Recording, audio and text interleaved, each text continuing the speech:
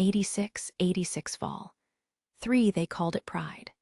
At the time, pride was all they knew.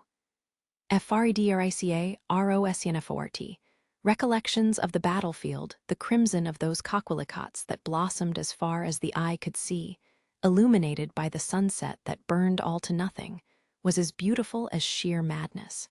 The Republic's 86th sector was located in the northern part of the continent and would often get chilly after sunset.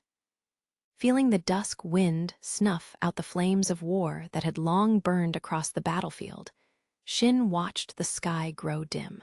It had been a year since he was sent to the battlefield as a processor of the Republic's unmanned drone, the Juggernaut. He'd grown used to this stillness. Once combat ceased, both friend and foe were equally reduced to nothing. This held true for every unit he had ever been a part of.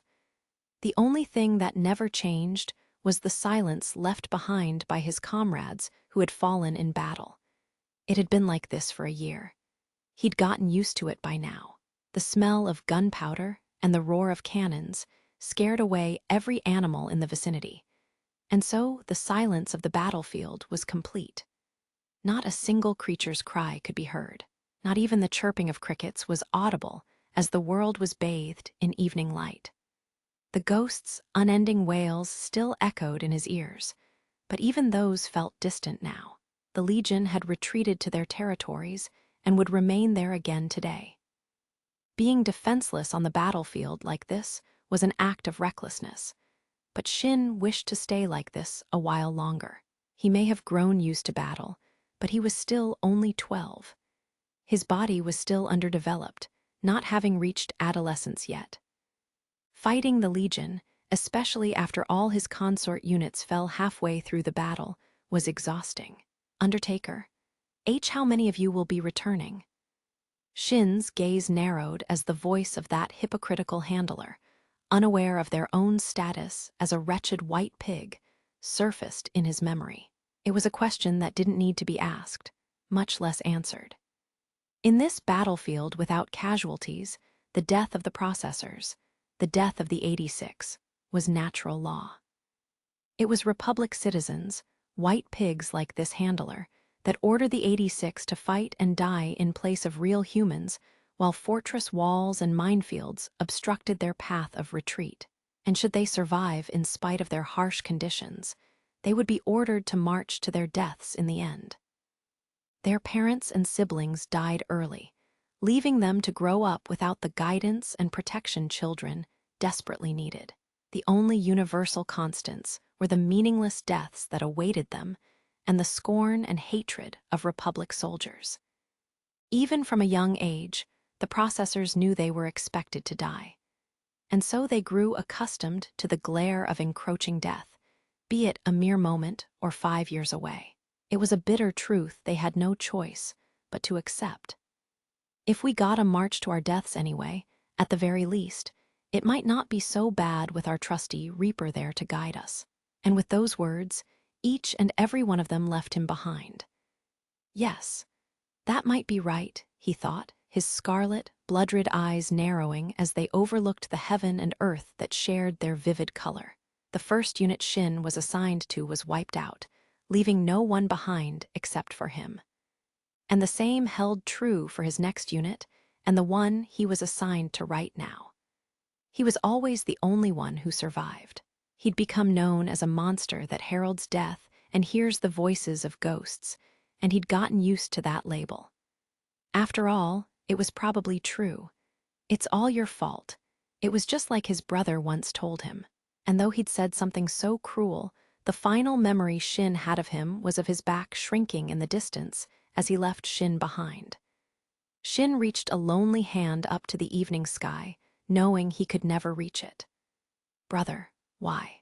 Interlude, get your GUNS despite the fact that it was after lights out, and no one but those on night patrol was awake. All surviving squadrons were connected to the para-raid. The implication made Lena bite her pink lower lip. They had always been prepared for this. For this day that would eventually come, when they would have to abandon the Republic to its foolish slumber and fight the impossibly massive tidal wave of Legion. however hopeless their prospects of victory may be. Perhaps they knew what the Reaper of the Eastern Front once foretold, or perhaps it was their own experience with fighting the Legion that guided them to this answer. But the proud 86 fought on, knowing today, the day of their deaths, would inevitably come. For the time being, she requested the cooperation of all squadrons to concentrate in the 85 sectors and help defend them. She shut down the resonance without taking the time to listen to their responses as she went toward the control room. Their responses didn't matter.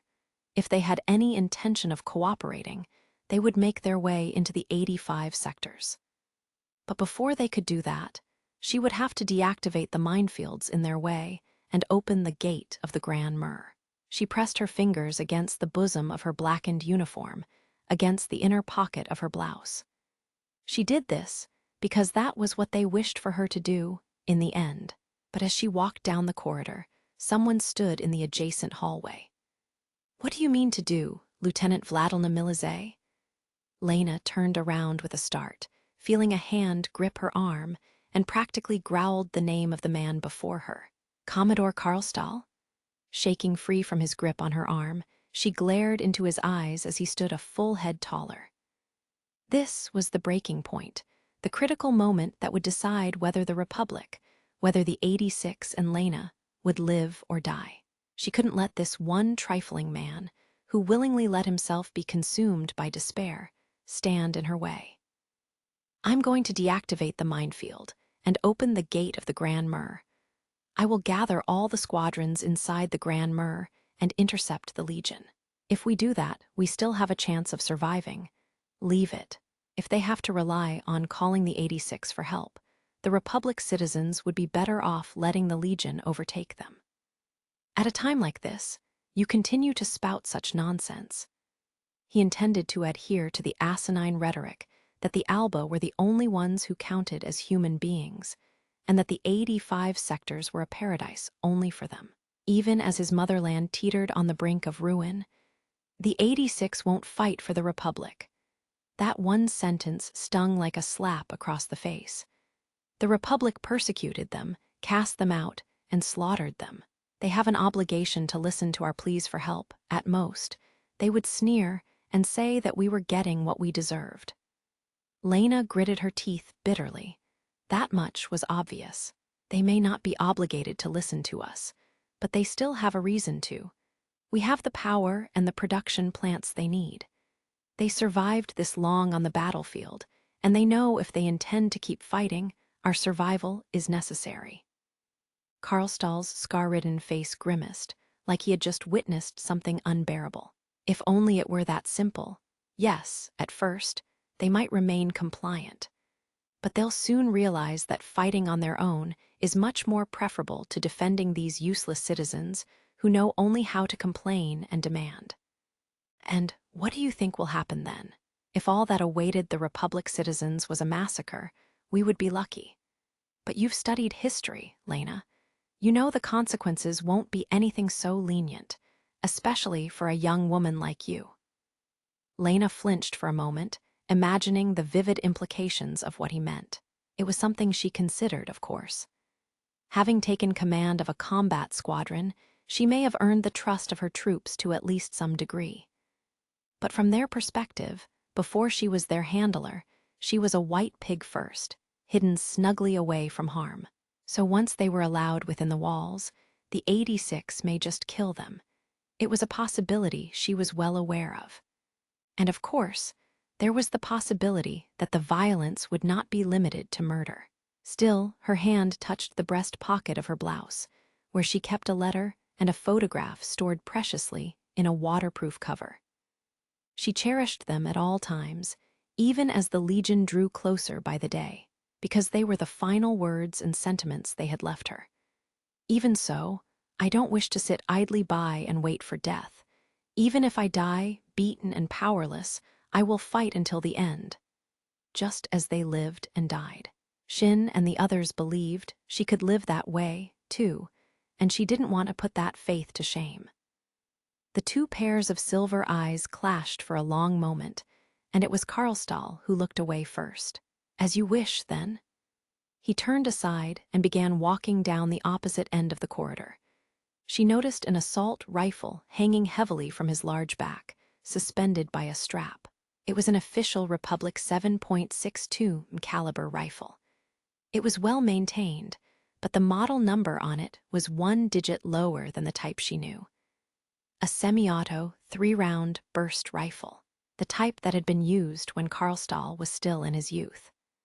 The military issued rifles for the exclusive use of each of its soldiers, and both training and combat were done only with one's own gun. They were industry-produced assault rifles, but each gun had its own minute quirks, and it was done so each soldier could make that gun their own, flaws and kinks included, which meant this rifle was the one Karlstahl had received in his youth, the one he'd used to fight the Legion a decade ago, and the one he carried with him to this day. Commodore, dreaming is a privilege afforded by youth, Lieutenant Milizet, and waking children up from their dreams, making them face the harshness of reality, and dying to defend those dreams, is the duty placed upon adults. He loosened his necktie with one hand and tossed it aside.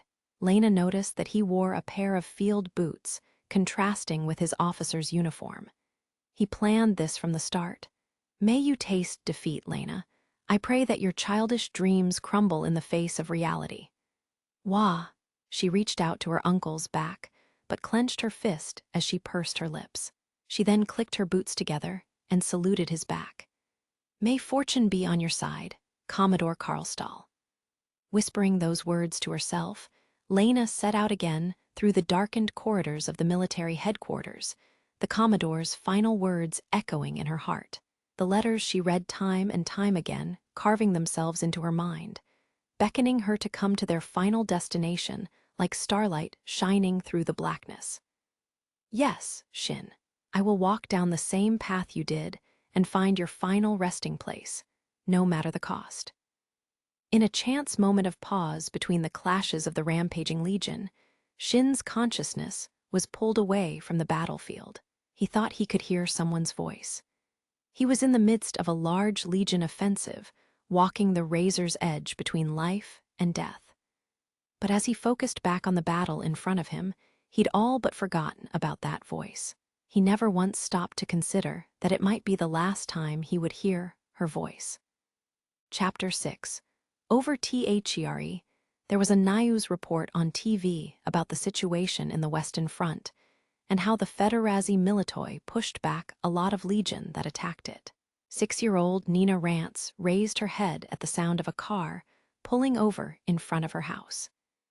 It was one of the Federacy government's official vehicles, emblazoned with the red and black national symbol of the two-headed eagle. It was the steel-blue sedan that always brought her letters from her brother, Eugene.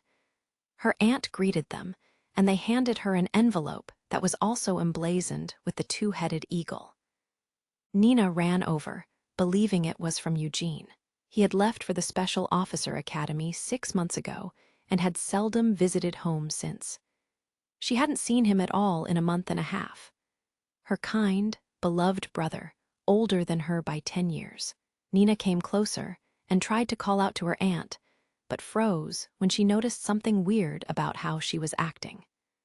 Her aunt's fingers were shaking. The soldier handing her the envelope wore a slanted black sash over his steel-blue uniform and pursed his lips. What's wrong? Did something happen to Eugene? At that moment, the TV's news coverage, which showed footage from the Western Front, suddenly filled with a blinding flash and a deafening roar. As he stirred, shards of broken glass rattled as they slid from his body. Shin rose, lying over Frederica and shielding her from the blast. The window panes had all shattered, their glass scattering about. Specks of dust that rained down from above, because of the tremor, danced and fluttered in the sunlight that flooded the corridor leading up to the division headquarters office. Blood trickled down his left temple. He had apparently been cut by a shard of glass. Shin wiped it away roughly with the back of his hand. His ears still hurt from the shock wave that had passed over him after he dived to the floor. When he saw the sight through the broken, unhinged window panes, His eyes narrowed. Frederica unsteadily rose to her feet. "It's over. Shine, what of the damage?" "Don't look." Not giving her time to respond, Shin took her head, which came up only to his stomach, and embraced her with one arm, burying her face to block off her vision. Outside the window, he had a view of roughly 10 kilometers of the base. And he could just barely make out what was left of Fob 14. The stronghold and headquarters of a single regiment that housed 5,000 troops had been completely annihilated. It hadn't merely been broken or ruined. The destruction was absolute. The blurry silhouette of the massive gray structure in the distance was completely gone. Only the clouds of dust fluttering through that vast, open space implied that something once existed there. Averting his gaze, he found that the headquarters they were in hadn't escaped unscathed either. A stray shell had blasted into one of the nearby hangars, leaving only a large crater where it once had been. It was long-range bombardment by unguided shells with wide circular error probability. Its range of accuracy wasn't particularly high. All that remained were a crushed barracks, the ruins of a destroyed Vanagander, and the scattered shell fragments that fell over everything like rain, leaving the place more ravaged than anything Shin had ever seen before. Its occupants were likely all dead. Fob 14, which had also been bombarded, was probably in a similar state. He could hear the faint voice of someone crying for help, no doubt pinned below an armored vehicle that was overturned by the shock wave blast.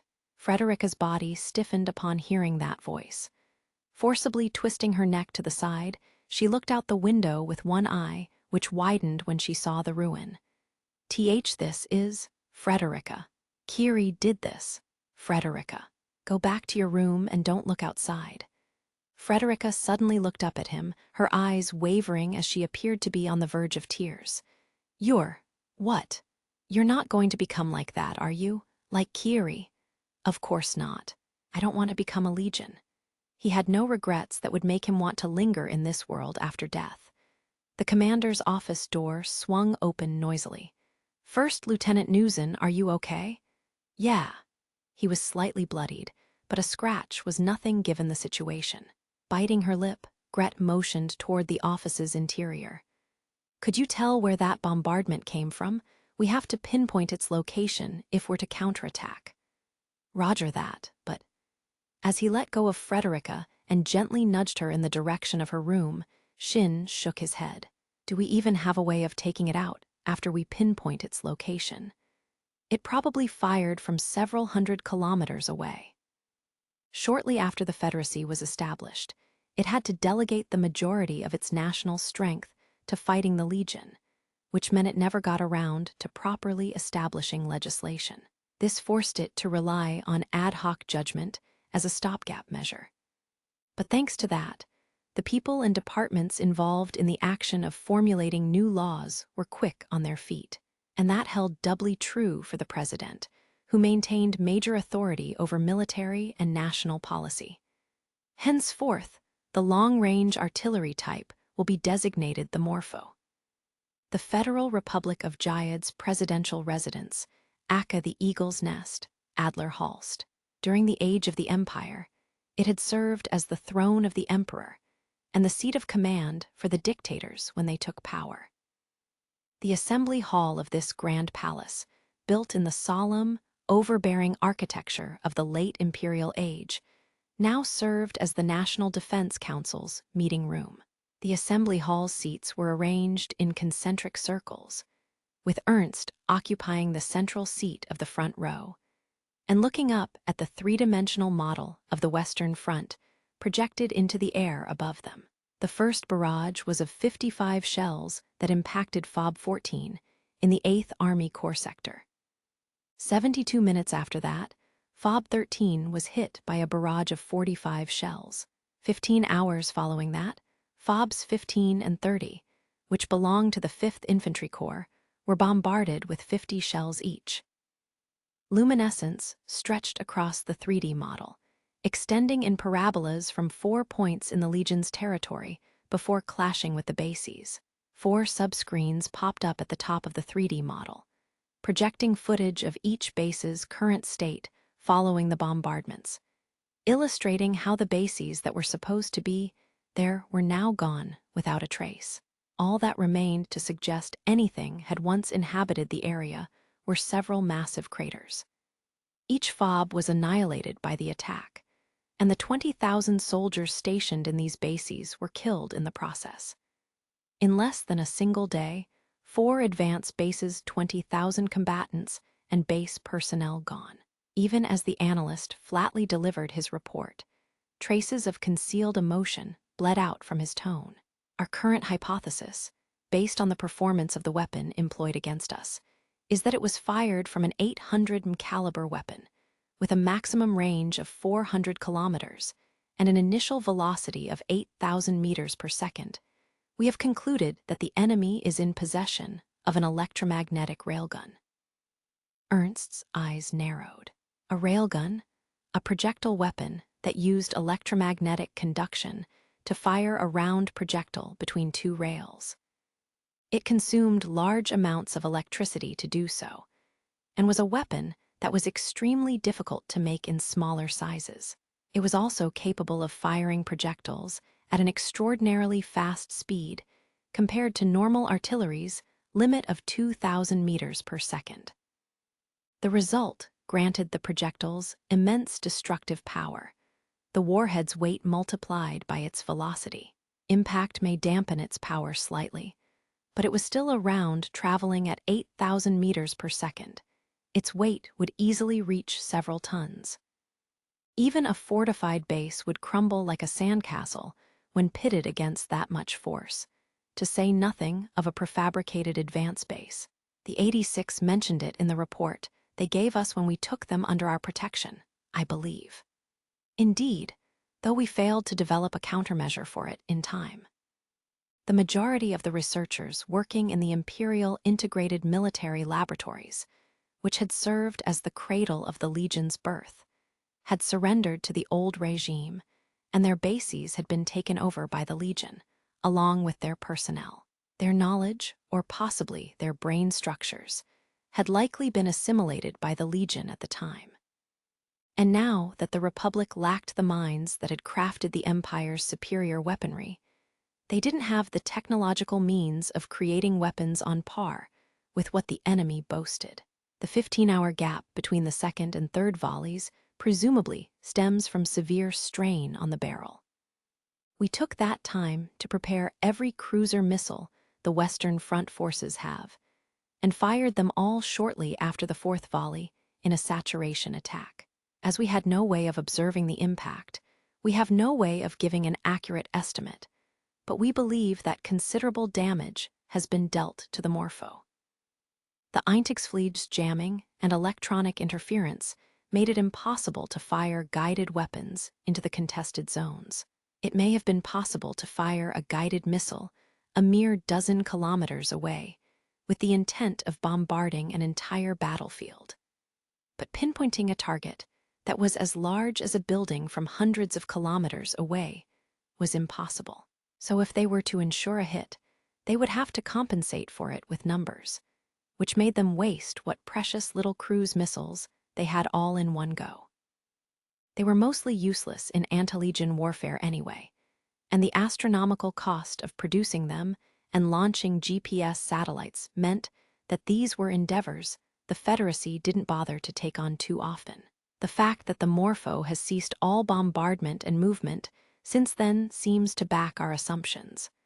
But based on the testimony of the Esper observing it, we failed to completely take it out. Said Esper was Shin.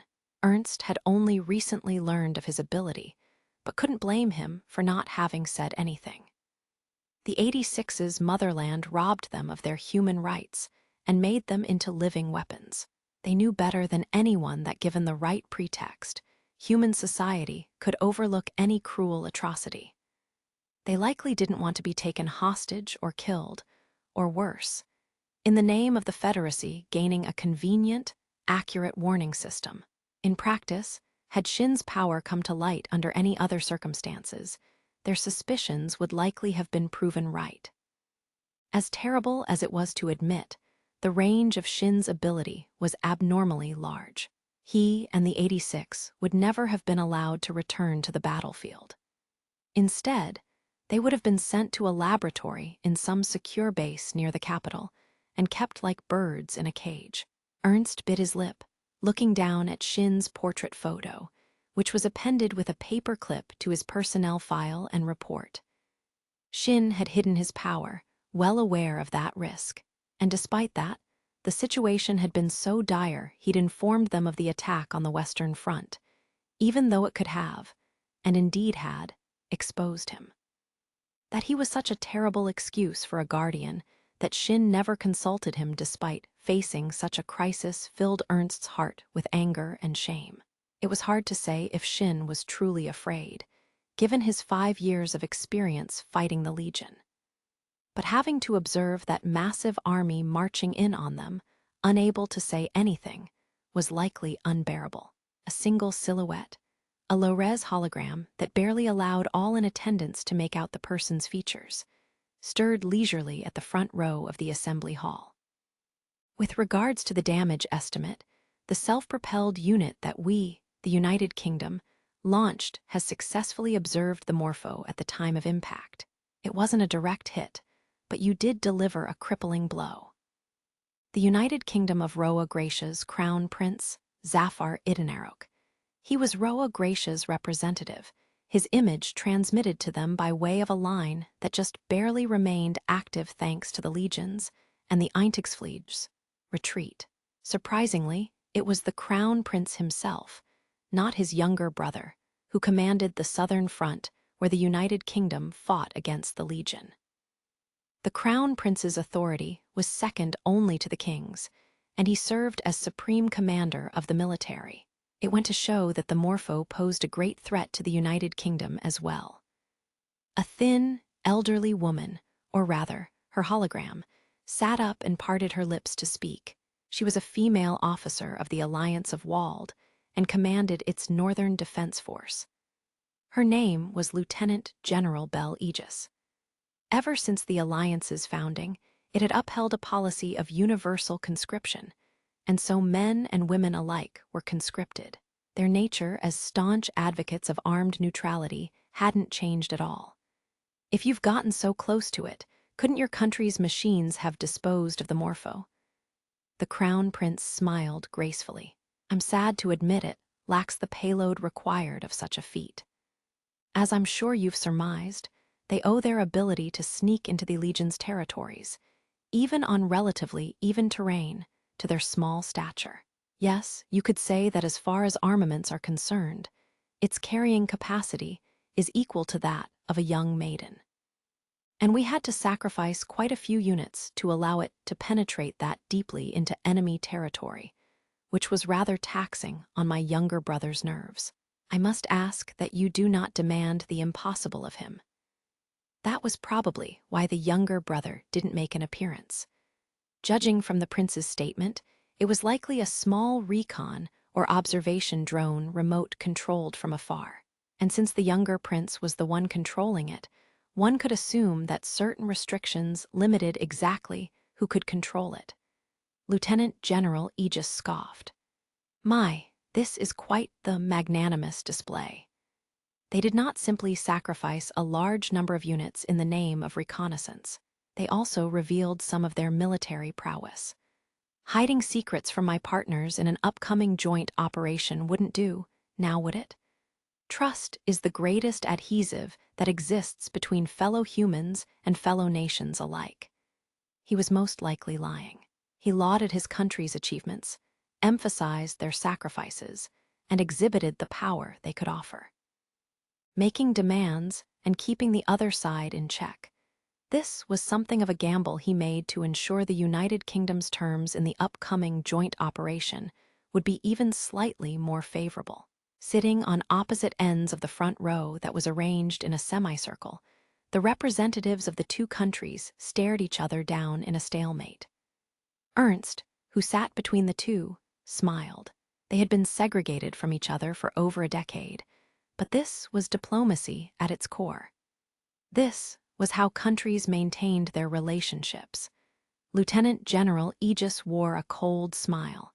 "Well put, Your Majesty. Now then, would you be so kind as to share with us the Legion's tactical algorithm? After all, it was your country that developed the Mariana model, upon which the Legion's artificial intelligence was based." The prince responded with a smile of his own. "Of course, I don't mind, Lieutenant General, assuming you would be willing to disclose information regarding the Legion unit's physical makeup. Wasn't your alliance the first to adopt the technology that allows for multi-legged mobile weapons to move faster than tank tread models?" An awkward silence fell between the two representatives. Ernst sighed and opened his mouth to speak. Despite the nature of their diplomacy, they didn't have time for this. And continuing down that topic wasn't in the Federacy's favor, either. Out of the three countries present, it was their predecessor, the Empire, that had unleashed the Legion on the continent. "I believe it would be wiser to focus on disposing of the Morpho right now, and getting rid of the unit with human-level intelligence. The Alliance has also confirmed the existence of a sentient, intelligent, commander-type Legion unit. Whenever it takes command, the fighting on the front line becomes much fiercer." The Legion's weakness was that despite their numerical and performance advantage, their tactics were simple. The introduction of the commanding units, ones that have overcome this weakness, has been a thorn in our side. Lieutenant General Aegis sank into her seat, looking up. "That large-scale offensive may well have been a feint to call our forces out in the open and get them all in one place. It's infuriating how crafty those hunks of scrap can be. I should hope that the Republic, who effectively breeds those commanding units not only by neglecting to collect their dead from the battlefield, but even by sending their most superior soldiers deep into Legion territory, deeply reflects on the error of its ways, assuming it still exists." The Crown Prince shook his head lightly. As the Federacy learned about the Morpho's trial firings through taking the 86 under their protection, they inevitably shared the circumstances of their rescuing, and the reason they were driven out, with the other two countries. Well, they are a nation of fools that clung to the empty rhetoric of being a democratic republic of equal rights for all, even as they generalized every other race, but their own as colorata. Distinction leads to discrimination, and discrimination leads to persecution. That they did this doesn't come as a surprise to me, though I do feel sympathy for our slaughtered brethren and even the 86 who are not of our heritage but faced persecution nonetheless. With a sigh, the prince turned his gaze to the analyst, who stood silent as he spoke. He then wove his hand in a practiced, elegant movement. "My apologies for interrupting your report. Do continue." "Thank you." While the analyst held a certain level of respect for the prince of another country, he was under no obligation to take orders from him. He turned his attention to Ernst, who gave a small nod, which the analyst took as a sign to continue. "Let's continue, then. Judging from its movement speed and firing positions, we presume the Morpho is a railway gun that uses the old high-speed railway tracks to move. Its current position is near the old national border, in the railway terminal of Kreuzbeck City. It can use that position to fire at any base in the Federacy's Western Front, as well as have the United Kingdom's secondary capital city, Heatbirch, the Alliance's secondary capital, Estohorn, and the Republic's secondary capital, Charité, in firing range. It is also speculated that it can move along the rails spread out across the Legion's territories and the contested zones. The three-dimensional model of the war zone transformed into a two-dimensional bird's-eye view display that was reduced in scale and magnified. The high-speed railway tracks were highlighted on the grid map, and the Morpho's 400-kilometer range was overlaid on it. All the army and government officials in the meeting hall, the two sly representatives included, swallowed nervously at the sight of it. The Federacy's capital city, Sankt Jetter, the United Kingdom's capital of Arkstyri, the Alliance's capital of Capella, and the administrative ward of San Magnolia will all enter its firing range. These were the acting capitals of what were possibly the last remaining spheres of human influence after the legions swept over the continent. In terms of defense, there was little difference between a nation and a snake. They both died once their heads were crushed. Judging from the Weisel's presumed rate of production, we have at least 8 weeks until the Morpho is repaired and ready to fire again. If we do not come up with a way to deal with it before then, we will all be defeated. Ernst spoke softly. Do we have a reliable way of taking it out? The analyst frowned. The Western Front's commanders requested a second opinion, but the analysis room's conclusion was, we have no way of effectively dealing with this high-speed, long-distance bombardment. The Western Front's Army Integrated Command had requisitioned an old castle, which had been a noble's villa 10 years ago, to serve as its headquarters. As such, the conference room was a closed, windowless, dark room with stone walls. A phosphorescent hollow screen was projected over the round table at the center of the room. It illuminated the faces of the corps commanders of the Western Front forces, all compliant reserve forces, and their deputies. The shadows cast off the aides standing at the back floated over the walls like ghosts. Anti-aircraft guns lacked the speed and density to shoot the shells down. Besides, even if a 40mm autocannon could accurately hit them, it wouldn't do much good against warheads that weigh several tons. After surrounding himself with hollow displays, the chief of staff continued his explanation without paying them any mind. He was young and had the graceful appearance typical of someone of imperial descent. He was this castle's previous owner and the son of a high-ranking noble who still held significant influence in heavy industry. Despite his pedigree, he wasn't the kind of useless man who achieved his rank through inheritance alone. Being the child of a noble house in the old empire, he received special education in his family's field of study, combat leadership. His level of understanding and experience in the field made most other specialists seem unskilled. The weapons crafted by the Empire, like the Legion, were so technologically advanced that it was said they were 100 years ahead of their time. Such feats were possible only because they produced talented individuals like this man. We're gathering cruiser missiles from the other fronts, but those aren't a guaranteed solution, either. We can't guide them, and their low speed makes them easy pickings for the Stachelschwein. The Morpho itself has powerful anti-air armaments, as well. The hollow screen went dark for a moment, and a black-and-white low-res video began to play. It appeared to be footage taken by the United Kingdom's drone, provided to the Federacy by Roa Gracia's military. It showed a background of city ruins and a cloudy sky. The footage was taken from a low vantage point, roughly the height of a person. Something flared up at the edge of the screen, and immediately after that was a sequence of aerial explosions. The few cruiser missiles that managed to approach their target were shot down, and one missile that actually made it through the barrage activated its seeker, rushing at a massive object beyond the ruins. The missile detonated at short range, even as it was shot down by anti-air fire, which was where the footage abruptly stopped.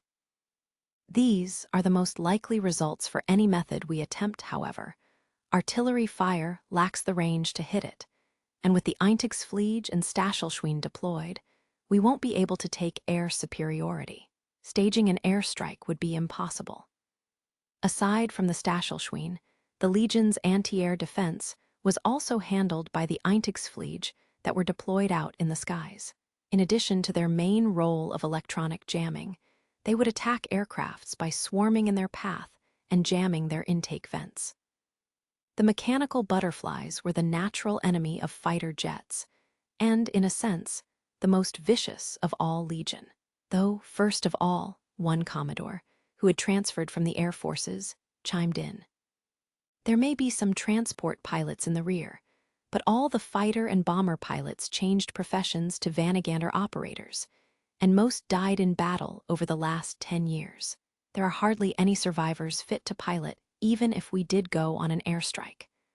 So, in the end, the Corps commander's gazes fixed on the Western Front's commander, who gave a solemn nod. Our only choice is to eliminate it in a direct confrontation with our ground forces. A heavy silence filled the conference room. Sinking into his chair, the Reserve Corps commander groaned. A charge operation into the Legion's territories, using all of the Western Front's forces, a breakthrough in a straight line across 100 kilometers of Legion-infested land. This plan of attack was so incredibly reckless that even Federacy military officers, seasoned veterans who had been fighting the enemy for 10 years, who had bested them in terms of quality and quantity, could see it as nothing but madness. The survival rate of the soldiers and officers who would participate in the operation would be exceedingly low. But should they fail, the Western Front, if not the Federacy altogether, would fall. Even if the theoretical success rate was close to zero, they had no choice but to try. The Western Front's forces have been reduced by 24% following the last large-scale offensive, reinforcements and reserves included. And we obviously can't shift any forces from the other fronts, so we have to carry out this operation. The Legion's numbers were hit equally as hard, however. Their parameters are completely different from ours, and so is their reproduction ability. According to Recon, they have 5 corps worth of troops deployed on just the Western Front. It goes without saying that the Weisel, in the depths of their territories, are unharmed, and in 2 months, their forces would likely be even larger than that. Heh, having an Esper that can only prophesize your doom is certainly convenient. The vice commander of the 5th Infantry Corps snorted as he flicked a single thin sheet of paper containing an appended report. It was in the form of a personnel file, but didn't have a photograph attached, and everyone present understood why. Pausing for a moment, the vice commander concluded mournfully, "Whichever unit we send to handle the Morpho's elimination is a unit we will essentially be sacrificing." Yes, and that's why we have to pick the people who would do the most thorough job. The ones who would not be missed. The ones we would least regret losing. The information analysis section chief, who sat across from him, didn't fail to notice him click his tongue. "Is something wrong, First Lieutenant Newson?" He was the very image of a stern officer. It didn't sound like an anxious or suspicious question, but rather like he was concerned for him. Yet Shin wasn't able to immediately come up with an answer. The officer's voice felt distant and faint to him, and by contrast, the cries of the mechanical ghosts stirred in his ears without stopping, alerting him to their positions. "First Lieutenant." At that second call, Shin came to his senses. He was in an information analysis room in the 177th Armored Division's home base. He'd been in the midst of searching for the enemy's position for a few days now, as he'd been requested to collaborate with the division while the operation was being drafted. Waving away the holographic electronic document that had been set to be illegible unless it was viewed from a certain perspective, the field officer inclined his head like a hunting dog. "Maybe you need to take a little rest. You've been doing this nonstop since morning. You may be hearing the voices of the Legion constantly, but concentrating on them for so long is another story." "No." Shin shook his head as if to say he was fine. The field officer sighed as he rose to his feet. "Right, you guys, you really are just like disposable weapons." There was no disdain or mocking in his voice. It was nothing more than an observation. Turning his large back to Shin's gaze, he walked over to a cabinet on the other side of the room, retrieving what appeared to be his personal tea set, and picked up the tea cozy, meant to preserve the tea's warmth from escaping the teapot. The Federacy's citizens were surprisingly fond of tea. But since tea leaves were mostly available in the continent's east, all they had was the synthetic tea the production plants put out, which had a distinct medicinal aroma. The scent slowly filled the room. Weapons in human form. Expendable, replaceable, though only in the event you break completely. You grew accustomed to pretending you never noticed how worn out you had become. If you broke, you ignored the fact that you could feel pain, so you simply continued to fight until you could no longer move. Even as you were exhausted, terrified, filled with hatred, you faced the Legion. He returned with 2 teacups in hand and placed one before Shin, taking a sip from his own while standing. You're pale. This isn't the battlefield without casualties that you're familiar with. Here, we understand that every person who fights for our sake is a human being with his or her own life. So you can go ahead and set your standards for what counts as pain and fatigue a little lower. Pain and fatigue are alarm bells. The fact that they've grown dull for you is deeply concerning. While you rest, you can leave tracking the enemy to them. His eyes turned to the office divided by a glass partition, where red-haired, red-eyed pyropes of various ages and genders, officers clad in steel-blue uniforms, went about their work. Some noble bloodlines inherited unique abilities, and pyropes, who were the noble bloodline of the rubella, tended to develop abilities relating to telepathy. Such abilities were highly sought after, as pyropes were recruited to serve as reconnaissance or interrogation personnel. You would do well to remember this. In a humane world, there isn't a single person alive who can be replaced by another for better or worse. The countless soldiers injured in the large-scale offensive were sent away to be treated, to ease the burden on the front lines. But the air in the military hospital in the capital, far from the front lines, was still thick with choking despair. Unable to bear the oppressive silence in the sick room, Erwin Marcel employed the crutches he had finally grown accustomed to using to leave the room, while making sure to not touch his broken right leg. He didn't have any acquaintances in the hospital. Most of the comrades from his company had been killed in the large-scale offensive, and so had his contemporaries from the Special Officer Academy. Some were still fighting on the Western Front, while others were gone. Just like his classmate from secondary school, who'd entered the Special Officer Academy the same time as he had, and even joined the same corps Eugene, who'd passed away just recently. News of the new type of Legion, its capabilities, and the estimate of the damage it caused were reported to the citizens via the news. One could see Sankt Jetter streets from the hospital premises, and they were completely silent. Like animals taking shelter on the eve of an approaching storm, everyone fled to their hiding places and held a collective breath. They all cautiously waited for the moment the situation would change, surrounded by this strained silence. Freedom of information was fundamental to modern democracy, and there was no hiding what happened anyway. The destruction of Fob 14, the first to be bombarded, was effectively broadcast live as it happened. Foolishly trying to cover it up would only make people rise up in revolt because of misinformation. And so the government probably judged it would be simpler to always report accurate information. Their decisions seemed to have borne fruit. While there were minor outbreaks of panic and sporadic chaos, for the most part, the Federacy's citizens kept their composure. Should the Western Front retreat or fall, the capital would enter the Morpho's range. So there were a few people who ran, but the majority of civilians went on with their daily lives. But that was because they knew, deep down, that despite defending half its past territory from the Legion, the Federacy was surrounded on all sides. There was nowhere to run. Since this hospital was a military installation, civilians weren't allowed to enter it unless there was some kind of unusual disaster or emergency. But Marcel could spot a small figure standing near the gate, which was empty save for the sentries. Examining it, Marcel walked forward, noticing it was a girl he knew. He'd met her when he'd gone over to his classmate's house once. It was his little sister, Eugene's little sister. "What are you up to, Munchkin?" She jumped with a start and turned to face him. He recalled Eugene's smile as he'd told him about her timidity.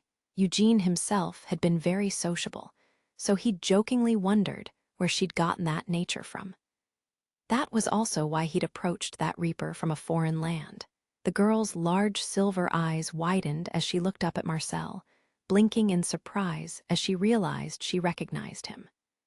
She wasn't allowed in, so he exited the gate, and she approached with small steps.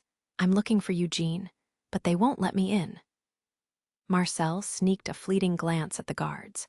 They were a few years older than he was, standing at attention with assault rifles strapped over their shoulders. They simply averted their eyes in visible discomfort. It wasn't out of any ill will, but even though she was just a little girl, rules were rules. Putting that matter aside, Marcel pursed his lips. He knelt down, despite his broken leg, and faced her at eye level. "They said Eugene came back." Federacy soldiers never left their comrades behind, bringing them back even if all they could retrieve were their remains. They always collected them and returned them to their families. Eugene was picked up after that battle, and his coffin was sent back on a supply train, alongside other casualties, shortly before the large-scale offensive broke out. But that was a silent, different kind of homecoming than the one this girl wished for. Nina shook her small head, her two neatly done braids gently swinging side to side like a cluster of fireflies. "But he's not back. They didn't bring Eugene back. All they brought back was a box." "NGH?" Marcel bit his lips. If a dead soldier's remains were in a state unsuitable to be seen by civilian eyes, they would be buried with the coffin nailed shut. That was likely the case with Eugene. The higher-ups had probably decided to spare his family the sight of his corpse after he'd lost half his body and taken a bullet to the face. But little Nina was still too young to comprehend death. So no matter how one attempted to word it, she wouldn't be able to understand how a casket with the national insignia on it could possibly be Eugene. Marcel's teeth dug into his lower lip.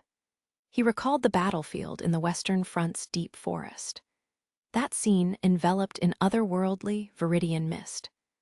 A child soldier, a handsome, ominous reaper clad in a blood-stained flight suit, rising casually to his feet after using the pistol he held in one hand to take the life of his comrade. Putting the dying out of their misery was a mercy on the battlefield. And thanks to the fact that his brain was destroyed by the act, the Tossin Fusilier wouldn't collect his body during their terrible headhunts that turned people into legion. Even so, his actions made it so Nina never got to say goodbye to her brother. He'd technically returned home, but she was unable to associate the event with his death. Had he even considered this possibility before he pulled the trigger? "Did you Newson? You 86. You're even capable of shooting a friend to death without batting an eye, just like a reaper. Eugene, brother." Marcel averted his gaze, unable to meet those large, innocent silver eyes, incapable of answering the question they contained. "Where are you?" He felt her eyes accuse and condemn him, even though Nina likely didn't think to do so at all. "Why?" they asked. "Why didn't you save my brother? It wasn't me back then. It was him. He didn't save him. He didn't protect him. He was at his side, and he didn't. They were friends, but he still chose the cold, unfeeling Reginleif over him. He abandoned Eugene. Accuse him, not me. He was the one who killed Eugene." And it was then that Marcel finally understood. He looked down on the citizens of the Republic of San Magnolia, seeing the discrimination and persecution they forced onto the 86 as inhumane barbarism. But now, he understood the reason. When people are faced with the unreasonable and the unfair, they have to shift the blame away from their own helplessness and make it someone else's fault. Eugene was. As the words spilled from his mouth, Marcel was unaware of the rigid, malevolent smile that played over his lips. "Guess it makes sense. Everyone would be scared stiff when the Legion could blow the whole base to bits from the other side of their territories at any moment." Curena spoke with a half-hearted tone that didn't fit her words as she wolfed down her scrambled eggs, eyeing her surroundings with all the indifference of a house cat. They were in the 177th Armored Division's cafeteria. Even though new reserve troops were brought in, and there were more people dining here than usual, the normally tumultuous sounds of mealtime were dampened by the suspenseful atmosphere. Sipping her coffee substitute from a paper cup, Anju remarked, "That new Legion unit, the Morpho, right? They said it'll take 2 months for it to be up and running again, so we likely won't be attacked until then." "Yeah, but they're basing that estimate off footage they got from a foreign country they haven't been in contact with for 10 years. A video that cuts off from electronic jamming 5 seconds in at that, and an 86's extrasensory perception, an ability the Federacy can't even explain. It's no wonder everyone doubts it. Back in the Republic, the other processors didn't believe Shin until they heard it themselves," Theo said, stuffing one of the Federacy's famous sausages into his mouth. Anju sighed, admitting that what he'd said made sense.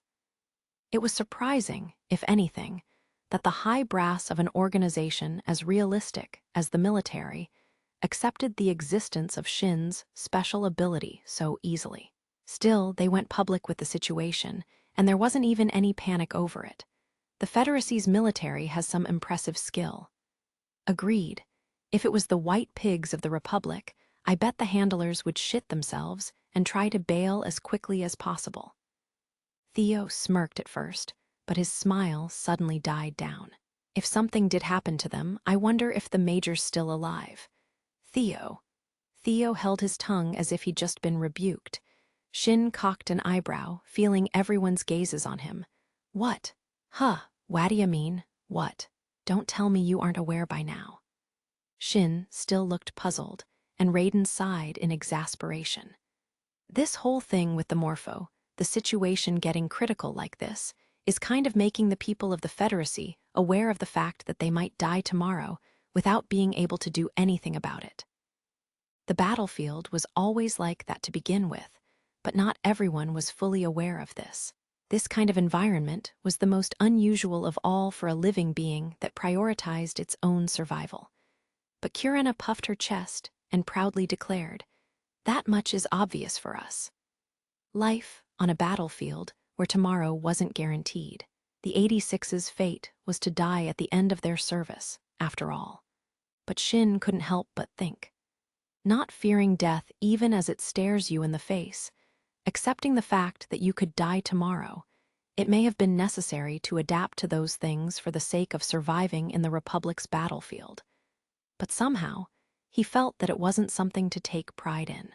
Perhaps not fearing his own looming death, believing it was fine if death came tomorrow, was actually. Noticing Frederica was peeking in on him from the side, Shin snapped out of his thoughts. "Shinai, is something bothering you?" That dubious question made Shin realize he had probably been silent for a long while. "It's nothing." Theo poked Shin's cheek lightly with the fork in his hand. "What, you still tired? There was a ton of Legion present in that attack earlier, so it must have been really loud for you. You were tunneling pretty hard at the end there." "I'd bet you didn't even notice what was going on around you. I think this is the first time you couldn't recognize that the Legion were retreating." Now that Anju had pointed it out, Shin could see the truth in her statement. "I tried to contact you through the para-raid, but you wouldn't respond. That's not how you usually fight, is it? You resonated with me. You didn't even notice." Sighing in a somber manner, unlike that of a child, Frederica glanced over at the others, her black, silken hair flowing down her shoulders. "Shouldn't you all, Shinai included, take this respite as a chance to rest and recuperate? War in the Republic and war in the Federacy are two very different things. Don't you feel fatigued at all?" While they didn't have any support or command in the Republic, they also weren't constrained by the military as an organization in the battlefield of the 86th sector. Drones had no rules to abide by, and Shin's ability to keep track of the Legion's movements allowed them to have free time, which they used however they wished. However, that wasn't possible in the Federacy, which, after 10 years of fighting the Legion, maintained the structure of an active military. But in spite of that, at a time like this, not feeling tired is kind of a tall order. Maintaining the mental health of its soldiers is one of the Army's duties. Truth be told, many soldiers around your age, from the Special Officer Academy, were sent back to the rear after the large-scale offensive. They'd been diagnosed with neurosis. And you are 86 after all. If you ask, I'm certain they will take it into consideration. Kurena grimaced grumpily. What? No, I don't want that. Screw getting treated like we're special out of pity. The cafeteria was noisy, but a high-pitched voice traveled easily. Gazes fixed on them inadvertently, and in the next moment, the atmosphere in the cafeteria turned harsher, as if a cold wave passed through the room. 86. They could hear someone spit the words out. The monsters the Republic gave birth to. Those monsters were better off fighting their fellow monsters in the territories. But instead, all they did was summon more monstrosities to their doorstep. The malice in the air made Frederica swallow nervously. Shin and the others, on the other hand, didn't seem even slightly bothered. Why would any of this faze them at this point? They were driven to the battlefield under the claim that the 86 had acted against the Republic and led to its defeat at the hands of the Legion. And Shin, who had the blood of the Empire's nobility flowing through his veins, along with his special ability, was often shunned even by his fellow 86 as a despicable reaper who bred war and summoned death. The world always turns its back on the minority, on the heretics, on those who stray even slightly from the norm. Kurena, said Raiden, I know, but having them look at us like this is still better than pity. At least we're used to it. If someone tries to fight us, all we have to do is not lose. But pity's different. You can say you won't lose, but people'll treat you like you already have, and I hate that. Breakfast time was short in the military, and everyone's eyes gradually drifted away from them.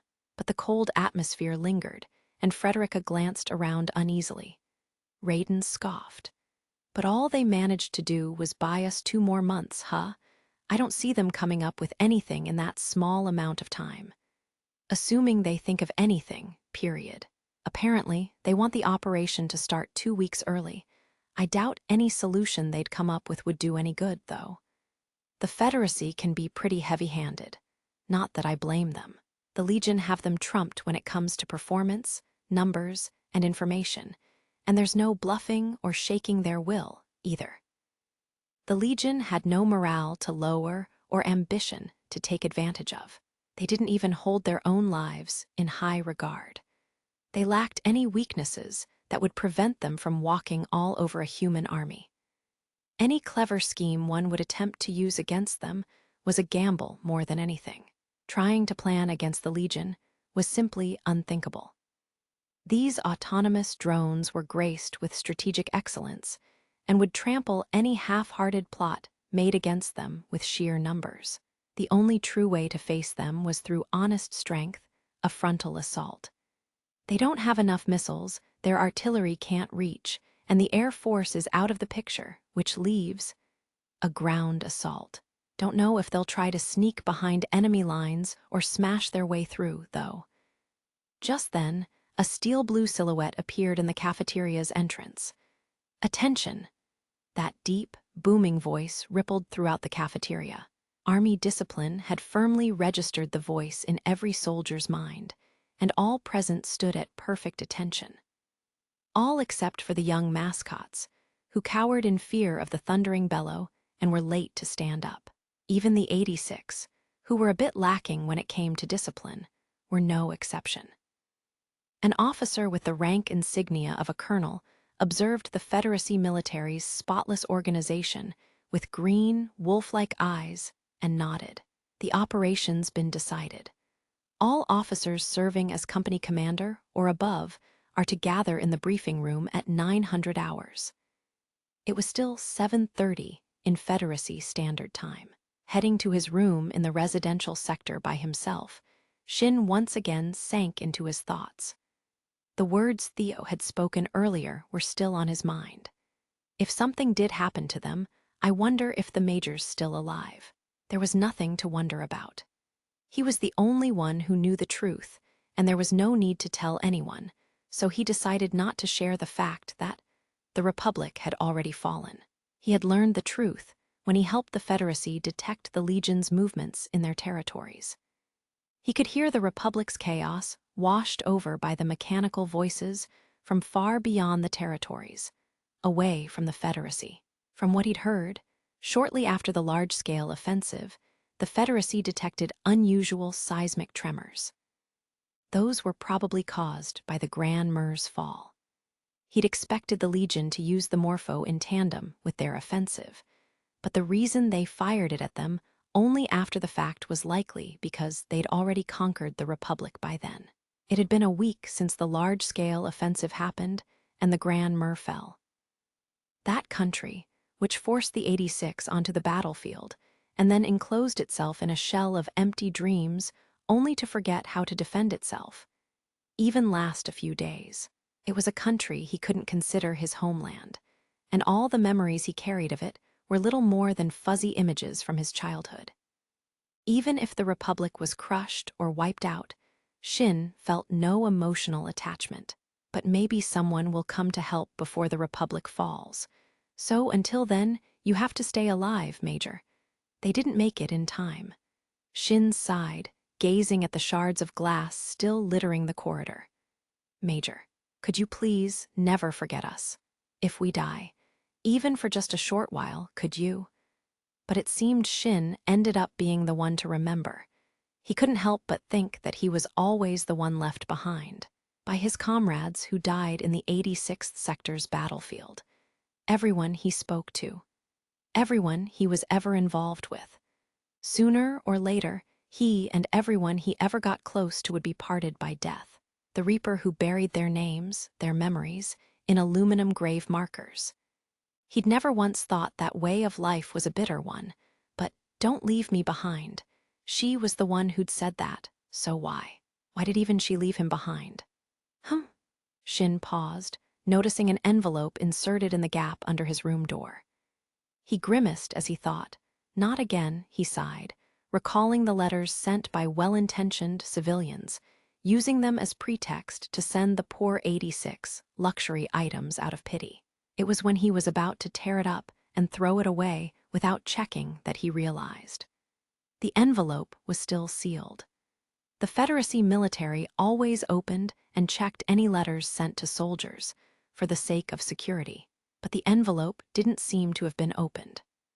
To begin with, all those letters and packages were sent to the military headquarters in the capital, and the supply line didn't have the leisure to send anything like this over in the Western Front's current state. Checking the envelope again, Shin saw that it didn't have the receiver's name or address, nor did it have a postmark stamped onto it. It wasn't delivered to him through the postal service. Narrowing his eyes, Shin flipped the envelope over and, against his expectations, found the sender's name. It was jotted onto the letter with pencil in the thin, hard-to-read handwriting of a child Nina Rance. Rance. Furrowing his brows, Shin took a utility knife from his pocket and opened the envelope. The single, thin, almost transparent sheet of paper felt like it belonged to the kind of cheap stationery one would expect a child to have. There didn't seem to be anything else hidden in the envelope. He opened the folded piece of stationery with one hand, and there were only 2 lines written on it. "Why did you kill my brother? Give him back and then." Shin felt a cold, thin smile play over his lips. He didn't know who had delivered the letter. No, considering it was someone who knew both Shin and Eugene, and knew what had happened to Eugene, the options were fairly limited. He must have had a lot of free time on his hands. He hadn't seen him since the large-scale offensive, but he was still alive, considering he delivered the letter. There were still some of their contemporaries from the Special Officer Academy in the Western Front's army, so it wasn't too hard to have the letter delivered to Shin, still sealed, without going through the postal system. He really did have a lot of free time. Or maybe it was exactly because this was the kind of situation they were in. He used the weight of the justice carried in that young girl's condemnation as a shield, and from behind that shield he would attack him and call him a murderer. Figures. Why did you kill my brother? Why did you abandon him? Why didn't you save him? Everyone kept asking him those questions, over and over again, from the day he stepped onto the 86th Sector's battlefield until now. Time and time again, they kept on asking him. You can hear the voices of the Legion. You're so strong. You always survive like that. So why? He died, so why didn't you? Why are you always the only one to? He'd gotten too used to this. He'd grown sick and tired of the blame. And their accusations were completely off the mark, at that. In the end, the only one who can take responsibility for one's life is oneself. Shin wasn't cold-hearted enough to claim the weak had no one but themselves to blame for their deaths, but having people hold him responsible for not protecting those who couldn't protect themselves felt absurd. But there was one difference this time. I was waiting for him. That voice of condemnation was the voice of that little girl he'd met only once, and for some reason, it also felt like Eugene's voice. I was waiting for him to return, and you knew I was waiting. So why? Why didn't someone like you, who has no one waiting for them, why didn't someone like you, who has nowhere to return to, die in his place? Good question. There was no one to hear him in the deserted corridor as he muttered in agreement to himself. And in contrast to his inner thoughts, the cheap stationery crinkled as he crushed it in his hands. Raiden climbed up the stairs of the prefabricated barracks and stopped when he found Shin, standing still in front of his room. Huh, so you came back here, Shin? What's wrong? When he saw Shin's blood-red eyes turn to him, a shiver ran through Raiden's body. It was just like that night in the first ward, when 4 of their friends were blown away by the long-range artillery type. On that night, when he realized he was on the verge of the unavoidable confrontation with his brother's ghost, Shin now had that same dangerous look in his eyes. Nothing. There was something very eerie about his tone, but Shin probably didn't realize it. There was a change of plans. We're still gathering at 900 hours, but the meeting place is the division commander's office, and it's only for the Nordlicht Squadron's captain and the 1028th Trial Unit's commanding officer. Only you and the lieutenant colonel, said Raiden, stifling his fear. Shin's red eyes narrowed at the implication. It was immediately obvious that whatever orders they wanted to convey wouldn't be good ones from the moment. They summoned only the unit's commanding officer and the squadron's captain to the office for the briefing. But what they'd heard was so absurd that Gret's ruby lips quivered with rage. The operation's primary objective is infiltrating the old high-speed railway terminal located 120 kilometers northwest of the 177th Armored Division sector and eliminating the Morpho occupying it. The scale of the map of the battlefield displayed on the hollow screen was one used by the Corps and was significantly larger than the 40-kilometer map the division used. It included the entirety of the Western Front, as well as the defensive lines of the United Kingdom of Roa Gracia and the Alliance of Wald. It wasn't the kind of map that would usually be seen by a mere squadron, even if it did boast the highest loss exchange ratio in the military, and had stood head and shoulders above the rest during the recent large-scale offensive. Our secondary objective is the recovery of the old western border zone, aka the highway corridor. The aforementioned zone was illuminated on the map. It had the scope of a belt tracing the old western national border, located several dozen kilometers away from the Western Front. As its name implied, the highway corridor was built over a highway that connected the 3 countries, and the zone included the majority of the old high-speed railway tracks. They employed this strategy as a measure to ensure the Legion wouldn't be able to deploy the railway gun, equipped with the long-range artillery type again.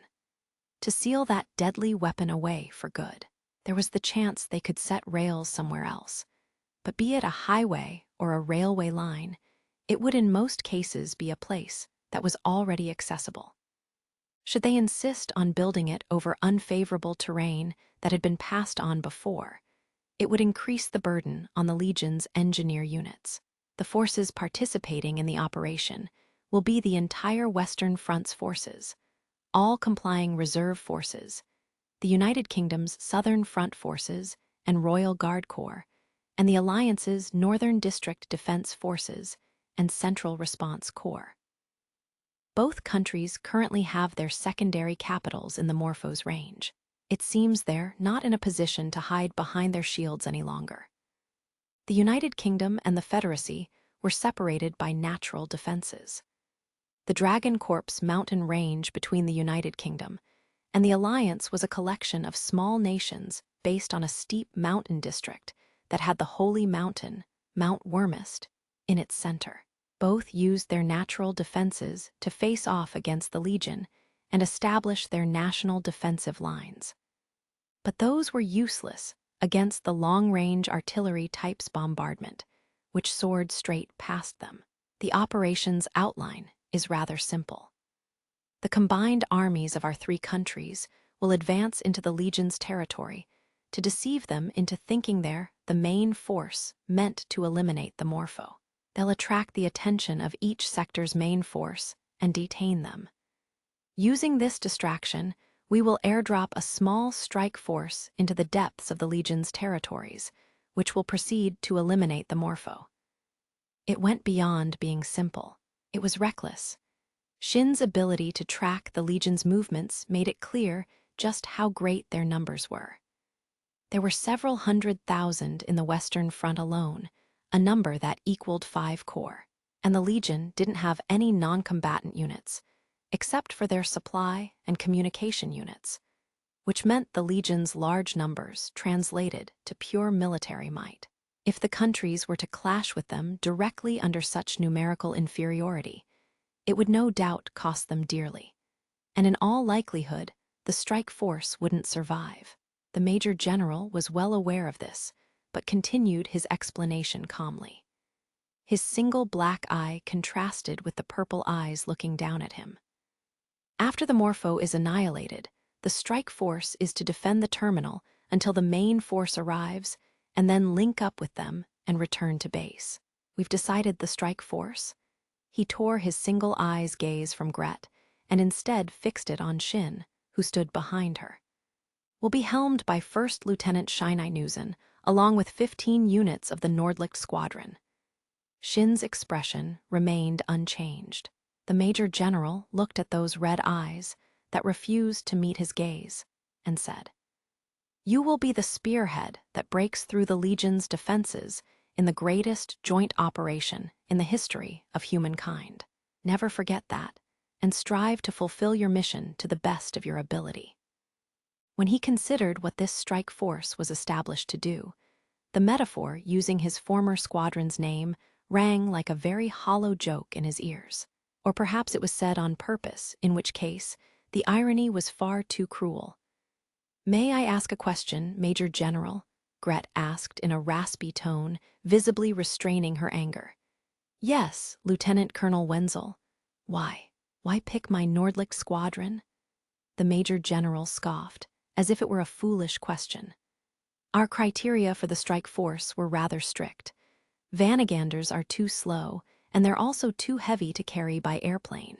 Armored infantry lack the firepower to pull it off. Heavy artillery isn't flexible enough to be used here. We needed a unit with enough mobility and firepower that was also light enough to carry via aircraft. In addition, they'd have to be experienced with fighting under conditions where they're cut off from communication with HQ, and be skilled at fighting under numerical inferiority. Not to mention, they'd have to be capable of tracking the Morpho's position. The only ones who fill all these criteria, Lieutenant Colonel, are your Reginleifs and First Lieutenant Nusen." Gret bit her red lip. "Have you no shame? You're sending the 86. You're sending children to their deaths just because they don't have families. Because no one would complain if they were gone, like they're dispensable pawns. Watch your tone, Lieutenant Colonel." "No, I will not. This is little more than a suicide squad.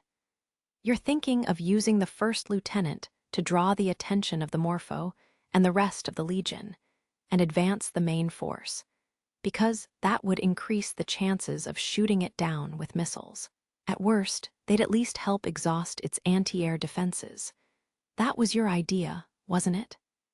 The missiles may have had a wide circular error probability, but the closer their firing position was to the target, the more accurate they became.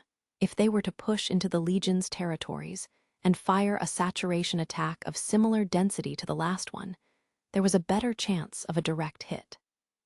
We are indeed preparing for a saturation attack, but only as insurance in case things go south. We're not telling them not to return. We are not the Republic. But you're doing the same thing. What is the likelihood of the Nordlicht squadron's safe return from this operation? When it came to low-altitude flight, meant to avoid radar detection and anti-aircraft fire, a transport helicopter would be more reliable, if slower and capable of carrying less weight. And while the Regenleif was relatively light, it still weighed over 10 tons. The most a helicopter could carry was 1. If they were to carry 15, they'd need to deploy a formation, and the roar of the rotors would surely be picked up by the Amise's highly efficient optical and audio sensors. And as was the case for most aerial weapons, transport helicopters weren't heavily armored. Most would be shot down. And if their force of 15 units was to challenge the Morpho with their numbers diminished, the end result would be obvious. And this operation, this suicide mission, was based around all those assumptions. The Major General gave an irritated sigh. Any continued protest will be seen as insubordination unless you have any other proposals. Gret suddenly fell silent. The Major General shrugged. Someone has to do it, and in that regard, the Major General once again turned his gaze to Shin. His blood-red eyes were still narrowed, without so much as a hint, not even a ripple, of hesitation in them, even as his life and the lives of his comrades were on the chopping block. Did the 86 understand that this was a sort of insanity? You already have experience infiltrating Legion territory. You've done it once. Surely you'll be able to do it a second time. And regardless of that, you 86 seem rather infatuated with combat. How could one describe the emotion that filled the Major General's eye at that moment? It was deep pity and reckless fear, all at the same time. Like the irritation a person felt when a puppy they'd picked up had unexpectedly bitten their hand, or the guilt someone would feel when throwing their infant to the wolves in order to escape. And one-sided pity and fear were both tantamount to misunderstanding.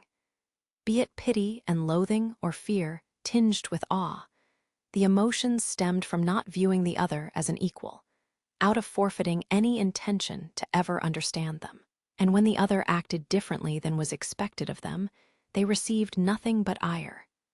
It glossed over the guilt, using the other's foreign status, their otherness, as an excuse to treat them however they wanted was all too common. They were different, after all. They weren't like us. The Federacy saved you from the battlefield. We gave you a place to live and a home to return to. And if, in spite of that, you still chose to return to the battlefield, surely you're prepared for this as well. Battle is a warrior's duty, a soldier's duty, and dying in battle is a part of that duty. Shin left the office with Gret, who slammed the door behind her in a show of irritation. And as she did, the adjacent office's door opened. The Western Front's chief of staff walked in. Even amid the dire conditions of the front lines, his suit was perfectly pressed and carried the scent of cologne. He was accompanied by a capable aide who briefed him on the severity of the situation, and he likely saw fit not to let his reaction show. But in truth, it must have been hard to sleep with the countless updates and new bits of information coming in around the clock. My apologies, Major General. I forced an ugly task upon you. I don't mind. This is part of my job as division commander.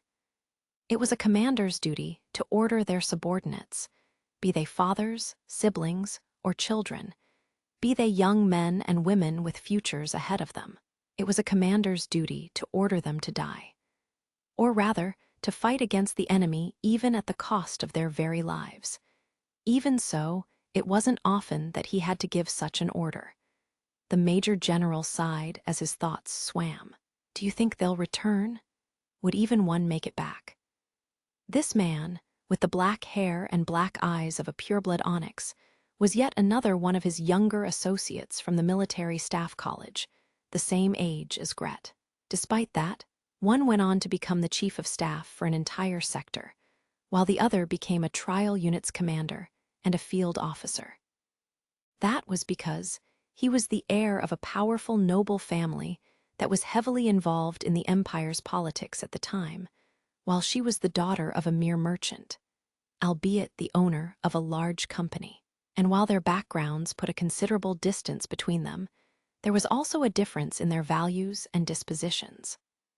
One had the cold-hearted, calculating nature of a commander, willing and unafraid to see their subordinates served up as pawns to be sacrificed in order to complete an objective. Gret lacked that trait, the one so readily possessed by the old nobles who had grown used to seeing the common folk not as people, but as property. According to the General Staff Headquarters, the Nordlicht Squadron's odds of returning alive are roughly 0%, which is to say it isn't exactly zero. But that's just sophistry. Numerically speaking, a 1 appearing after a long sequence of zeros following a decimal point was enough to say that number wasn't 0. And yet, one wouldn't say they have a chance of surviving with those odds. Knowing this perfectly well, the chief of staff gave a thin smile. Most soldiers would fly into a rage if you ordered them to send their comrades on that kind of mission, but I guess the Republic's berserkers accept it without an argument. They'd say that's a mission worthy of the 86, with satisfied grins on their faces. Many soldiers saw how the 86 fought the Legion in the large-scale offensive, which caused many groundless rumors to spread among the other soldiers on the Western Front. The fearless warriors who face an army worthy of the name Legion without flinching. Fighting with an almost intoxicated bloodlust, even at the cost of their own lives, despite having nothing to protect. To those who stifled the fear of losing their own lives because they had families and loved ones to protect, this was insanity. Whoever fights a monster should see to it that they do not become a monster in the process. True enough, those who rival monsters have already become monsters in their own right. Doubly so when it's a blasted child born from mixing the blood of the two greatest monsters the Imperial Army has ever known, the Crimson Witch, Meka, and the Ebony General, Nuzin. Sixing him on those mechanical demons is only fitting. Shutting the heavy oak door behind her, Gret sighed. Are you disillusioned, First Lieutenant? In the end, this is what your final destination, what the world is like. Because it's necessary. Because you have no families. Because you're foreigners. Their final destination, the world, was a place that could cite these reasons as justification for sending children to their deaths.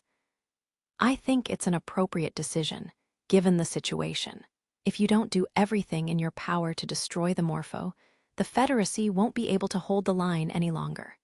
And besides, looking at the office door with disinterest, Shin shrugged. The fact that they're not turning tail and running away even when their frontline base is in the enemy's sights is good enough for me. I have no complaints. Right, the Republic wouldn't even do that. A dry chuckle escaped Gret's lips. The Republic was just insane in the sense that even its soldiers, sworn protectors of their people, refused to face the enemy. And even though they managed to escape that insane world, they were still shackled by its inhumane values. Gret turned around, her smile gone. What they needed was the Reginleif's mobility and your power. But that said, there's no need for you yourself to go. As a rule of thumb, the only absolute in the army was completing the objective. How that was accomplished was left up to the discretion of the person entrusted with the mission. Coercing soldiers to be selective about their methods in a place as volatile and filled with uncertainty as the battlefield would do nothing but hinder them. I'll only assign the Vargas to the strike force. The rest of you can stay behind. Gret, who was looking away, didn't notice how Shin clenched his fists at that moment. And once this is over, resign from the military. You fought more than enough to defend your homeland, So now you can. So, his interjection taking her by surprise, Gret turned to look at Shin, her breath caught in her throat. You're telling us to stop being who we are, just so you can satisfy your sense of justice and take pity on us.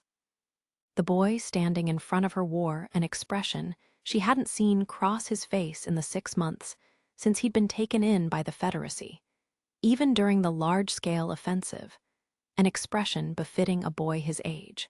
The obstinate eyes of a child who had the one precious thing he carried with him mercilessly crushed right before his eyes. We're grateful that you saved us, but there's no reason for you to pity us. No reason we should be told not to fight, because fighting is all we have. Despite the fact that he swallowed those words, no, precisely because he did, his tone sounded as if he'd spat out those words along with his very lifeblood. Why do you fight?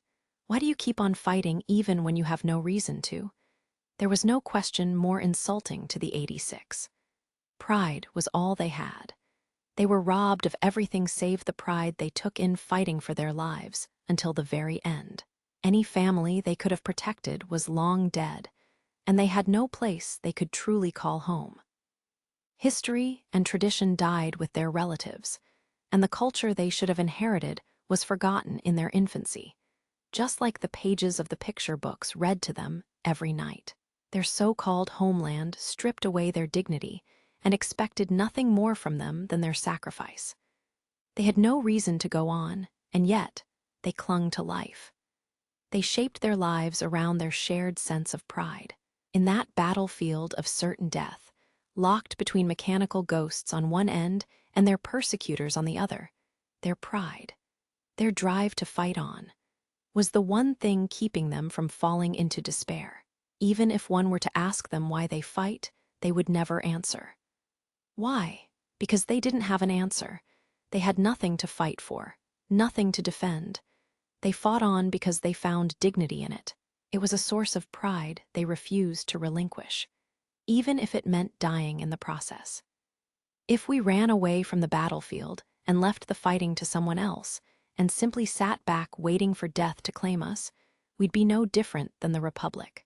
It'd be the same as pretending to be alive when you're already dead. We'd never, ever reduce ourselves to that. As Shin hissed these words in a manner so different from the children's usual calm, it was clear just how strong their rejection was. Gret bit down on her lip even harder. She realized what she had just lost. In trying to deprive them of the one thing they took pride in, she had shattered what little trust they had in her and the Federacy. They were the 86, children who were cast out into the battlefield, lived in the shadow of war, and fought through a world of pain and despair, with no home to return to, and with pride as their only weapon. The Federacy told them that they didn't have to fight anymore, that they could leave the battlefield behind and live peacefully. But those words, the Federacy carelessly spoke time and time again, threatened to rob the citizens of their identities. Shin averted his blood-red gaze. His eyes would not meet hers again. Giving orders from the rear would result in a potentially fatal time lag. I will lead the strike force directly. Once all units were briefed on the assault operation, the room was blanketed by an oppressively grim tension. The objective was nothing short of reckless, and the road to its completion would be paved with the lives of each unit's soldiers. But if they failed in destroying this tactical weapon with a firing range of 400 kilometers, 3 countries, including the Federacy, no, perhaps humankind itself, would be wiped out. The entirety of the Western Front's forces would charge 100 kilometers straight into Legion territory. And the ones chosen to stand in the vanguard were the 86. The operation map was projected coldly onto the hollow screens of every unit's briefing room. The briefing for the 1028th Trial Unit, the Nordlicht Squadron, was just as stressful. They were a strike force meant to infiltrate deep into enemy territory. The probability for their safe return would be the lowest out of all the Western Front's forces. Having finished her rudimentary explanation of the situation, Gret left the briefing room with the other required personnel following behind. The maintenance and research teams left after them, still discussing the operation. Lastly, the Vargas squad members stood up with stiff expressions. Bernholt, the squadron's most senior sergeant, turned to face the 586 who stayed behind in the briefing room before leaving. "Captain," this young sergeant, who served as Shin's aide at all times, had, at this moment, looked at him not as he would at a superior, but rather as a worried elder at a reckless child. "I won't say we aren't grateful that you're not abandoning us, but we won't hold it against you if you go back on your decision. You can order us to deploy without you, you know." His statement went unanswered, and Bernholt left the briefing room without another word. Heaving a long sigh, Raiden slid back in his chair and looked up at the ceiling. Not like they even have the privilege to say that with an operation as half-assed as this. They're using the entire army to lure out the Legion so we can somehow reach a target 100 kilometers away and destroy the Morpho. And our way back is dependent on regrouping with the main force. Who knows if they'll even make it? That's assuming we survive. We'll be in the heart of enemy territory with no covering fire. It's like the Republic all over again. But even as they exchanged gripes, there were faint smiles on their lips. It was the kind of far-sighted, philosophical view that made them realize that was just the way it was sometimes. And in truth, what other choice did they have? Their objective lay far behind enemy lines with no viable alternative methods of completion. And if they didn't eliminate the enemy, their death was assured. The Federacy had to do this if they were to survive, even if it meant losing the majority of their soldiers. These conditions were identical to the battlefield of the 86th sector. No battle was easy, and no victory was certain. The only difference was that now they were fighting because they chose to fight. They were able to go down this path of their own will. Being 86, they knew that freedom was hard to come by, and so they would never willingly forfeit it. Even though he knew that, Shin spoke up. "For what it's worth, the lieutenant colonel said we can forfeit the operation if we want." "Are you kidding me? If we bylaid now, we'd be the same as the white pigs." Theo smiled even as he spat the words out. "Hell, you snapped at the lieutenant colonel yourself, didn't you? We all feel the same way." Throughout the briefing, Gret hadn't made eye contact with Shin once, so they were able to draw the conclusion that something must have happened between Shin and Gret, who loathed the idea of sacrificing children, before the briefing began. "But you know, they gave us the most dangerous role just because we're 86, and that does make me feel a little lonely." The Federacy wasn't a bad country by any means. If nothing else, it was a much nicer place than the Republic ever was. But being deemed the country's most expendable pawns made them feel ostracized, to say the least. What are you fighting for? What do you have to defend? That question was asked under the assumption that people needed a reason to fight. And the 86, who stood on the battlefield with no such reason to their name, were abnormal in the eyes of the Federacy. They had no homes to return to or families to defend. And if their final destination wasn't a place where they could be true to themselves, the battlefield was all they had left. If no one wished for them to be there, either, they had no reason to be kept around like pets out of pity. Monsters. Yes, that was probably true. They would live on the battlefield, fight until their luck ran out, and die there. It wasn't the kind of life any person should have had to live. And yet, Shin clenched his fists. "Pride is all we have. It is for these reasons that we've chosen the Nordlicht Squadron, including the 586, as the strike force to take down the Morpho." The Federacy's capital, Sankt Jetter, was built at a high altitude, and its sunset came late during the summer months. The afterglow of the setting sun bathed the president's office in shades of scarlet. Ernst's eyes were fixed on a wall that had a hollow screen projecting the image of the Western Front's Army's commander-in-chief, who glanced back at him, looking stern. "This is a legitimate order passed down under my authority as the Western Front's Army's commander-in-chief." They may be your adopted children, Your Excellency, but once they've enlisted in the army, we cannot give them any special treatment. I'm afraid to say that even you won't be able to overturn this decision. I am aware. I was prepared for this from the moment they wished to enlist, and I gave them the go-ahead. It would be unacceptable for me to send my country's soldiers to their deaths, but spare my children the same fate. Perhaps Ernst's detached tone made the commander, a lieutenant general, feel pangs of guilt. He coughed dryly before continuing. I do believe that as a campaign to raise morale, it's hard to find a better story than this. Children we rescued from adversity at the hands of an enemy nation, choosing to risk their lives in an operation that hangs the fate of the Confederacy in the balance. And to have them volunteer to lead the charge in the riskiest unit, it's a heart-wrenching tale, the kind the citizens would love. Depending on how we publicize it, it could have a very positive effect on our enlistment numbers, not to mention your approval rating. Cut the political drivel, Lieutenant General. It doesn't suit you. Ernst scoffed, looking at the Lieutenant General's rugged, rectangular face, the very image of a seasoned warrior. He then asked, his tone the same as before, Lieutenant General, are you sure this operation isn't a continuation of the disinfection you attempted a year ago? A heavy silence fell between them for a moment. When we first took them into our custody, you, along with several other officers, held that opinion, that mere children escaping the Legion's territories was far too suspicious. You didn't believe they actually slipped through their territories. You thought they were infected with something, and that we should dispose of them for the good of the Confederacy's people. 5 child soldiers of tender age had been saved from the headhunt. Even the division that had saved them, and the corps commander in charge of them, couldn't help but look at them with pity.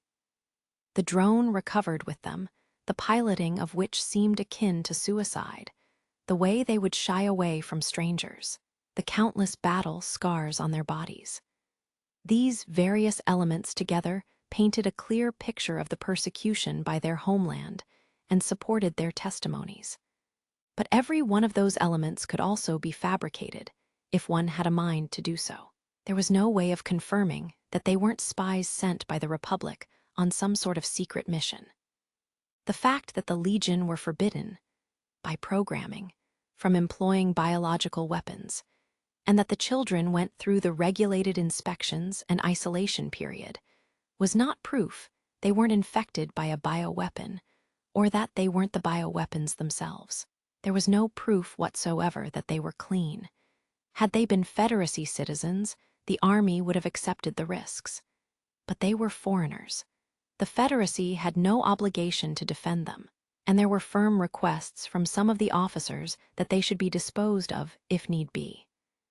But Ernst's insistence that the Confederacy, which placed justice as its national policy, would never reduce itself to that made them step down. I won't condemn the requests and say they were heartless and cruel.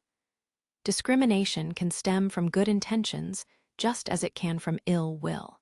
It's because people wish to defend what they hold dear that they can do away with what they don't consider precious, and I don't intend to deny that. However mistaken an act that leads down the path to inhumane cruelty may be, wishing to defend those you hold dear is an honest manifestation of the human spirit.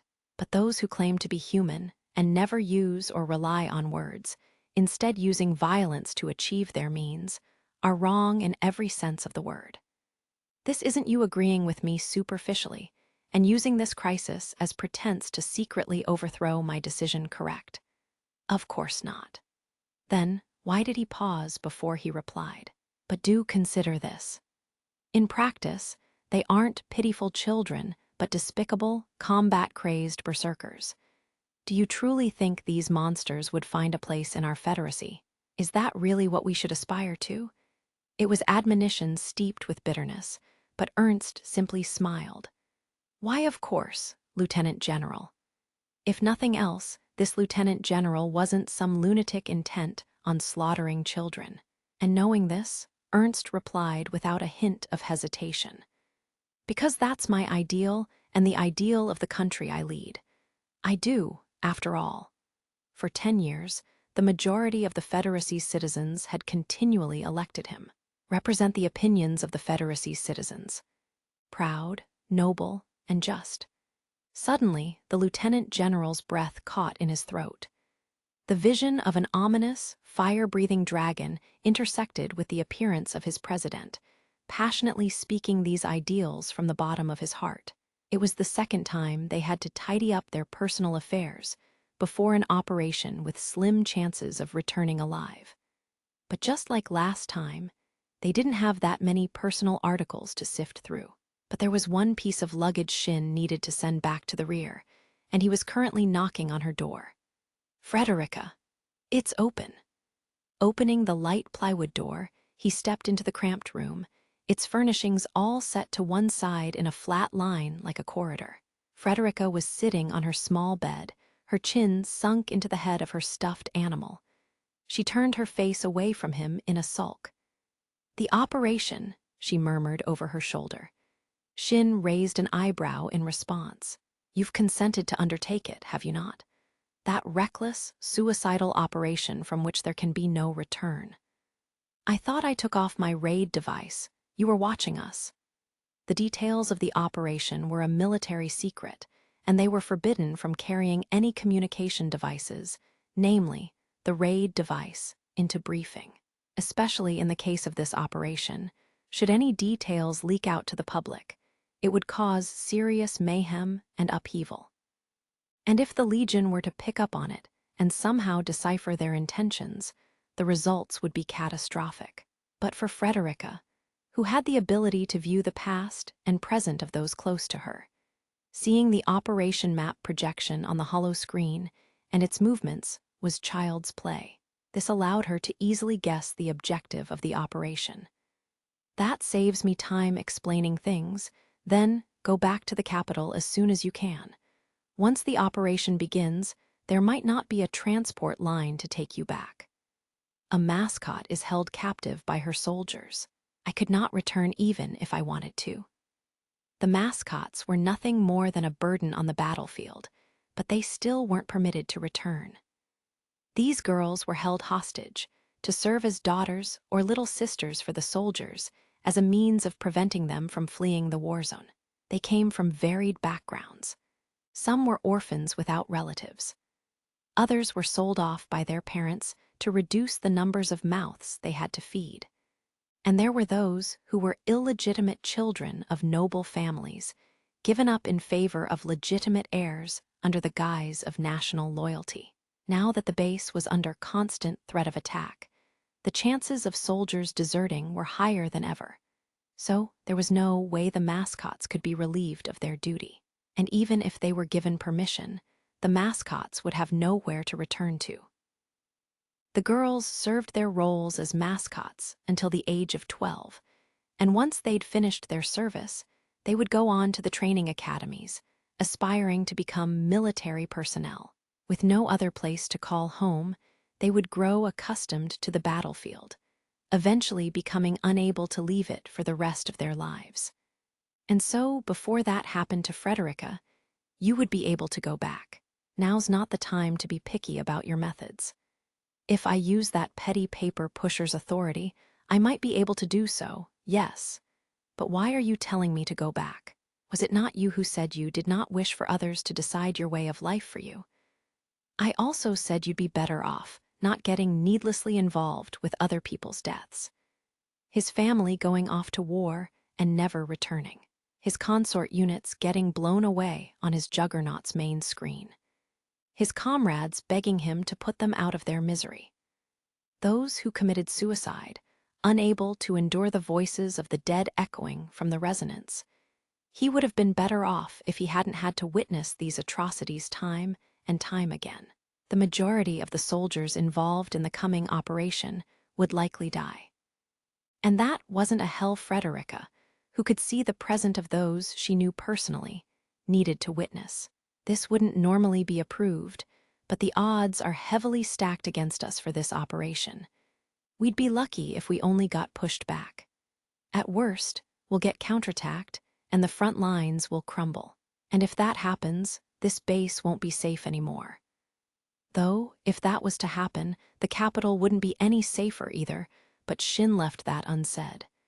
If one was to think of it like that, it didn't matter where you ran, and he had no intention of letting the situation come to that. I can recognize its voice. When we were in the first ward, it blew away 4 of our friends, so I don't really need you to tell me where it is. Kinno and Chais, Tauma and Kuroto, 4 comrades who'd fought with them on their final battlefield in the 86th sector and been bombarded from beyond the horizon. But it's the other way around. I am the one who shares a past with Kyria, so why must you be the ones to go on a path of no return? Frederica ran up to him, clinging to his body. Her abandoned stuffed animal fell from the bed, tumbling down to the floor. Shin had bought her this toy because she'd insisted, but he'd never understood what she liked about it. It was an odd, creepily made, hand-sewn teddy bear. I will speak to Gret, so you lot ought to stay behind. Your ability to trace the movements of every legion is priceless to the Federacy military. And you finally escaped the 86th sector, that battlefield of certain death. You mustn't give up your life for such a reckless operation. You can only see your knight, but not the other legion. You'll never manage to break through their territories. Even if you infiltrate it, you'll all die. Why? Why are you consistently trying to push us back to the rear? Her crimson eyes, so much like his own, widened with fear. But it wasn't because Eugene's death had awakened her to the reality of death on the battlefield.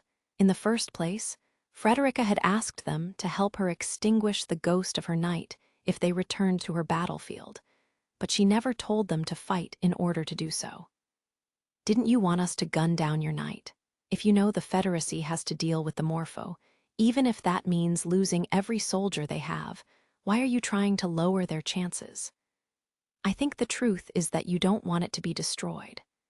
In that moment, Frederica's eyes were, without a doubt, swimming with terror. Shin looked down at her and sighed. He was right. That's all the more reason for you to leave, and forget about all this. You don't want to become like us, do you? Frederica pushed Shin away with all her might and screamed. But even though he was a boy, he was approaching the end of his adolescence, and he'd spent so long on the battlefield. Frederica, with her young, childish physique, lacked the weight to budge him. She staggered 2, 3 steps back, but maintained her balance. After you went into the battlefield with the goal of finishing off your brother's ghost, and succeeded, why would you tell me to not do the same with my knight? Why am I forbidden from accomplishing my goals? Surely you've begun to realize that pitiful ghost has no goal to strive toward or land to return to. Pride is the only thing that urges it forward. Do you wish to become the same as him? Her slender fingertip pointed to the northwest. Shin, who could hear the cries of the dead, could tell she was pointing to where her knight was, but the sound of its voice wasn't enough to tell him what it was feeling right now. I'm not your knight. She's the same as I was back then. Is she? When did he and Raiden have that conversion? Thinking back on it, he realized that he and Frederica were indeed different.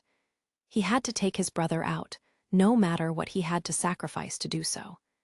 He had to move onward to atone, and that wasn't a goal Shin would allow himself to give up on.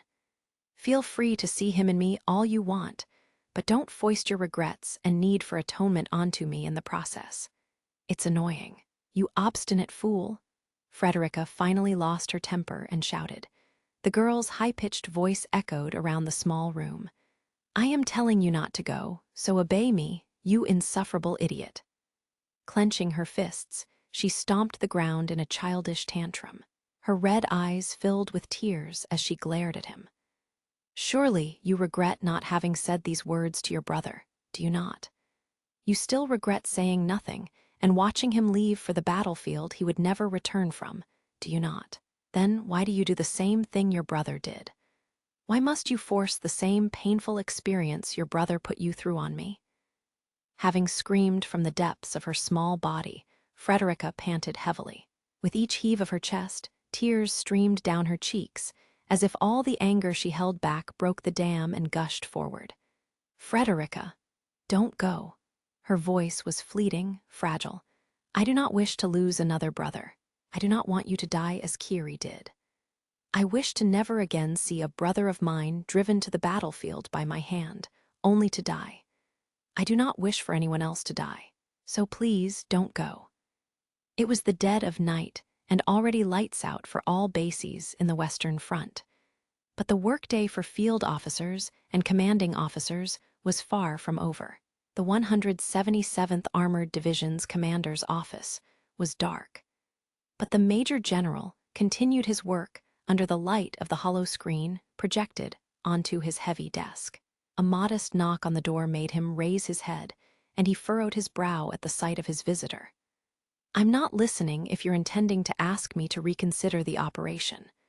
I know, which is why I'm here to offer my opinion. Gret approached the desk, her heels clicking against the floor, and she nodded as if pulling her chin back.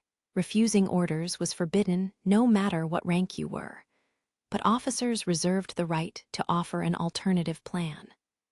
Though, of course, whether that alternative would be accepted was up to the superior officer's discretion. Standing in the dark of night, Gret fixed her purple, almost luminescent eyes on the Major General and smiled. You scattered the Nordlicht squadron to platoon-size units to avoid this situation, didn't you, Richard?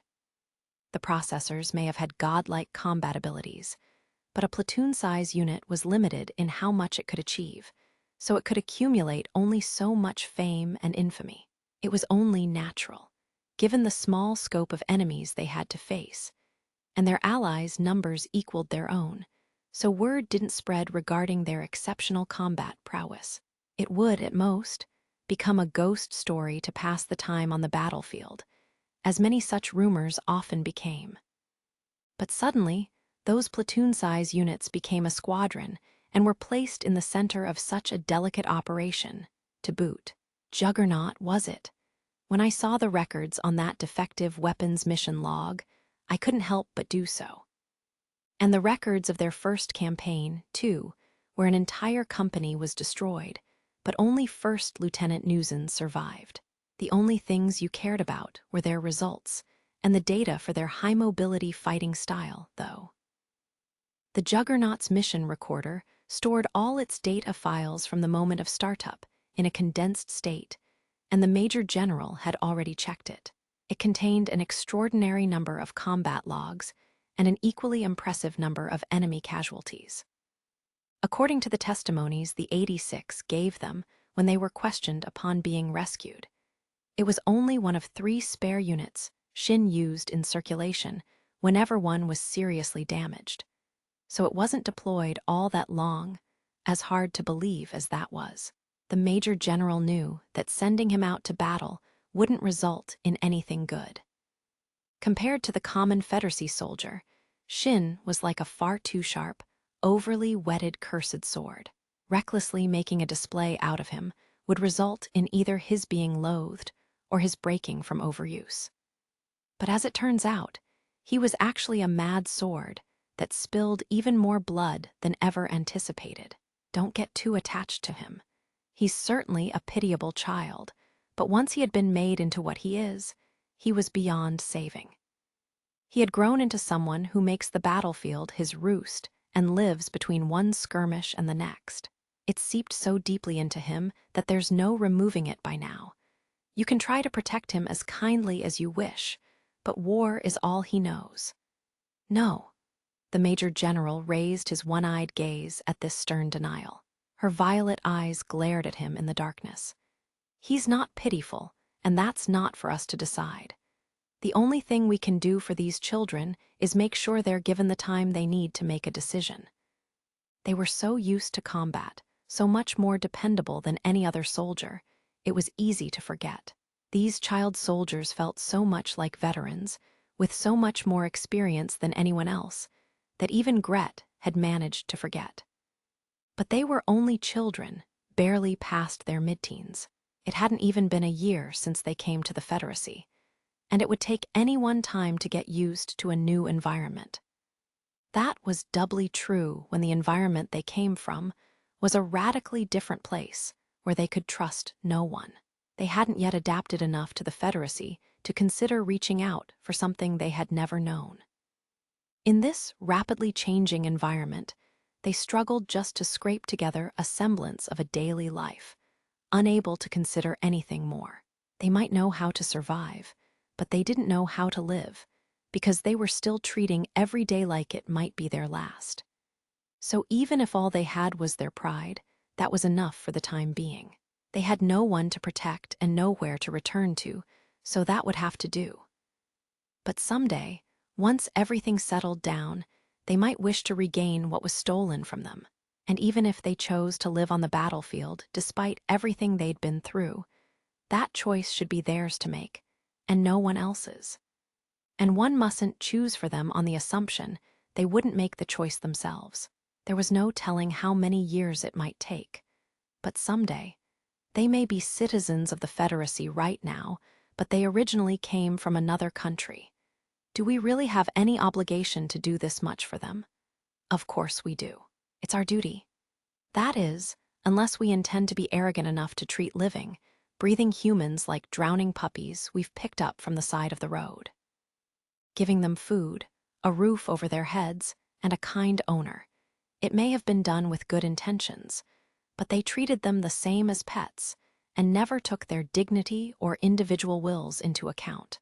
And in that regard, what they were doing to the 86 wasn't significantly different from what the Republic citizens did. Perhaps the overwhelming benevolence of it all served only to make their behavior that much more vicious. They saw the people standing in front of them not as fellow human beings, but as characters from a drama or a movie, consuming them as a means to experience a cheap sense of justice and piety. You really think a blood-soaked sword that's been forged in the flames of war and sharpened on the souls of the fallen will be able to understand human compassion? Once upon a time, we made that same gamble, Richard, and back then I won, even if the Legion took everything from us soon after. The Major General sighed heavily. I'll say it again. Don't grow overly attached to that thing, Gret. You're just seeing the image of someone else in him, someone you've lost, someone you'll never be able to get back. Yes, I am, but what's so wrong with that? Showing no concern for how undignified it may be, she placed her hands on the table and leaned forward. She approached him with a faint smile. If everyone who knows what I lost is jumping to conclusions like that, that's all the more convenient for me. I'll say it as many times as it takes. I will not watch children die on the battlefield, and I'll do anything to stop it from happening. With that said, Gret's smile turned ghastly. Her red lips were cut from having been bitten too much lately, yet still they curled into a sweet smile in the darkness. Measly transport helicopters aren't worthy of carrying my cute Valkyries to their big performance. Give me permission to deploy her. The Major General placed his elbows on the table, the shadow of his clasped hands obscuring his mouth as he sighed. Her, huh? That's right. Gret gave a small nod.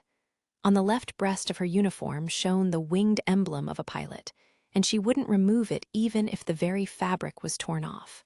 The Natchira. Chapter 7, Something to Die For, activating first and second flywheels. No abnormal transformer substations detected. Commencing cooldown of catapult rails. Coolant device operating at 23% and rising. Canopy disengaged. Deploying catapult rail. Shin, resting in Undertaker's cockpit with his eyes closed as it remained on standby, raised his head at the sound of a heavy, rumbling roar reverberating from above. His 3 optical screens were currently synced with his mothercraft's external cameras, granting him a slanted view from the nose of the plane. At the edge of his vision, he could see the camouflaged canopy of the underground catapult opening, exposing the surface. The dark indigo glow of dawn filled the cockpit, spilling in from the rectangular window to the sky. The sun still hadn't risen from below the horizon, its rays mingling with the darkness of night, granting the heavens a peculiar transparent shade of indigo blue. Autumn stars, the names of which Shin didn't know, silently faded away. With its slides stretching out, the catapult's extension rails stabbed into the daybreak's sky, as if to challenge the stars themselves, and a metallic screech tore through the night air as machinery locked into place. First to final joint locks complete, Natchera ready to launch. The first time it was shown to him was a month ago, a week after the strike operation into the Legion's territories was decided. Some people have called it the Forbidden Shutter. Come to think of it, they never had seen this shutter at the back of the 1028th Trial Unit's hangar in the division's HQ base open before. Beyond this bulky anti-bombardment shutter was a slant with a width of over 100 meters. Gret spoke as she stood before the control panel of the elevator, filling the space, looking down into the darkness below it. Even though 15 processors and all the maintenance crew, control personnel, and researchers were standing on it, they occupied less than half the open space on this abnormally large elevator. This hangar was originally used to store experimental weapons during the Empire's reign. Then the war broke out, and we had to abandon this base for a time. But her rollout and test flights were already complete, and we left her shortly before we began mass production. I imagine it was placed in an underground facility to keep things confidential, but this base was close to the border at the time. How did you perform the test flights? Unlike fighter and bomber planes, its performance wasn't something to keep a secret, and the greatest thing that was expected of this little one was the fact that she couldn't be seen. We needed a large, empty place to perform her test flights, and the only place that fit the bill was the Western Vargas territories, the Wolfsland. In other words, here, her hangar was underground to protect her from airstrikes, and it was better to have all her related control and construction facilities underground, too. Thanks to that, the Tausend Fusilier never managed to find her and pick her apart. With the exception of the Amis, the Legion's sensors and perception ability were inferior. They may detect a Feldress or a fighter jet lying around, but an experimental craft, hidden behind shutters meant to protect against bombardment, escaped their attention for the decade they had control over these territories. Related facilities? Basically, her runway, or more precisely, the catapult attached to it. If she was to work the way the military intended, she would be too heavy to take off on her own and would require an electric catapult to go airborne. The subtle vibrations of the elevator came to a stop. Gret entered the darkness with familiar steps, the clicking of her military shoes echoing far and deep. It was a large, open space, in terms of width, depth, and height. Suddenly, every light bulb in the room switched on, and white LEDs blinded their corneas for a moment. Gret turned around, with her back to that. One of the processors, or perhaps someone from the maintenance crew, swallowed nervously. None could recognize the full scope of the thing crouching before them. It was simply that large. Its full length was likely almost 100 meters, dwarfing even the C-5 Hriesvelger, the largest transport plane in the world and pride of the old Empire's Air Force. Its dull metallic fuselage had a planar composition typical of stealth crafts. It had the shape of a massive boomerang that somehow gave the impression of a dragon spreading its wings. I present to you the prototype landcraft, the XC-1 Natchera. The unfamiliar model name seemed to have been based off a legend from the Federacy's southeast, of a vampire that rises from its grave, drags its shadow along cemeteries, and rings church bells. The name felt somewhat unfitting for a military aircraft soaring through the skies, but Gret answered everyone's apprehensions with her follow-up statement. She's an unusual aircraft that employs the massive dynamic lift she gains near the surface to fly while barely grazing the ground. She has a cruising speed and payload equal to that of a normal airplane and flies lower than a cruise missile. At an extremely low-altitude flight of only several meters above ground level, that makes her extremely unsusceptible to detection by cruise missiles and radars. She was originally created for large-scale, high-speed transport exclusively along the Wolfsland front. Her official payload is 250 tons, but if you ignore margin, this baby is capable of packing 300. She was designed to carry squads of 4 Vanaganders at a time. Gret then paused and grinned fiendishly. But if it's Reginleif's, she can carry 15 at a time. This baby can carry you all the way to the Morpho faster and a little more safely than a transport helicopter. Its cruising speed was high, and it flew at low altitudes, slipping through the radar web. It was also a much quieter alternative to the loud noise a formation of transport helicopters would produce. If nothing else, it would lower the risk of their journey to the target. However, Theo listened and spoke with his eyes half closed. Can that thing actually fly that close to the ground?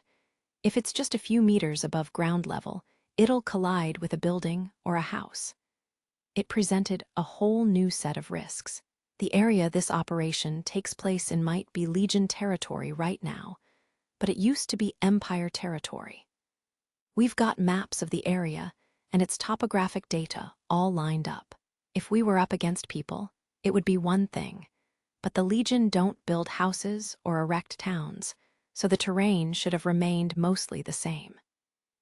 If surface weapons like the Legion would become incapable of fighting just because of exposure to the elements, the war wouldn't have lasted this long. The Weisel and Admiral are as large as buildings, but they wouldn't be this close to the front line, and First Lieutenant Newson has a grasp on their positions. We can evade them if need be. I might know where they are, but I can't tell what type of Legion they'll be for sure. That's all we need. We'll just fly through places where there are no Legion. It might be hard to intercept its low-altitude flight infiltration, but if there were any Legion in its path, it would still be shot down. If it was only several meters above the ground, even a Luro, which struggled with swerving its turret in angles of elevation, would be able to take aim at it from below. Besides, if it needs a catapult to take off, how are we supposed to use it to get back home? This thing won't be able to fly us back. As originally planned in the operation's first draft, the Nordlicht squadron will be recovered by the main force. It'll be the same in this regard. It's still better than having transport helicopters on standby to carry spare Reginleifs. The old maintenance squad leader cocked an eyebrow at her words. Missy, I'm almost afraid to ask, but who's gonna be piloting this thing? Gret splayed her arms out in a grandiose, if not comical manner. Yours truly. I really don't think there's any need for you to come, Lieutenant Colonel. Shin spoke dispassionately, but Gret, who was sitting in the Natchera's cockpit, only smiled with greater delight on the other end of the resonance. Do you think anyone but me will be able to get this baby to budge? Most of the old Empire's pilots are dead by now, and no one has experience piloting the Natchera during her test flights, except for me. It's a good thing we still had a flight simulator left at the main office. Several people groaned at her ominous soliloquy, but Gret didn't seem to pay it any mind, and neither did Shin. Right, you used to be a pilot in the Air Force, Lieutenant Colonel. When you put it like that, it sounds like you've only just remembered that, First Lieutenant. Shin honestly wasn't interested in the matter at all, so Gret was right on the money. Well, if you forgot that, I figure you don't remember this either. I'm opposed to sending children like you to the battlefield. After all, fighting to the very end may be your pride and identity as 86, but this is one hill I'm willing to die on. If you insist on fighting to the very end, fighting by your side until that final moment is my duty.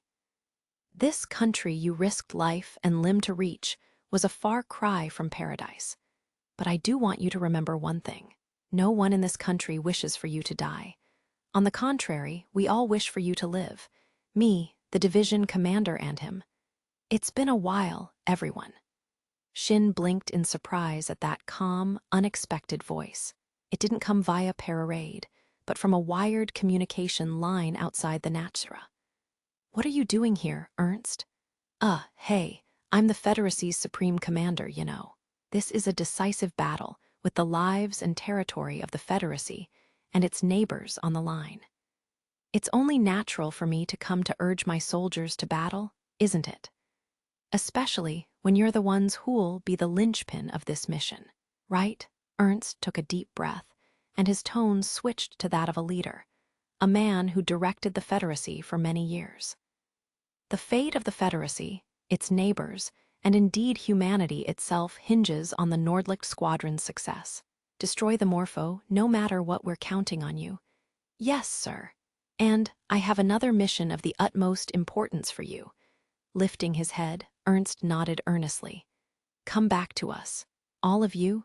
Something about the request felt oddly hypocritical, as if he wasn't so much worried for them as he was concerned for himself. We'll try. That's not good enough. Come back no matter what. That uncomfortable feeling remained all the same, but by contrast, the Federacy's temporary president and the man who was, on paper, their adoptive father, spoke earnestly. You wanted to fight to the very end, didn't you? For this Federacy, fighting until the very end doesn't mean death. It means living to see what lies beyond the war.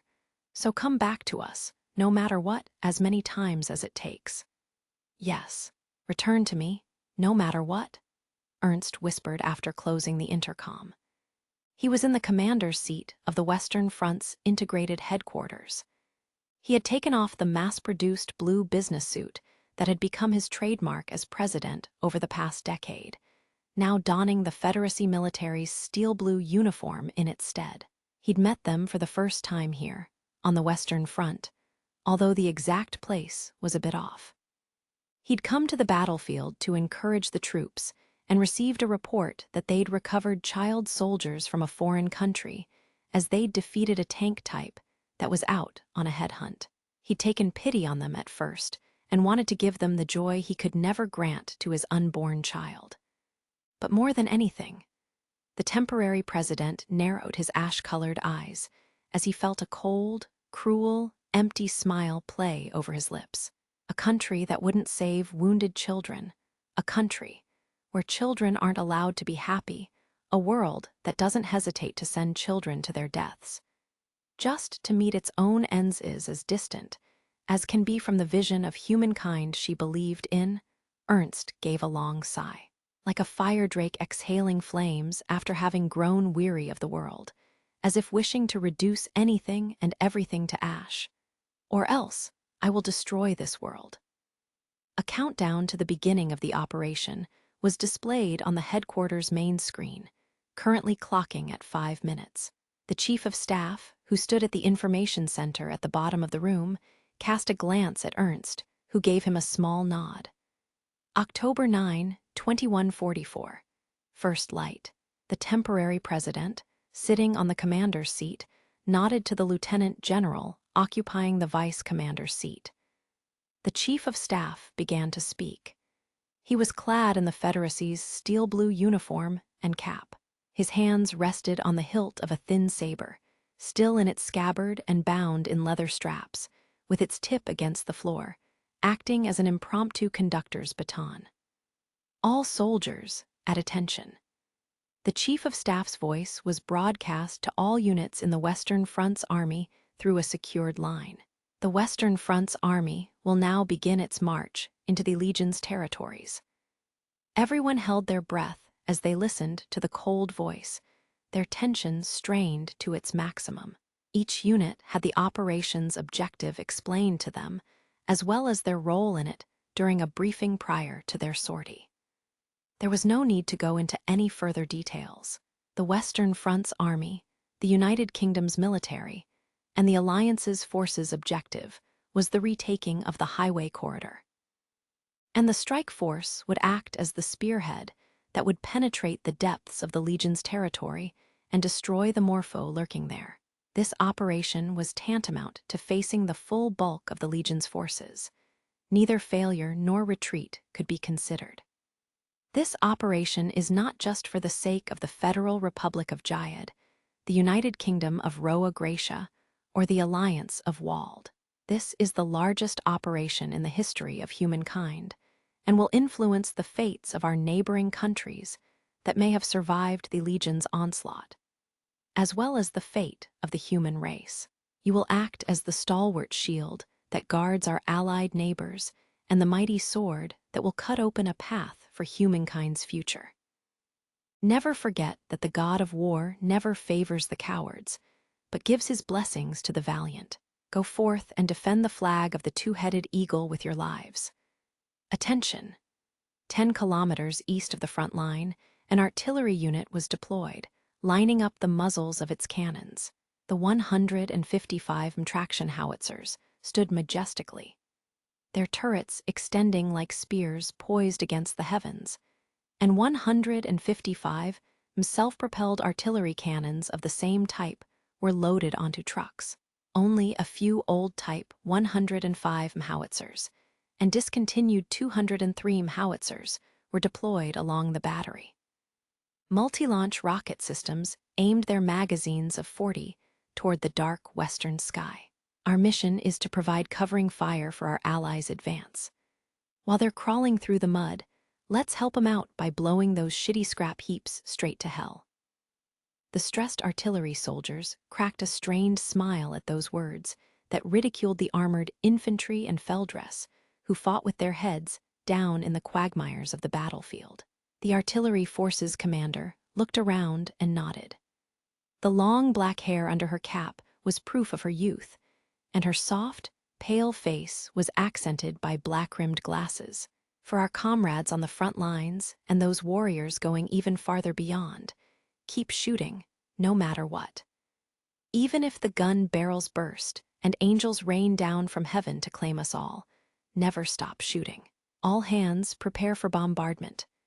Meanwhile, on the front lines, at the camp of a certain armored unit, we sortie after the support fire.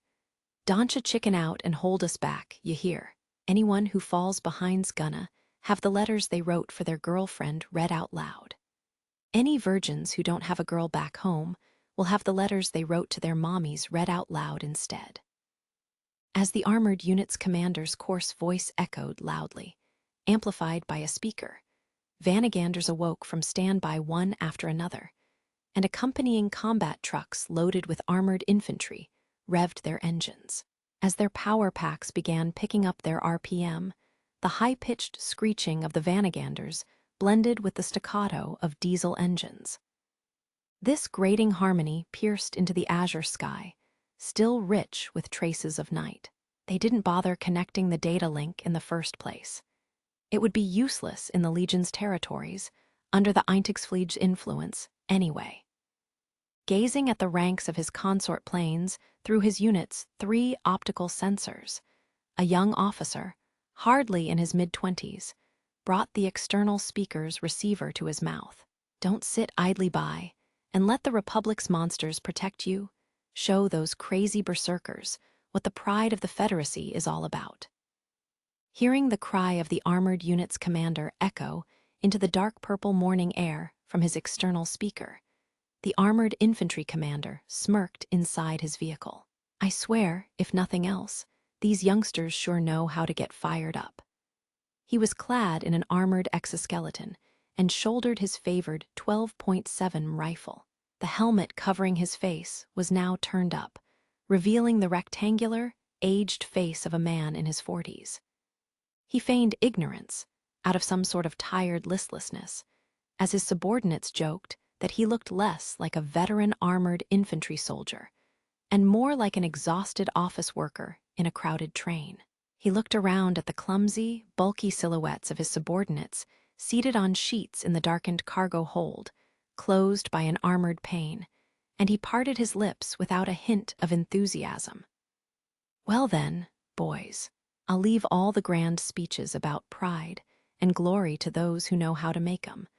But let's just focus on getting back alive for today, that said. He sneaked a glance at a photograph of his wife and children, attached to the interior of his armored exoskeleton, while maintaining his poker face as the other soldiers shrugged. We're gonna need to have somewhere to return to if we're planning on coming back at all. So let's give our all to defending. For our sakes, and for the sake of the youngsters in the armored units, who lead the charge while fully aware they'll likely be the first to be crushed by the Legion, and for the young soldiers who are even farther away, who went on to spearhead the operation even though they knew it might be a one-way trip, who dived headfirst into the heart of Legion territory in spite of it all. The uncharacteristic sentimentality he was feeling right now forced a smile onto his lips, and the armored infantry captain lowered his helmet to hide it.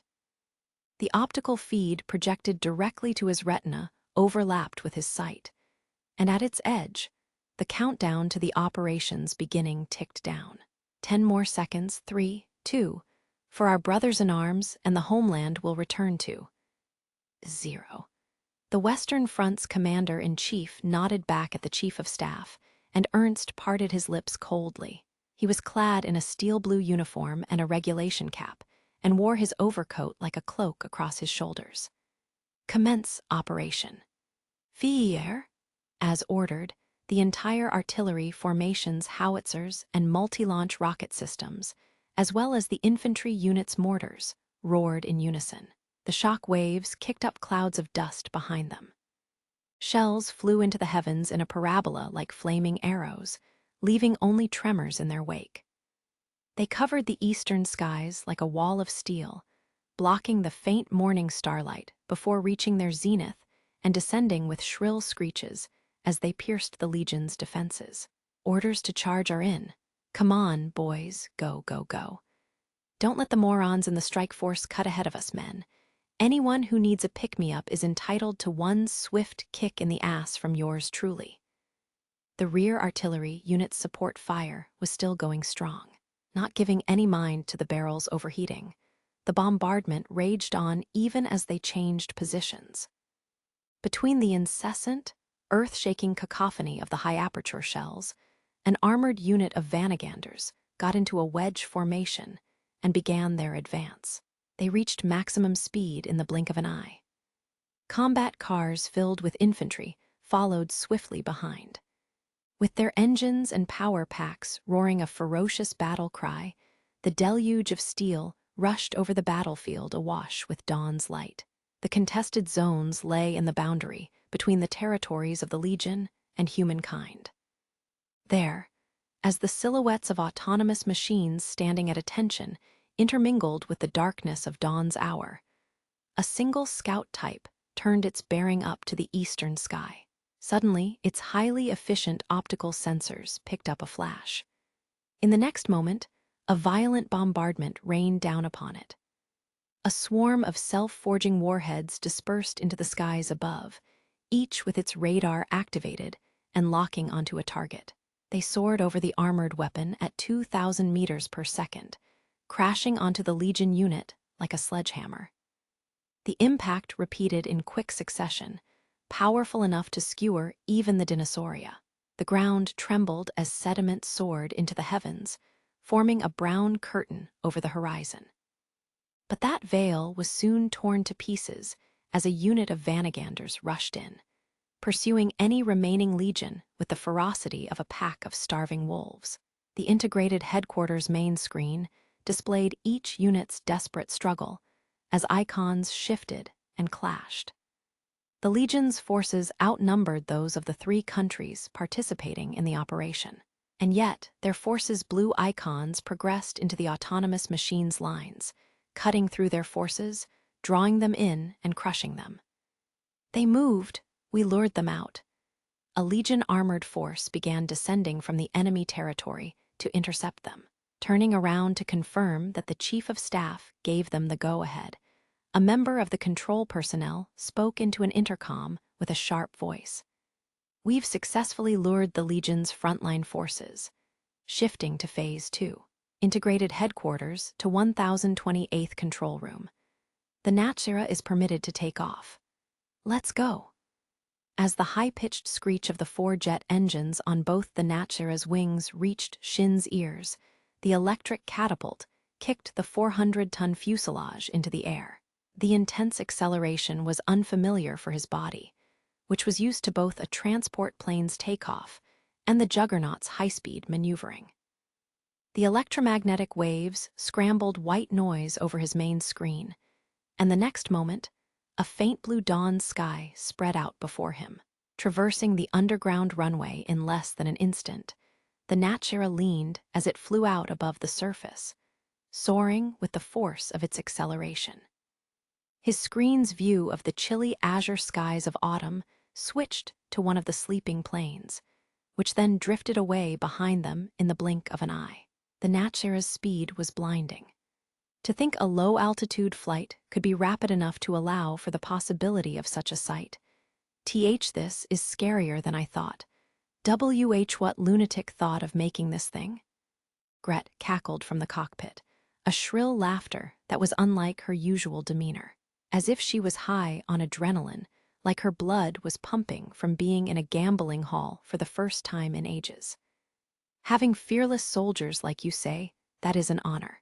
This baby can fly at 800 kilometers per hour, by the way, and we have 100 kilometers and some change until the target.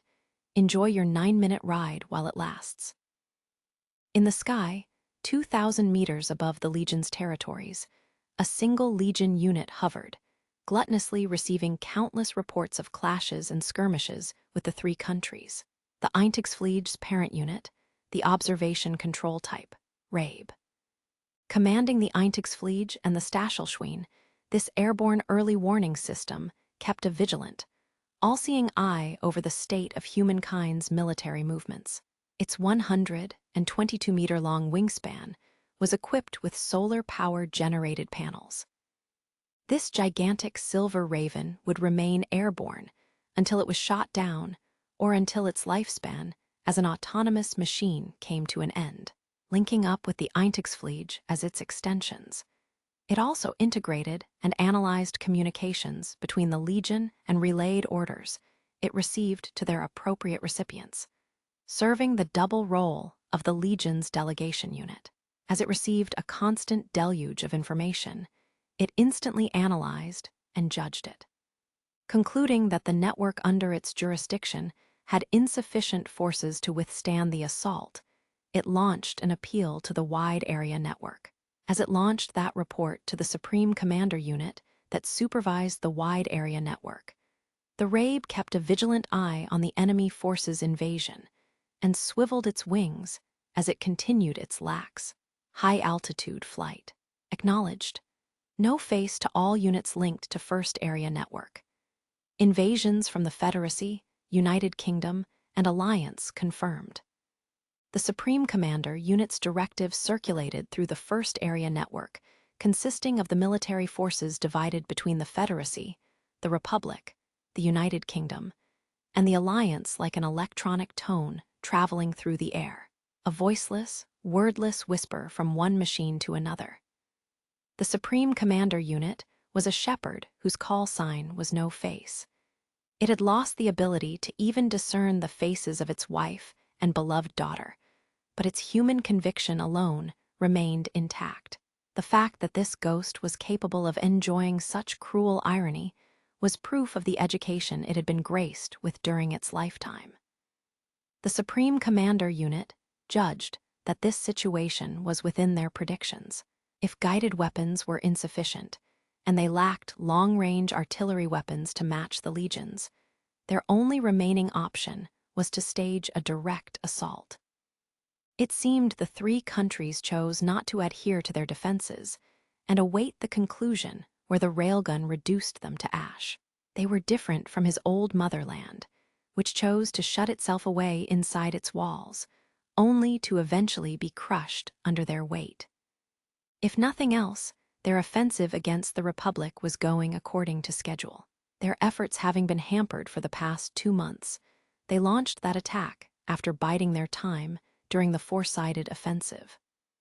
The Federacy's forces deployed immediately, as if they had foreseen everything down to the moment the operation would begin. This was a phenomenon no face had encountered before. It received repeated reports from one of the fronts of its old motherland, the Republic of San Magnolia. It was one unique sector where every ambush or surprise attack seemed to have failed, and perhaps the fact that the Federacy was capable of pinpointing and retaliating against the railgun, despite it being deployed over 100 kilometers away and under the Eintagsfleet's jamming, could be attributed to this. Today, they would have to compensate for those multiple setbacks. Their enemy must be annihilated at all costs. All units, standby mode disengaged. Tactical algorithms set to extermination combat mode. The murderous instincts programmed into them, the combat protocols set by the now-ruined empire, spurred them to battle without any need for reason or justification. A simple impulse to slaughter all those classified as the enemy that would be transmitted forever, so long as they were not destroyed. The Supreme Commander unit had long since stopped thinking it was fruitless. It had lost its words years ago when it died on the 86th Sector's battlefield. Commence extermination. The frontline units have begun charging in. Command car to all vehicles, we're moving in too. Hurry up your preparations. As the mobile strike force engaged the enemy, it was the artillery unit's role to strike not at the enemy their comrades were facing, but at their reinforcements coming from farther into enemy territory. As the mobile strike force pressed into enemy territory, they would inevitably have to bring their heavy artillery forward as well, advancing along scorched earth. We're moving our bombardment zone forward. Let's blow the mugs off those shitty scrap heaps. Leaning out of the open-top armored command car's window, the young woman serving as the artillery unit's commander shouted orders into the wireless receiver in her hand, but soon raised her eyes as a sense of dread washed over her. At that moment, the blue skies darkened as a metallic gray rocket soundlessly descended from the western sky. It was the Scorpion type's anti-artillery fire. AMIs equipped with superior anti-artillery radar calculated their location within 2 minutes and linked their data with the Scorpion types, allowing them to fire at them with terrifying accuracy. Take cover. But her shout only made her own reactions more sluggish. The artillery commander could only spend that final, elongated moment gazing at the 155 beacon of death descending toward her. Captain, the command car's driver lunged toward her, pushing her away from the car with his large frame and sending her tumbling to the ground. Impact. It was a barrage consisting of multi-purpose, anti-armor, anti-personnel shells. The high-speed projectiles unleashed shock waves, explosions of flames, and barrages of shrapnel traveling at 8,000 meters per second, which scattered the artillery formation to the winds.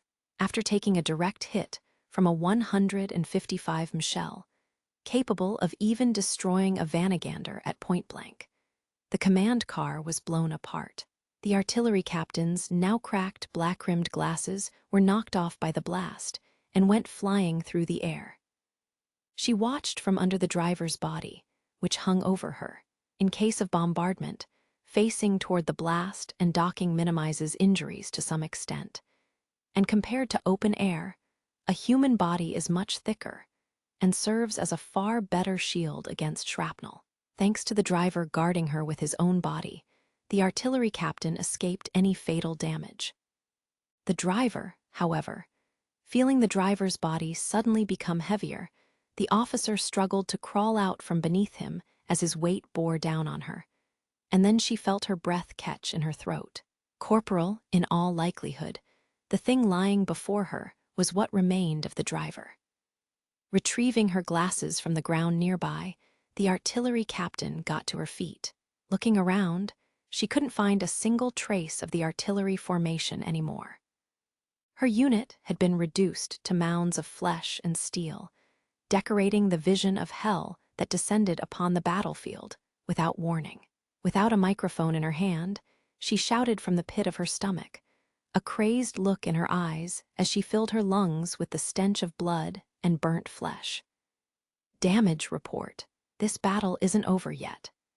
In the faint pre-dawn darkness, the grassy fields wavered like the waves of a stormy sea. Morning dew and sparks splashed into the air as metallic silver and gray metal clashed, cutting through the night air.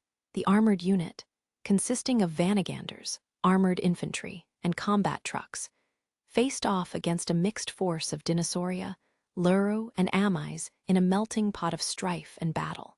The Dinosauria and Luro were unmatched on open plains, where there were no obstructions to hamper their high mobility and firepower. Having no choice but to step onto this battlefield despite their inferiority, the Confederacy engaged every opponent with multiple units, each relying on their consort units to create a distraction that would allow them to turn the situation in their favor. It was an inevitably savage battle, with their attempts to circle the Legion successful at times and at other times hampered. And in the many blind spots formed during such a battle, those lay in wait. Sitting in his Vanagander's rear seat, the armored unit's commander noticed it in the optical sensor's feed. At the edge of a multi-legged tank's angular turret, a small shadow grabbed onto the rims of his unit's armor and climbed up. It was the figure of a child around 3 years old, an unusual sight on the battlefield. He stood dumbfounded as he realized a moment too late.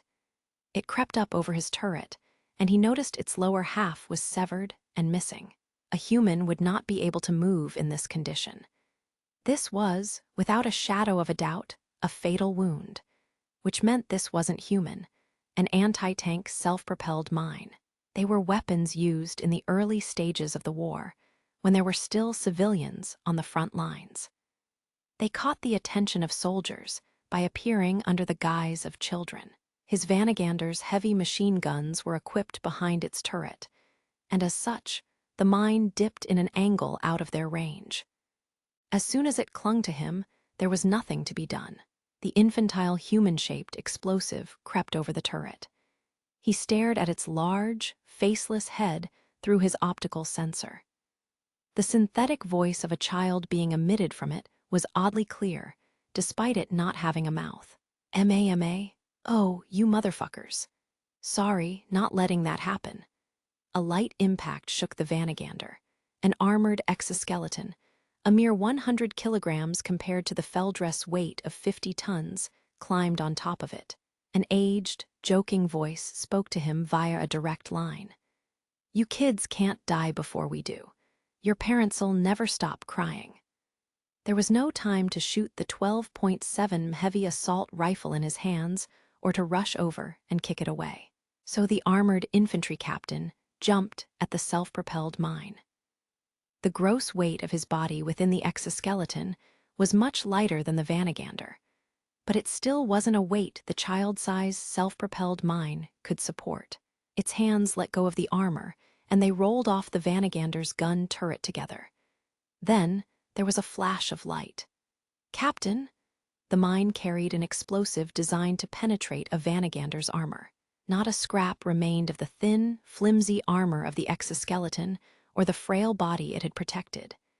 Something fluttered about, grazing his optical sensor. A burning photograph, a family photo of 2 parents and their 3 children. God damn it! Before he could even bite his lip in frustration, he punched the interior of his cockpit in a blind rage. Now that they had lost their commander, he had to get everyone in the armored infantry unit, everyone who was still alive, home safely. Units 2 and 3 on my mark. Infantry unit, stay on our 6. Shit, he swore and shut off the intercom. He then shot a glare at the black sky just behind the Dinosauria towering over him. Have you made it yet, you damn 86? The fierce fighting of the Confederacy Army reached the Natchera by way of a wireless transmission that traveled across the blockade. The raid device was still in experimental stages and hadn't been mass-produced yet, with only the Nordlicht squadron currently using it. The wireless transmission, thick with static and garbled noise from the jamming of the Eintagsfliege, deployed through the battlefield, reaching Shin's ears as he sat inside his juggernaut. The 225th Armored Battalion has reached Phase Line Zinc, consolidating our sphere of influence until Allied reinforcements arrive. The 417th Infantry Company and the 139th Relief Platoon headed your way. Preparations underway to send all injured troops back. Commander of the 32nd Armored Battalion, KIA. 775th Infantry Company to 828th Artillery Formation, requesting covering fire. Yeah, no problem, drop it on top of us. Each of the transmissions was said in the midst of wild, tumultuous battle and delivered in shouts and bellows. On the other sides of those transmissions, one could hear screams, wails, cursing, and battle cries, all competing to drown the others out. It was valiant courage that straddled the line to madness and frantic desperation. Raiden muttered in a whisper, "The Federacy isn't retreating." The swarm of Legion washed over them time and time again, shaving off more and more and more of their forces, but the Federacy wouldn't retreat even a single step. On the contrary, with their armored units serving as a wedge in the Legion's defenses, the following units pushed forward, paying no heed to their vanguards that wrenched open the gap and got obliterated behind them. No retreat. They pushed and pushed, as if to say that should they stumble even a step back, something precious would be taken from them. In practice, that was exactly what would have happened.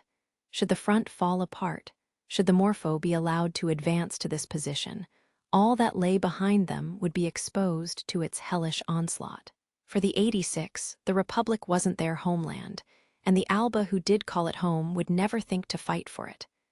To defend one's family, one's home, one's comrades, the values of one's country, and at the base of it all the place where one belongs. The voice of the Alba boy he'd once heard but would never hear again echoed in his mind. My sister. The sea. He'd fought with that wish in his heart and died holding on to it. Why do you? He couldn't answer that question. And that was because he had nothing to fight for, nothing to defend. Another communication reached them. The radio brought to life the voice of a unit defending some important position that was isolated, surrounded, and under attack. Defend to the death. Defend to the death, they said. Hold on just a little longer, and if you do, our trump card, those annoying 86 kids, will destroy it for us. And then we'll win. Someone's elated chuckle came in through the resonance. If we destroy the Morpho. Right, and then? Guess we've got to live up to some expectations, huh? I mean, look at how hard they're trying. His comrades exchanged words jovially, but Shin didn't answer because he sensed a new change in the movement of the Legion force deployed ahead of them. Lieutenant Colonel, yeah, they're on to us. They're trying to block our route. Can't we evade them? It'll be difficult. This girl's bad at making turns. Can't we evade them? Since landcraft fly so close to the ground, they're incapable of inclining the fuselage to make turns. I could change bearing by moving the rudder, but that would take too long. As Gret spoke, she was probably pulling up the control stick, increasing elevation to raise the Natchera's nose. Landcraft were aircrafts optimized to fly while skimming the ground, but they were still capable of gaining altitude. Gaining elevation at the cost of speed, the Natchera reached a height that could be considered mid-air in the blink of an eye. They were finally in the sky that was stolen away from humankind by the Eintagsfliege and the Stachelschwein, at an altitude that made them susceptible to anti-air fire. What are you? If you touch down here, you'll just end up fighting the bastards trying to block our path. It'd defeat the purpose of taking her out in the first place. Shin could hear a siren blaring on the other side of the resonance. Lock-on alerts. The radiation detection alarm warning of exposure to the Stachelschwein's laser sights. And that very moment, the rear cargo made a heavy, bulky sound as its hatch opened slowly. I was right to have the research team prepare these just in case. They're a rush job, so they might look a bit flimsy, but they should function just fine. The processors suddenly realized the Reginleifs were fixed not to the floor of the cargo space, but to odd, tough-looking pallets blanketing it all the way to the cargo hatch, and even its guardrails. Oh, you don't have to worry about me. I wouldn't do something as embarrassing as crash this baby, and I brought a spare unit just in case. I told you before, didn't I? I used to be an operator, too. You 86 aren't the only ones who don't like those clumsy vanaganders. There were 15 processors, but 16 rigs on board. A single Reginleif stood deep inside the cargo hold, fixed directly to the floor. "Lieutenant Colonel, there are 2 companies ahead, probably armored companies consisting mostly of Luro. If you want to serve as a distraction, there's no need to actually engage them. Take cover in the forest after you make contact with them." "Well, thanks for the advice, but don't underestimate me, you brat." Shin fell silent, obviously dumbfounded, and Gret laughed loudly, a hint of affection to her voice. "I'll be seeing you then, Godspeed." Leaving that old-fashioned word of prayer behind, she shut down the resonance, and simultaneously, the lock on the guardrails was released. 15 Reginleifs slid down the rails, a shrill voice ringing out and sparks flying as metal skidded against metal, and in the next moment, they were free-falling. Being a ground weapon, the Reginleif naturally had no means of reducing its gravity. As they crashed, they caught sight of the Natchira's silhouette against the golden sky, lurching forward as it tried to turn. The silver background of the city below reflected against its wings as anti-air autocannon fire grazed the skies, trying to mow it down. They plummeted toward a group of skyscrapers, falling between them. And just beyond there, the sound of repeated moans and cries of resentment filled Shin's consciousness. Is this it? Immediately afterward, the parachutes set in their pallets spread open, and they began decelerating rapidly.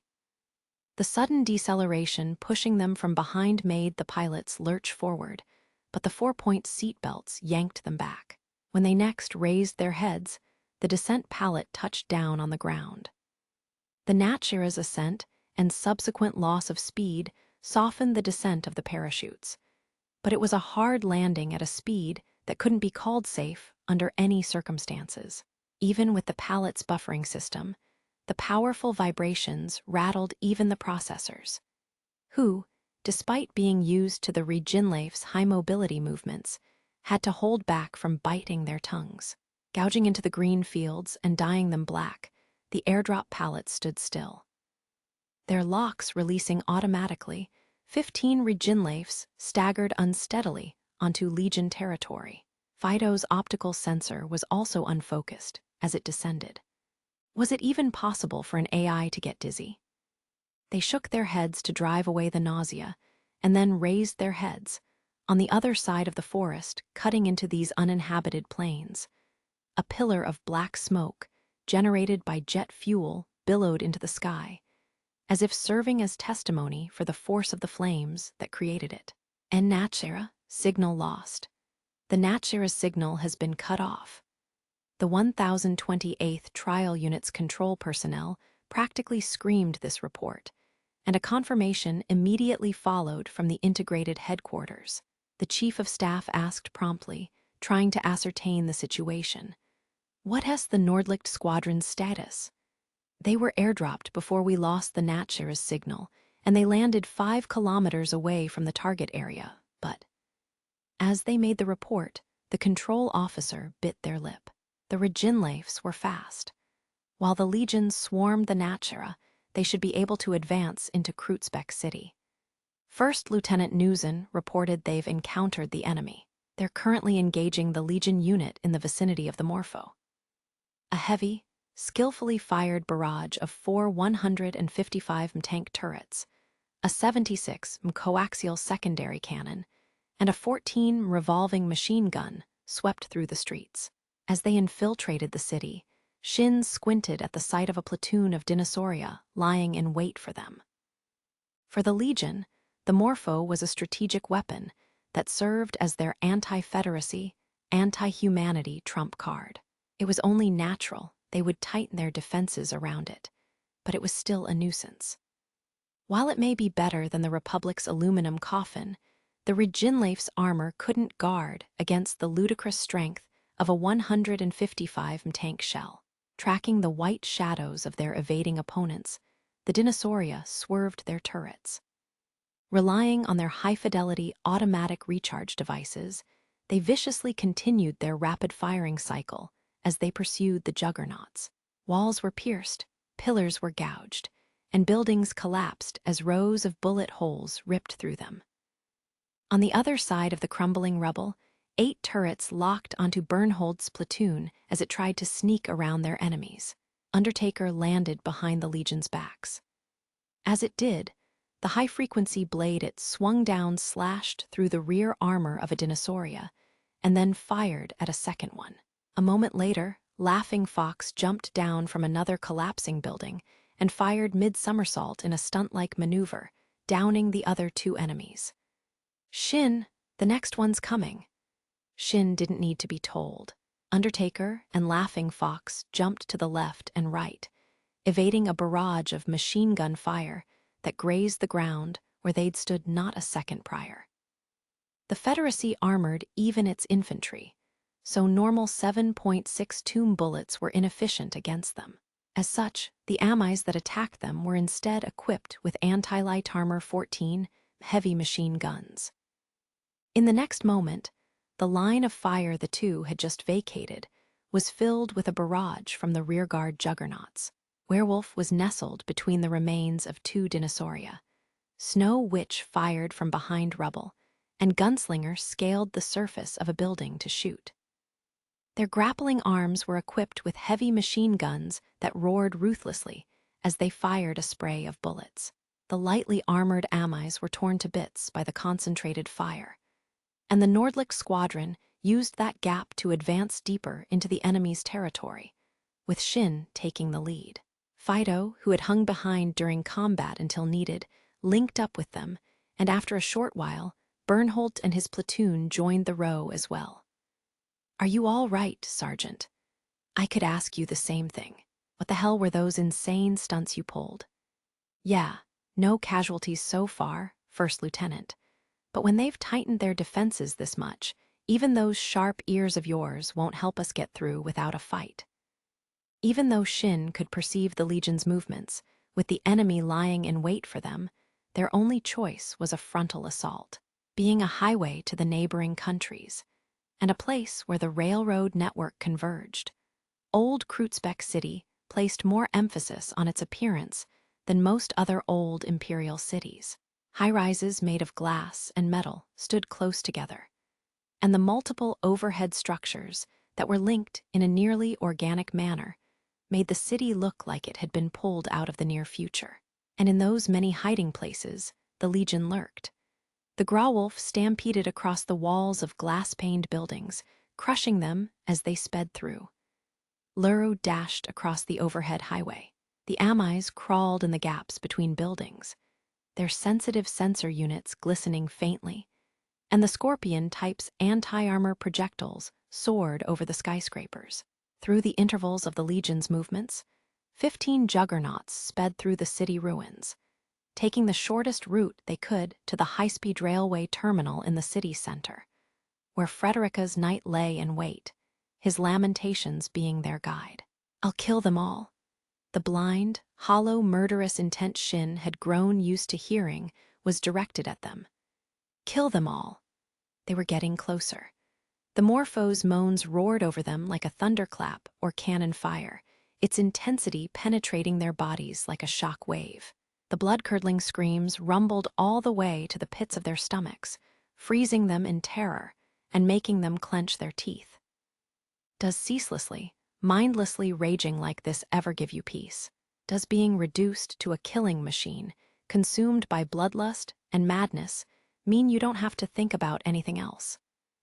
Does it help distract you from the fact that you no longer have anything to live for? Perhaps Ray was like that, too, a single doubt. A single question skidded across the surface of his mind like a thrown rock.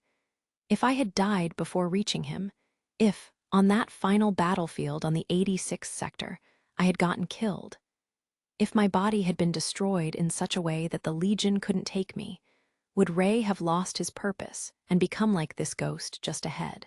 A monster that's only capable of spewing hatred against the world itself. And if I had lost my brother before I gunned him down, if I had been unable to achieve my goal, would I? In the next moment, the 86, the most battle-hardened and accustomed to horror, held their breath and froze in fear. Whoa, what is this? It's massive. It stood in a traffic circle bathed in inorganic colors, the concrete pavement lined with streetlights. Dawn should have already broken by now, but the deployed Eintagsfliege darkened the sky, painting everything in an eerie silver gloom. And beneath the silver sky, there it sat, its elongated form stretched out in defiance. Crouching, encased in a crystalline cocoon formed by the station's overhead frosted glass dome, its abnormal size capable of toppling a building.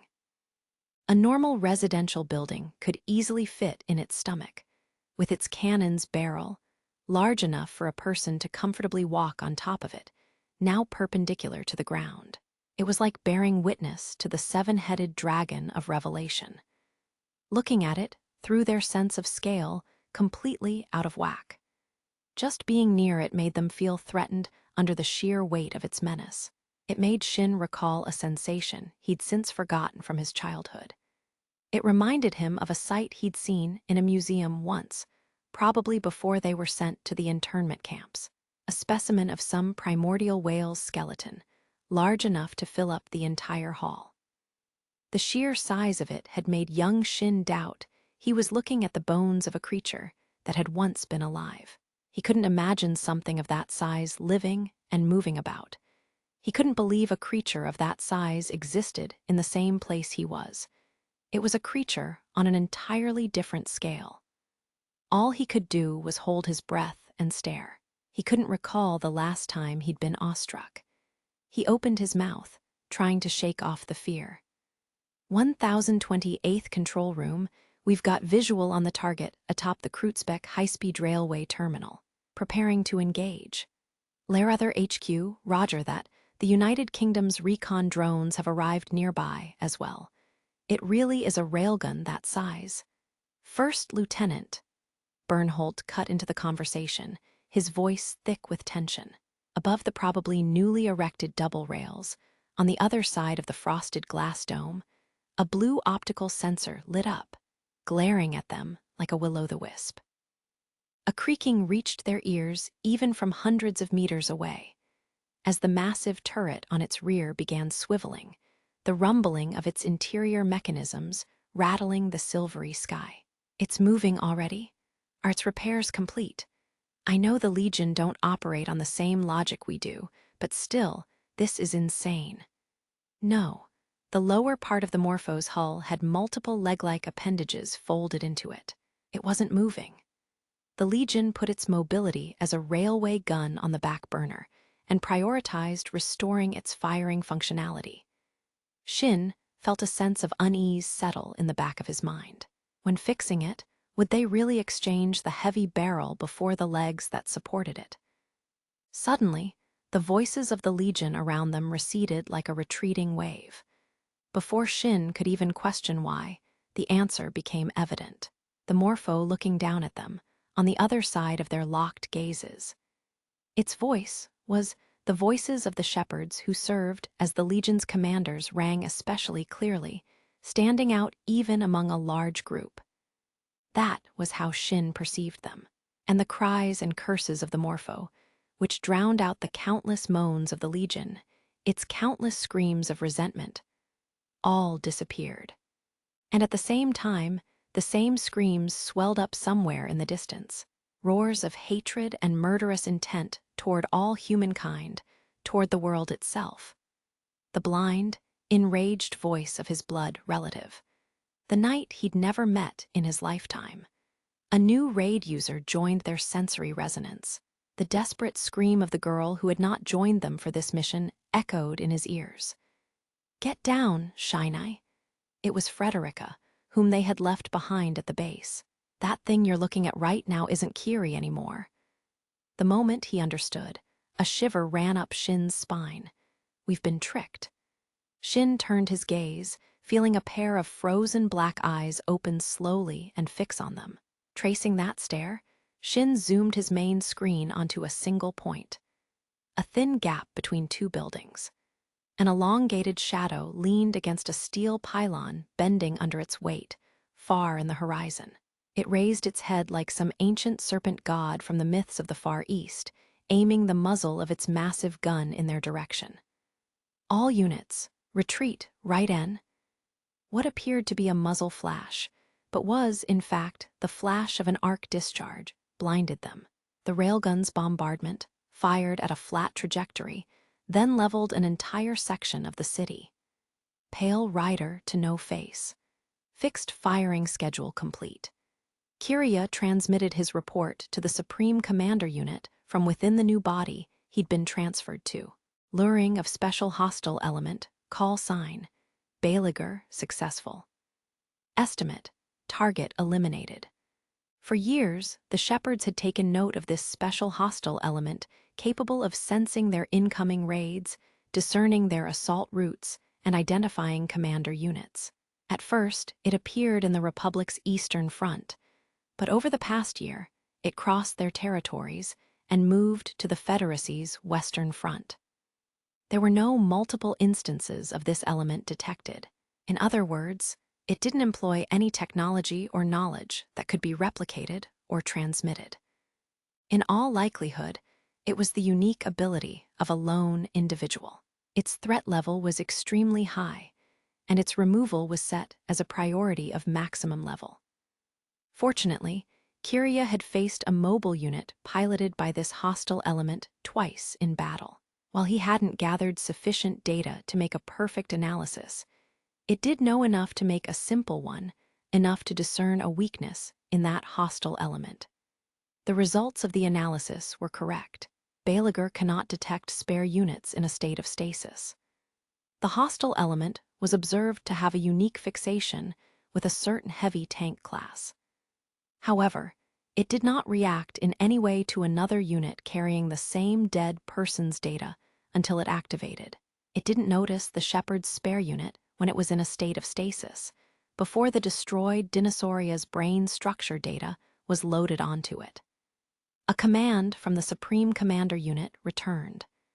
No face to Pale Rider, requesting confirmation of Belager's elimination. Kiria almost felt like scoffing. Yes, it had been a most painful thorn in their sides for the last few months. According to the Wide Area Network Colonel's decision, the large-scale offensive earlier and the resulting extermination would have taken 7 days. Kiria recalled noting the ironic similarity to the story of Genesis. But even that plan was foiled. The Federacy's Western Front saw through what should have been a perfect surprise attack, and the 3 countries successfully repelled them. The Grand Mur had been penetrated, but just as Kiria prepared to assist in the conquest of the Republic, he was counterattacked by the Federacy's cruiser missiles and took severe damage. The fact that they'd seen through his position meant his consciousness couldn't be transferred to this spare unit, and he'd been forced to tow his damaged body along for a month, all because this hostile element, with its ability to track their condition, was present within the Federacy. Pale Rider to no face. Request deemed unnecessary. Belager has been irrefutably destroyed. Acknowledged, no face. Withdraw from firing position immediately and return to assigned sector. Acknowledged. His gaze suddenly fell on what remained of the metal pylon he was leaning against. The sturdy pylon was snapped at its base under his weight of over 1,000 tons, its remains lying on the ground beneath him. Kiri, the now distant voice of his young mistress surfaced in his mind. He could no longer recall the face of his one and only Empress. She would cry when her handkerchief would get caught in the courtyard's trees, badger him about wanting to see the bird nests resting on their branches, and sneak past the watchful eyes of her attendants to climb the tree, only for her dress to get snagged by the twigs, leaving her stuck up there. Every time, climbing to get her down was his duty, but he would never do so again, not with this mechanical body, not in this world without her. As he turned around to leave, he stopped and turned his back to his former homeland. He had to hurry and raise this accursed world once, and for all. They were all speechless for a moment. Impact detected near the Kreuzbeck City terminal. It's presumed to be a bombardment by the Morpho. An uproar that bordered on a scream dominated the information center. Impossible. It shouldn't have been repaired yet. How did it fire? No. Everyone's eyes gathered on the chief of staff, who whispered suddenly. He spoke, his sharp chin propped on his arms and his gaze fixed on the main screen, which was currently covered with alert messages. If it wasn't repaired, but exchanged, if they prepared a spare unit from the very beginning, it's possible. Given its size, transferring its core to a spare unit would be faster than exchanging its damaged parts one by one. One would have to disregard the tremendous cost it would take to manufacture 2 railguns and 2 railway guns. But the Legion weren't human, and weighed against their prime directive to eliminate their enemy, this was a trifling matter. How absurd can these scrap metal bastards get? What's the Nordlicht Squadron's status? Unknown. The United Kingdom's observation drones were all destroyed in the bombardment just now. Observational data from Kreuzberg City's vicinity arrived in delay, rife with noise and peppered with signal lost notifications. We have to deploy the cruiser missiles. There's no point. Everyone's eyes converged on Ernst. Where are we supposed to fire the missiles? Do we even know what position the Morpho fired from? The officers who realized the reason behind that question grimaced. When the bases were attacked, surrounding radar sites perceived the bombardment's trajectories and calculated them backward to discern the firing position. But this bombardment was in the middle of enemy territory, and there were no radar sites nearby. They didn't know the enemy's position, so counterattacking was pointless. But, Your Excellency, the enemy is a railway gunner. If we destroy its rails, we'll at least be able to restrict its movements. But it'll still be capable of shooting down the majority of the bases on the Western Front, won't it? And besides, those are just rails. They'd be repaired in no time. There's no point in firing the missiles. But now that the Nordlicht Squadron failed, we don't have any other plans. The entire Western Front's exposed right now. We have to break this deadlock somehow. What would enduring a bit longer this time give us? What will we do? Send another unit at it. This time without any chance of opening a way back for them. The handful of cruiser missiles they'd scraped together was meant as both a fail-safe in case the operation fell through, and a way out for the strike force in case the Federacy's army failed to reach Kreuzberg City, so that even if they didn't get there in time to help the strike force, they could at least whittle down the number of legions standing in their escape route. To at least not tell these child soldiers they'd sent to their deaths that they weren't allowed to return. Looking around the information center, Ernst smiled. Did you think I would allow you to do something as shameful as abandoning soldiers we've sent out to enemy territory and trash our plan just for fear of your own lives? That I, the Federacy's stand-in president and supreme commander of its military, would allow that? That doesn't coincide with the Federacy's ideals. And if we can't protect and abide by that, we may as well be destroyed here and now. Silence settled over the information center. The president's words rang true. Yes, those were the ideals a person should live by. Justice at its finest. But sticking by them, to execute the orders as they were was far too, the fire drake smiled, seated on the commander's seat.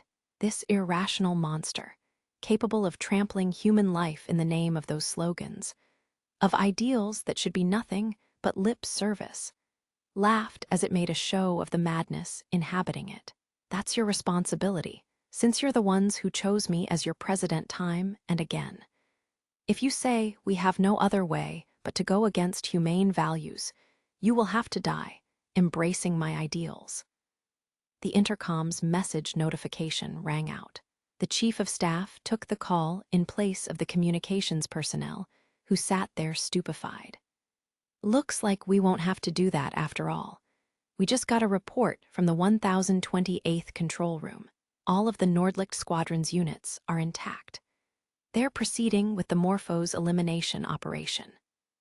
The warning arriving just barely on time, them being in the city center, and there being plenty of relatively sturdy buildings to shield the juggernauts, were all deciding factors in their survival. The shock waves still sent Undertaker flying and landing on its back. Shin shook his head dizzily as he got the unit to its feet.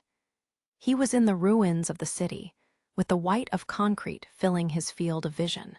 the buildings caved in, and the pavement was blown to pieces. Having been exposed to concentrated fire, the old high-speed railway terminal was quite literally gone, without a trace. A piece of metallic wreckage lay at the corner of the crater, spouting silver micro-machine blood. A decoy, and it wasn't one of the Legion's stupid wooden dolls, either. Using their advanced artificial intelligence and learning capabilities, they constantly adapted to humankind's weaponry and tactics. And then there were the shepherds, who carried copies of undamaged human brain structures and possessed an intelligence and knowledge equal to what they'd had when they were still alive. Still, this was the first time Shin's ability to hear the ghosts' voices was used against him like this. Shin narrowed his eyes, glaring at the massive shadow that had just bombarded them from atop the pylon. What the hell is that buggy bastard? If anything, it's a centipede. It's got long legs and they're kind of wiggly. I don't care what it is, it's creepy. Yes, it did resemble some carnivorous arthropod. It had a black, serpentine frame. Its countless segmented legs were now folded into its torso. The barrel of its staggeringly large 800 caliber turret was long, so as to grant its shells their initial velocity of 8,000 meters per second. It had the disgusting, eerie artificiality of a slaughter bug driven not by intelligence or will, but by murderous instinct alone. The physical manifestation of the cruel heartlessness inherent to artillery, the weapon that claimed the greatest number of lives despite never bearing witness to anyone's death. Under the silver-stained sky, beneath the darkened dawn's light, this ebony giant towered over the ruins. The unrealistic, foreign majesty of its single blue eye truly did invoke the image of an evil dragon capable of challenging the gods. The blue optical sensor scanned over the ruins slowly, seeming not to notice them as they hid between the buildings. It haughtily surveyed the destruction it wrought, confident that it had annihilated its targets. All units, all 15 squad members were still connected to the para-raid. Some units had taken damage from the scattered shards of rock and the shock waves, but no one had died. All were still capable of fighting. Change of target. Direction 280, distance 5,000. High explosive anti-tank warheads, fire. At that moment, a line of fire concentrated on the morpho from between the buildings tilting toward the crater's bedrock. Ignoring all rules of artillery theory that dictated one must move after firing to avoid counterattack. The morpho remained seated on its throne atop the pylon as the 88 rounds blanketed it. They were slower than high-speed anti-tank rounds, but still achieved a speed several times faster than the speed of sound. It took the Heats only mere seconds to traverse the 5 kilometers to their target. Something lit up on the morpho's rear, and simultaneously its close-range defense systems kicked into action, its machine guns roaring as they mowed down the 88 rounds. Anju fired her missiles a moment later, but the morpho calmly allowed its upper armor to absorb the blast of their smaller bombs, without a single one penetrating it. Shin calmly noted to himself that it was tougher than he'd thought as he squeezed the trigger. The rest of the squad slowly closed in on its front, from the brink of the city ruins. Using the smoke screen generated from the Hetes and the anti-tank rounds, more high-speed piercing rounds soared through the sky, impacting near the base of the morpho's turret. As the flames of the explosion blinded its sensors, the massive dragon seemed to stagger back lightly. Too shallow. It still wasn't enough to penetrate its armor. Most of a high-speed armor-piercing round's power stemmed from its velocity, so the closer it fired from, the greater its penetrating power became. That was why they drew closer to it, but even this distance wasn't enough. And if they moved in any closer, there wouldn't be any cover to shield them from its line of fire. Shin's eyes sharpened as he wondered how to diminish the distance any farther. Just as he thought he had shrugged off the pea-shooter rounds the surviving insects pelted him with, the sudden impact rattled Kiria's body. startling him. He swerved his optical sensor, his gaze landing on a pearly white shadow approaching him with surprising speed. The blurry shadow of a pure white, four-legged, headless skeletal spider, creeping in search of its lost head, bearing an 88 cannon on its back. Both of its grappling arms were equipped with high-frequency blades. Even Kiria realized how unusual of a weapon that was for a feldress. On a battlefield where firearms reigned supreme, brandishing a sword and wielding close-range equipment bordered on suicidal madness. It was Belager, the special hostile element with the ability to observe all of the Legion's movements. And when he saw its personal mark, Kiria felt his non-existent breath catch in the throat he didn't have. A headless skeleton carrying a shovel. A headless skeletal knight was the crest of the News and Lines founder, and the family head had once sent the picture book themed after his story to his grandchildren, born in the Republic. It can't be, is he? Ah, a dark elation, the likes of which he never knew surged up from within Kiria. He was alive, no. He had somehow survived in that state. A communication arrived from the Supreme Commander unit. No face to Pale Rider.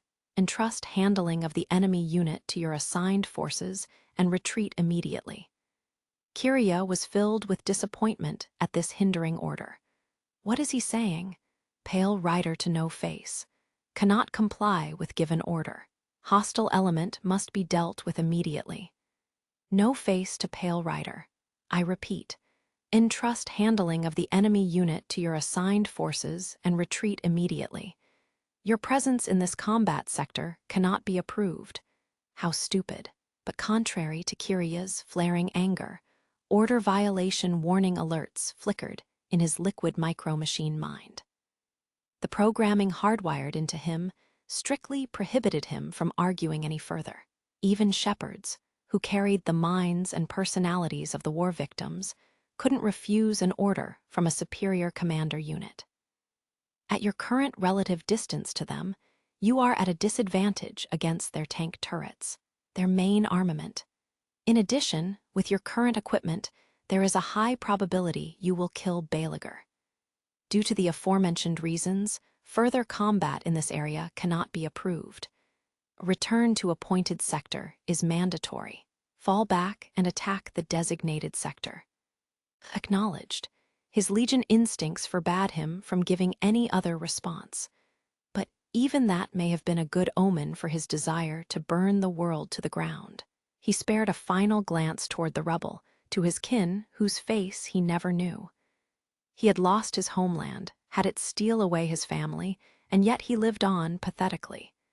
Even though you're the same as me, even though you have nowhere to go but to the field of battle. I'll show you. Unwinding his body, he leaped off the pylon. Landing on the rails, which creaked under his massive weight, he paid one final glance to his kin, whose face and name he had never known in his lifetime. Come after me. I'll burn it all to the ground. The comrades who follow you, the land you mean to return to, everything that makes you human. Let your solitude consume you.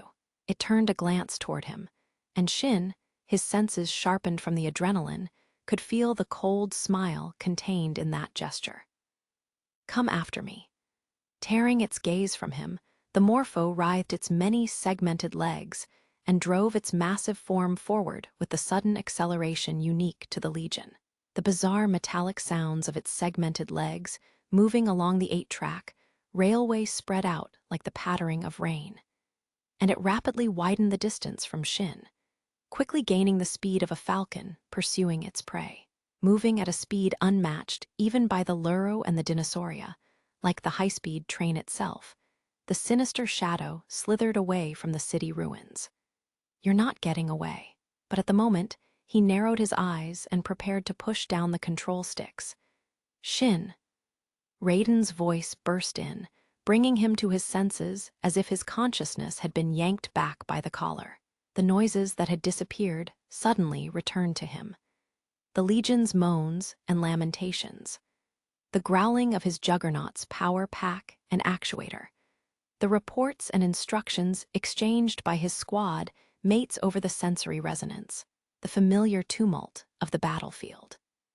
The guarding Legion forces, who scattered off to avoid the Morpho's bombardment, returned, and Shin could hear the voices of the other Legion nearby, beginning to approach the area as well.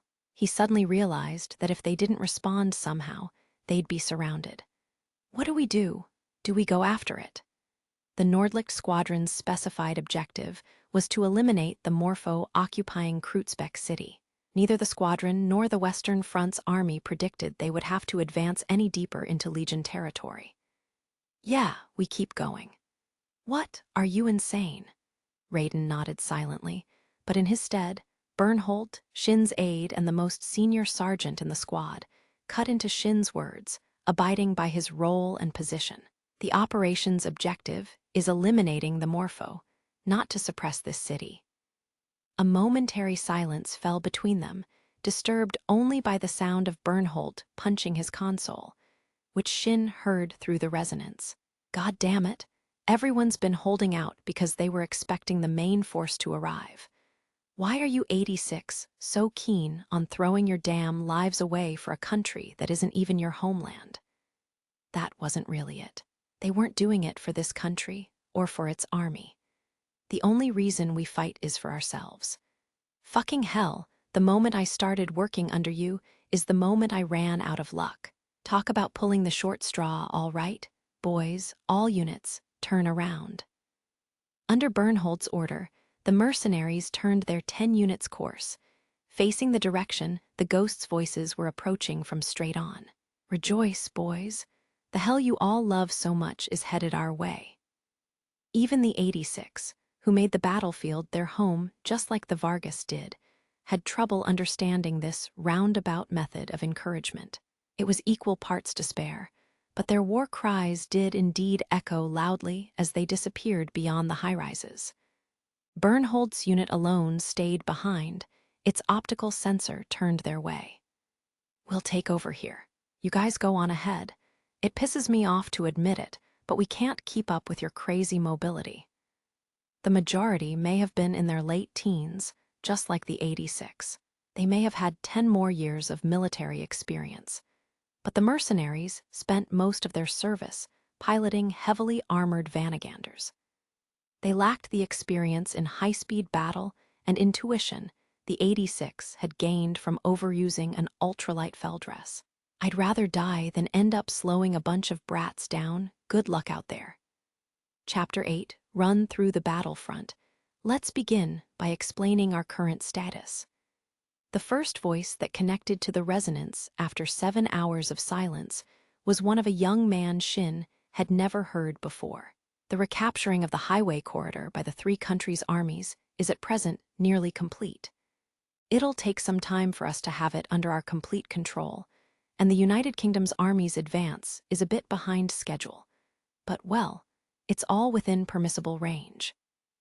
Sitting within Undertaker's cockpit as it lay in hiding, avoiding the gaze of the Amis, Shin didn't so much as acknowledge he was listening. The patrol unit wasn't so close by that it could pick up the sound of him talking in the cockpit, but they weren't far enough away to allow for any distractions, either. Perhaps taking the situation into consideration, the person on the other side of the resonance, apparently, the Western Front's chief of staff, didn't fault Shin or cite it as an act of disrespect. This was, after all, a company officer ignoring the words of a commanding officer. This operation's secondary objective is therefore accomplished. However, our primary objective of eliminating the Morpho is, sadly, not yet complete. Oh, the fact that we didn't consider the existence of a second unit was a blunder on the General Staff Headquarters side. You guys on the field aren't seen as responsible for it.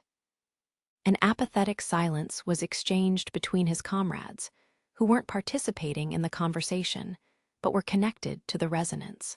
No one cared about that anyway. If we fail in eliminating the Morpho, this entire operation will have been for nothing. As such, all forces will continue their offensive. We will limit our sphere of suppression to the areas surrounding the old high-speed railway tracks, and gradually narrow down the range as we march in pursuit of the Morpho. Shin intersected the web of the old high-speed railway tracks over his map of the area, confirming the route the main force would take, as the chief of staff was describing it. They were to advance 150 kilometers south along the old empire's border, and would then turn east at the fork in the road. You are presently 70 kilometers west of the Western Army's main force. The cruise speed of a small unit like you and the Corsai's main force is entirely different. That distance will probably only grow from here on out, so I want to confirm this one more time. Are you sure you want to continue pursuing the Morpho? This mission never had any support or reinforcements to begin with. Nothing's changed. But one thing will change, and that's the amount of time it'll take you to regroup with the main force. I'll be frank, we can't guarantee the main force will reach your destination or that you'll survive until it gets there. Shin sighed lightly. What was the point of saying it this late in the game? That had been perfectly clear to them since the beginning. But we don't have any other way of doing this, do we? The chief of staff seemed to smile bitterly. Saying that leaves us in a bind. You see, someone has to do it, and even though you said you were up for it, it wouldn't be fair to not give you the option to back down once the situation's changed. What I'm trying to say is you can fall back if you've changed your minds. That must be a joke. If we waste time falling back, the Morpho will just retreat that much deeper into the Legion's territories. It would just make eliminating it that much harder. Shin felt the presence of the chief of staff's smile deepen. If you fall back and retreat, the difficulty of the mission wouldn't matter to you anymore, would it? Given we'd eventually get killed anyway if the Morpho isn't dealt with, it's all the same to us. What's the point of running away today if we'll just end up dying tomorrow? Is that so? Well, that's all we had to report. Any questions? No, sir. Having taken over the surface allowed the Federacy to deploy anti-air guns and burn down the Eintagsfliege, which meant aircrafts could be flown to the vicinity of the front lines. Good Lord, those kids are dark. Or maybe inflexible would be the right way to put it. I feel bad for them, but at this rate, they'll die in battle sooner or later. The chief of staff scoffed shortly, handing his raid device to a nearby aide, believing that seeing the situation with his own eyes would be more reliable than relying on reports. He'd come to the front lines, which were currently bustling with preparations and reorganizations for their resumed progress. Somehow they'd finally arrived here, a small hill with a perfect, unobstructed view of old Kreuzbeck City. The place was still full of survivors who chose to remain on the front lines, newly arrived reinforcements, and also the injured and deceased who would be sent back to the rear. The sound of soldiers in charge of supply and reorganization intermingled with the roaring engines of trucks loaded with body bags. Near a smoking, crashed Vanagander, combat trucks filled to the brim with armored infantry and stretchers loaded with the injured passed one another by. He squinted his eyes at the empty lot, which was all that remained of Kreuzbeck's urban area in the wake of the Morpho's rampage, pretending not to notice how the armored infantry soldiers stiffened with fatigue when they realized there was a high-ranking officer in their midst. Looking over the battered ruins of a Reginnleif, he found Gret, who sat in its cockpit grimacing, nearly unharmed in contrast to her machine. Yes, nearly unharmed. They were prepared to accept that she died once they lost the Natschera's signal, but to their surprise, she was fine. The chief of staff considered keeping that fact hidden from the major general, who, despite appearances, was beside himself with concern for her. Exactly who is going to die sooner or later exactly? Willem. I'm sure the mixed blood, Republic-born first lieutenant is quite an eyesore for a former noble, a pure-blood onyx like you, but come now. I'm not that narrow-minded, Gret. Those of mixed blood have their own grace and appeal, a once-in-a-generation, grotesque beauty. The chief of staff's lips curled up in a smile. He wasn't worried for you. Seems to me you didn't do a very good job of taming him. Of course he wasn't. If I had to have a boy that's a decade younger worry for me, then never mind the Legion. The shame would kill me. And besides, that was something the Reginleif's murderous mobility, the fact that they were true to Gret's vision and requirements, granted them. I see your skills haven't diminished one bit. Spider-Woman, the Legion-slaying Black Widow, was it? A crease formed over the bridge of Gret's nose. Cut that out, Killer Mantis. You know how I got that nickname, after all. The Chief of Staff let out a light-hearted chuckle. Of course I do. I was the one who made it up, by the way. Brides who have to put on mourning dresses before they even have the chance to wear their wedding dress are rare. You piece of shit. He extended a hand to Gret as she swore at him, and he helped her down from the Reginleif. 10 of her subordinates, the beastmen of the Vargas, were climbing up the hill. Exchanging a glance with the young sergeant looking up at them, Gret shrugged. I did it out of respect for the idiot who died, leaving behind the woman who turned me down a month before she became his bride, especially when the Major General and I were getting ready to pick on both of you by covering the church with roses, you know. Out of anger for said idiot, they instead stuffed his coffin, which didn't even contain his remains, for there was nothing left to collect, full of the damn petals. I feel nothing for that monster, but I hate the idea of seeing you cry again because of him. So in that regard, I don't particularly want him to die in battle. They hid their juggernauts in the tall underbrush of a deserted evergreen oak forest, where they apparently avoided the Amises' detection. The faint footsteps of the patrol unit and their moans of suffering gradually faded, and Shin released his stilled breath. Seeing that, Raiden, docking inside Werewolf a short distance away, asked him, "They gone?" "Yeah, but let's wait a while longer just to be on the safe side. Let's take a break while we're on standby." His words made the suspense on the other side of the resonance loosen a bit. He could feel some of them stretching. The Reginleif's cockpit may have been preferable to that of the claustrophobic Republic juggernaut, but it still had comfort and survivability as its lowest priority. In order to minimize the projected area in the machine's front, a Feldress cockpit was cramped, not taking the stress of its pilots into account. Climbing out of the cockpit, they found that the sun, which hadn't even risen when the operation began, was now almost at its zenith, with sunlight filtering through oak leaves, softly illuminating the shade of the trees. Rays of sunlight intersected, painting an uneven circle over where the 5 juggernauts were, accompanied by Fido, which followed after them.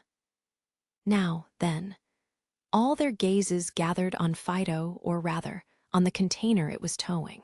Before they'd deployed, they'd been so caught up with briefing and checking their rigs that they hadn't had the chance to check it. And sure enough, they hadn't seen her that morning. Feeling everyone's glare on it, Fido beeped a feeble pie and stirred with guilt. The container lacked windows, and yet someone inside felt their gazes and reacted in a panic. Meow meow, are you a moron? Everyone but Shin simultaneously quipped back, though Anju had said, "Are you an idiot?" Instead, albeit in hushed tones as they were still in enemy territory. Ignoring the cliched, over-the-top reactions, Shin spoke.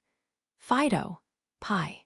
Swiveling its optical sensor aside in a needless display of shame, Fido kicked its front legs against the ground. "Open the container. That's an order. Pie." "You mustn't, Fido. Do not open." At the back of the opened container, sitting in a squat between a fixed magazine of 88 shells and an energy pack, was Frederica. Before she could even say anything, Theo reached into the container and grabbed her by the back of her collar and pulled her out as if she were an unruly cat. "What are you doing here?" Frederica flinched at the sound of his voice. They may have suppressed their voices, but it was a shout of honest rage. "Don't you know we might not be able to come back? Why did you follow us here? If anything happens, you'll just end up dying with us." For a moment, Frederica's crimson eyes flashed to life. "It is that very attitude that unnerves me, you bumbling fools." Taken by surprise, Theo fell silent. Realizing the danger raising her voice could bring, Frederica covered her mouth with both hands. She looked up nervously, and Shin shook his head. The Amis had gotten some distance away from them, and with the dense foliage mostly dispersing her voice, it seemed they hadn't heard her. They may have been pretending, but there weren't movements in their main force either. Good grief, what do you mean by might not be able to come back? Do away with that kind of resolve, I say. How long do you intend to hold on to that willingness to die at any time? How long do you intend to remain trapped in the 86th sector? Ernst ordered you to return at all costs, did he not? That is the fate you've been entrusted with. And so, raising her slender, delicate shoulders, she continued, I am a hostage, meant to ensure that you do not run away. Not from the battlefield, but from your mission to return alive. You do not wish for frail, innocent little me to be involved, correct? With her face still somewhat pale, her lips alone curled into a smile. Returning her glance, Shin sighed. Raiden, if I told you to take her back, don't ask me for the fucking moon, man. The only one who could possibly pull that off is you. It was like Raiden said. They were 70 kilometers away from the main force and heading east. Avoiding the Legion was impossible unless one could tell exactly where they were. But we ain't got a choice. Fine, she can stay in my rig sides. No one but me can carry her. The Juggernaut's movements were already fast to the point of damaging the human body, and Frederica wouldn't be able to withstand riding with vanguards like Shin and Theo and their crazy stunts. A sniper like Kurina couldn't afford to have her concentration interrupted, and that held true for Anju as well, who specialized in one-against-many combat. Having her ride with Fido, which wasn't armored, wasn't acceptable, so by process of elimination, only Raiden was left to carry her. Forgive me. Don't pull this crap on us again. Even without you doing this, we weren't marching to our deaths. I understand. Sensing her red eyes turn to him, Shin looked down at her lowered head and said, Frederica? She raised her head, and he tossed something haphazardly in her direction. Catching it in surprise, Frederica then widened her eyes when she saw what she was holding. An automatic pistol. It was the old type used in the Republic, larger than the Federacy's standard model. You know how to use it, right? If we get wiped out, or you can't link up with the main force, use it to end yourself.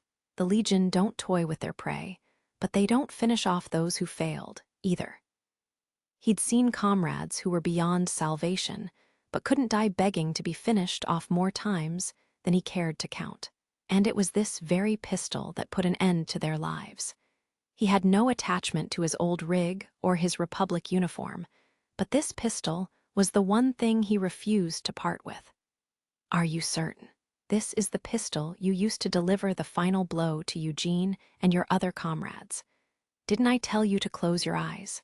Fool, it was your memories that I saw. It's because you intend to carry everyone with you that. Stopping herself from uttering the very end of that sentence, Frederica embraced the pistol. I will gladly hang on to it then, but my small hands cannot handle such a heavy device. I shall force it back into your hands once we return to base, so we must return together. It was getting late, and they were unable to move with the patrol unit still skulking about in the vicinity, so they decided to use this time to have an early lunch. They began setting up a small camp, with the exception of Frederica, who didn't have the first clue about what to do when it came to camping.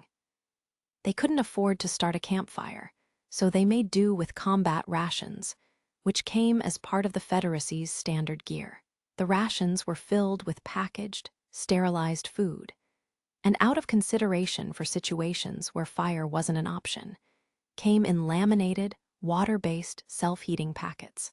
As they took the laminated packs, which were emblazoned with the Federacy's symbol of the two-headed eagle, and an explanation of how to use them, out of Fido's container, and spread them out on the gray, urban camouflaged ground, Shin scoffed.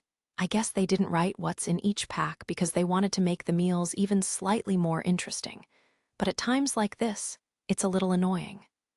True. Raiden, standing nearby, nodded in agreement, but Frederica didn't understand what they meant. Combat rations came in 22 varieties, and there was no way of knowing what you got until you opened it up. It made opening them up feel kind of like unwrapping a present, which was probably the intent here. But when she was handed a ration heated up with the flameless ration heater, she finally realized what they meant. It's pretty hot, so be careful you don't get burned. It seemed the Eintagsfliege and the Rabe weren't deployed above them. There was no telling how long their trip would take this time. So Fido found a spot with some good sunshine and spread out its solar panels as the group opened their packs. The laminated packs were to be carried in crates and airdropped, so they were particularly sturdy, but everything besides the external packaging could be opened by hand. After opening her package, Frederica held her breath. The scent of burnt meat leaked out of a hole in the package. She'd spent half the day in Fido's container. It wasn't pressurized, since it sat in the Natura, which specialized in low-altitude flight and didn't have nuclear or biochemical precautions in place, since a container was never meant to ferry people. As such, for the time she was in there, the sense of the battlefield infiltrated it freely, including the smell of smoke and melted steel, of the heat of bombshells, and the scent of burnt human flesh, which the smell emanating from the pack made her recall in vivid detail. Shin, who'd assumed this might happen, noticed Frederica cover her mouth with her hands and posed a question to the other four. "Does anyone have a pack that doesn't contain meat?" "Oh, I got trout. Let's trade, Frederica." Curena snatched the pack from the girl's hands, depositing her own ration in Frederica's arms instead. The characteristic smell of animal meat faded away, and Frederica exhaled in relief. Theo then said, dipping the included spoon into the country-style stew in his pack, "It kinda goes without saying, but these things weren't made assuming a kid would eat them. The portions are pretty big, so eat up as much as you want." "Aye, but..." The memory of the smell of charred meat still remained in her nostrils. Stabbing her plastic fork into the brittle, pale fish meat that had the certain blandness that packaged foods often had, Frederica finally said, "I'm surprised you can still eat meat." She seemed to instantly regret those words, which almost felt like she was criticizing their ability to remain unchanged in the face of the many deaths they'd encountered. Shin and the others didn't seem to mind, though. We're used to it. Having to eat after carrying the wounded away wasn't unusual, after all. We don't really mind, and our stomachs growl all the same. At first, you don't even want to see meat, but you forget about that after a while. As they spoke, the five chewed away at their rations with surprising speed, truly not associating the horrors of the battlefield with cooked meat. This was enemy territory, and they didn't have much time to idle around. Stealing her resolve, Frederica concentrated on eating her trout and cream stew. She chewed, then swallowed. Curena snickered as she watched Frederica's expression stiffen in silent disgust. "Is it too harsh on your refined palate, Princess?" "Yes." There was some effort put into making the rations palatable out of the understanding that the food's taste could affect morale. But in the end, caloric value and shelf life were prioritized above all else, meaning flavor was often sacrificed. The Federacy's combat meals were usually provided by Basie's kitchens or kitchen cars sent out to the battlefield, and these rations were only spares usually placed in storage. They were still tasty enough for the majority of rank-and-file soldiers and non-commissioned and junior officers. But for the last empress and the adopted daughter of the temporary president, it was the furthest cry from the rich cuisine she had grown accustomed to.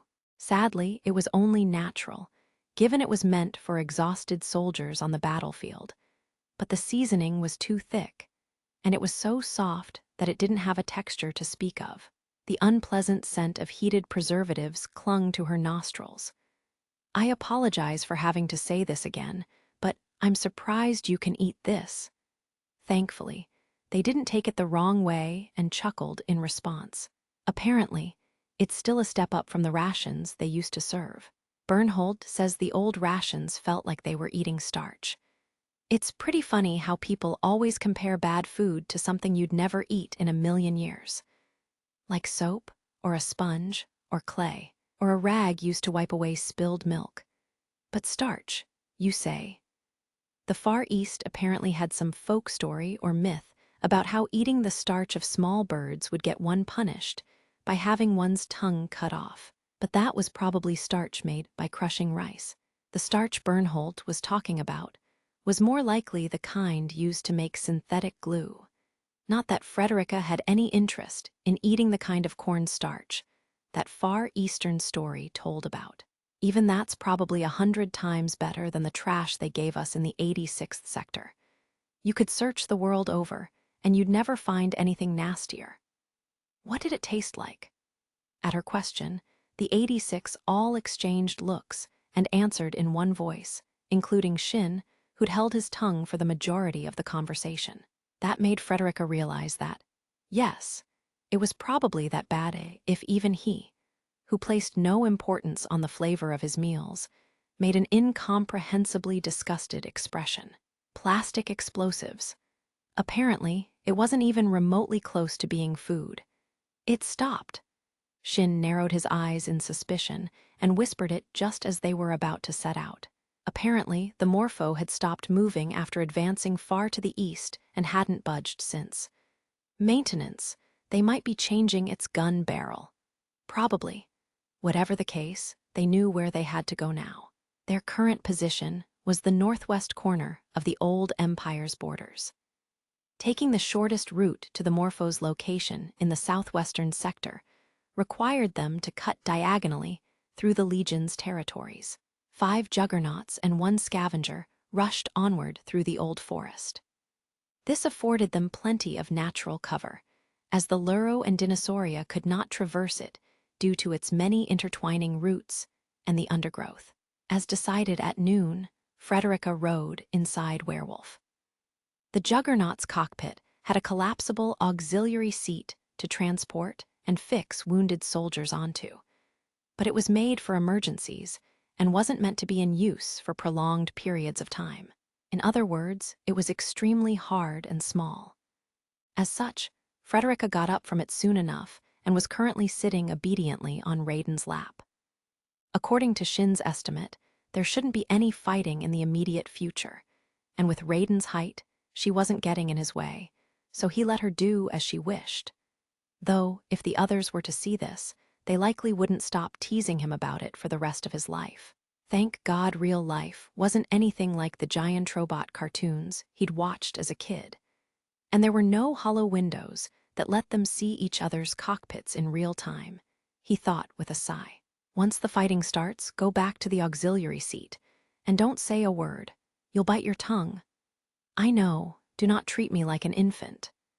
But as she said that, she kept getting distracted by the outside view of the optical screens, getting excited just as a child would.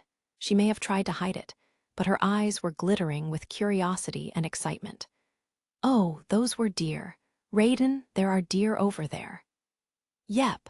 Glancing to the side, he spotted 2 deer in the distance, their black eyes locked onto the unusual intruders in their midst.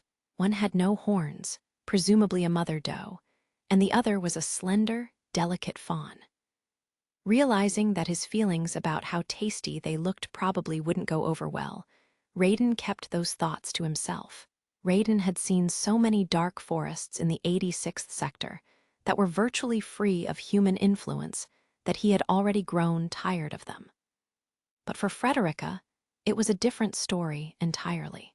All she knew was the Empire's final fortress, the city of Sankt Jetter, and the advance bases and their surroundings. So for her, these sights were all new. And that in and of itself wasn't a feeling Raiden was unfamiliar with. It was nearly a year ago, sometime last fall, when they were first sent on their special reconnaissance mission. They saw so many new sights back then. Seeing something you've never known of before with your own 2 eyes is truly something special. That held true even for Raiden, who'd been kept in the 85 sectors for 5 years and had the unusual chance to watch television. He could only imagine what it was like for his comrades, who'd been thrown to the 86th sector 10 years ago and knew only the battlefield and concentration camps. When was it again? They'd stopped at some old, abandoned city somewhere. There hadn't been a single cloud out that day, and the sunset had filled the sky. The ruins had shone in the light of dusk, which washed over the townscape made entirely out of white stone and reflected on the rows of maidenhair trees with their fallen, autumn-colored leaves, resulting in a golden glow. Kurena had frolicked through the ruins happily, tripping over the fallen leaves and tumbling down spectacularly. Shin had broken out laughing when he saw her, and her eyes had instantly gone red. Right back then, he laughed. So when had it become like this? He then noticed Frederica was looking up at him with her big red eyes. Raiden, you truly are Shine-Eye's best friend. Like hell I am. We just can't get rid of each other. Her overly direct assertion was a statement he would never admit, which made him deny it almost reflexively. But Frederica's earnest eyes didn't waver. You mean since the battle earlier? No, I mean since the large-scale offensive. Raiden scoffed. That wasn't the first time she'd mentioned this.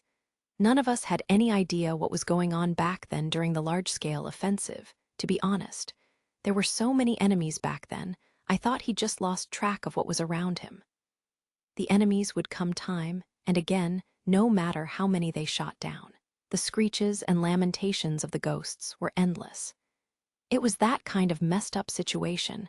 Why'd you even resonate back then?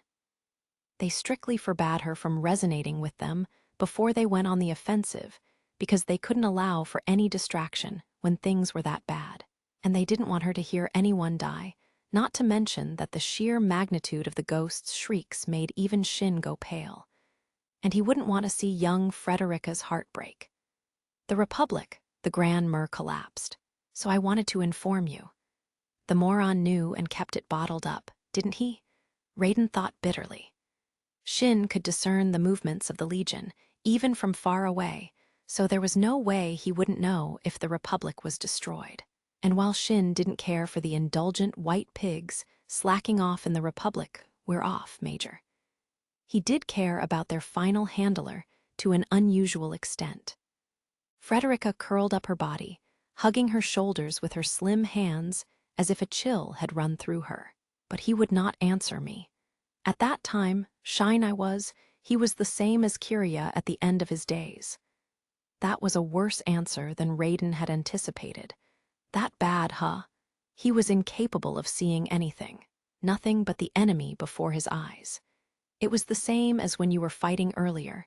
No, it has become more severe since the large-scale offensive. Yeah, it was the first time he lost sight of the fact that we were even there. No, there was one other time that had happened. It was back in the 86th sector, during their final battle in the First Ward, when they faced off against the lost head Shin had been seeking for 5 years. The ghost of his brother. He'd said he would do it on his own, and he'd forgotten they were there. So that's what this is. Frederica, if you were told to go back and leave this moron behind, would you stay here anyway? Her crimson gaze didn't waver in the slightest as she nodded. Looks like they've decided to set out again. The interior of the armored control vehicle, which seemed too boorish to be used by royalty, was dark, with the silhouette of the figure sinking their back to the command seat's backrest, and the girl kneeling at his side, barely being visible from outside. The Crown Prince spoke, standing at the vehicle's door, dressed in the United Kingdom military's long-collared uniform. The Federacy Esper leading the pursuit after the Morpho reports that the dragon seems to have stopped at the southern territories, atop Eagle Bloom.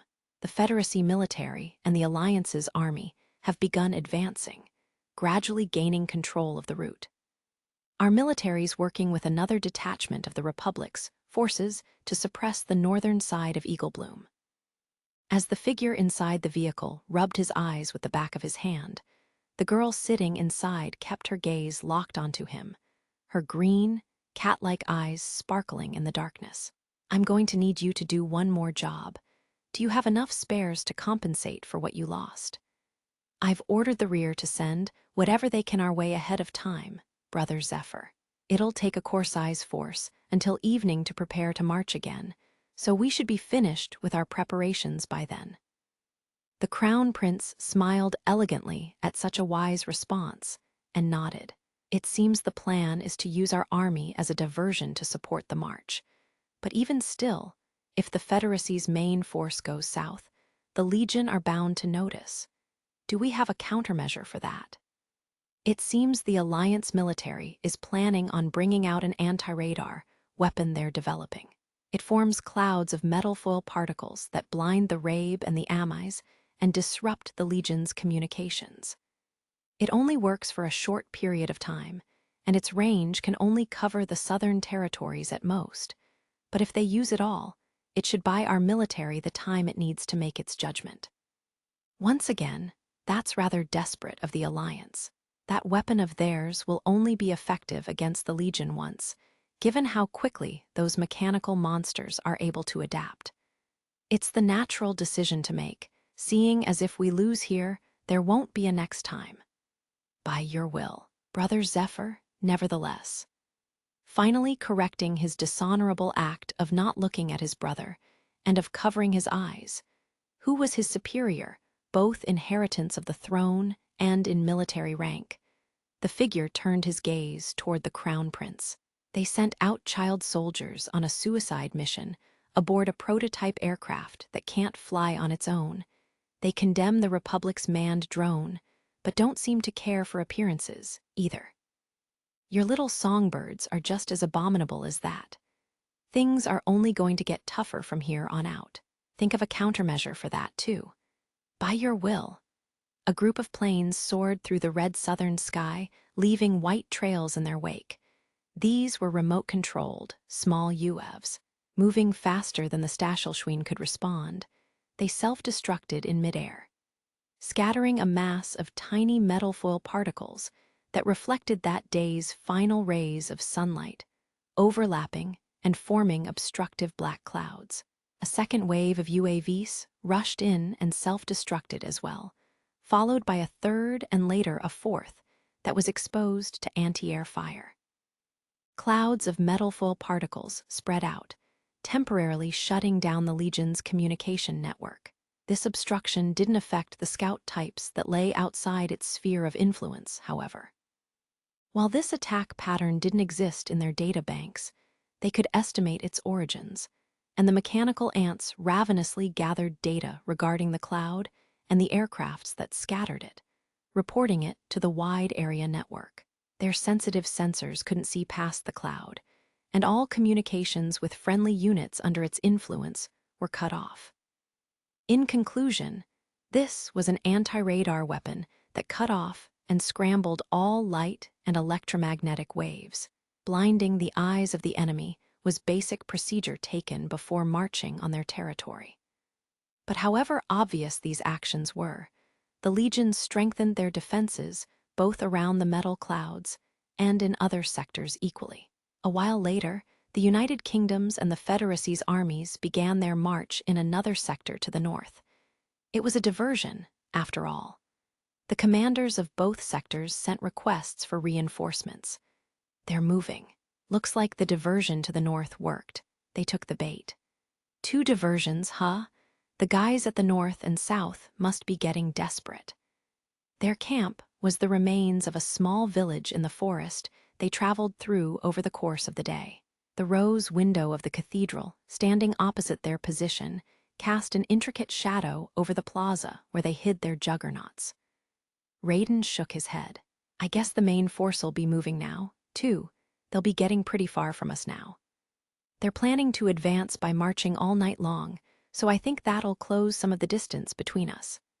Yeah, figures.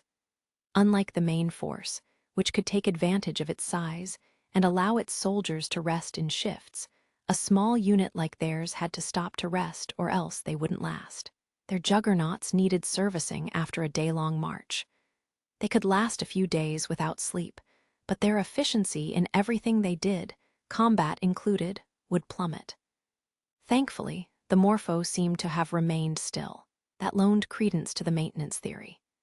It had an 800 barrel, so just loading its several tons probably took a colossal amount of effort. Its armor was capable of deflecting even 88 shells, so each of its armor modules was exceptionally heavy, and perhaps going into combat immediately after transferring its central processor structure diagram impacted its need for repairs. 2. The past residents of this village had abandoned it after it had been attacked by the Legion, or perhaps even much sooner than that, and so its buildings hadn't been damaged by fighting. There might have still been functional hearths or stoves, so the three girls, Frederica included, went through the houses to check their kitchens. Thea visited the residential houses on the hunt for any good rooms they could rest in, and right now, only Raiden and Shin were near the cathedral. Shin directed an indifferent glance at Raiden, and before he could reply with an apathetic what, Raiden cut in with a remark of his own. Take Frederica and go back.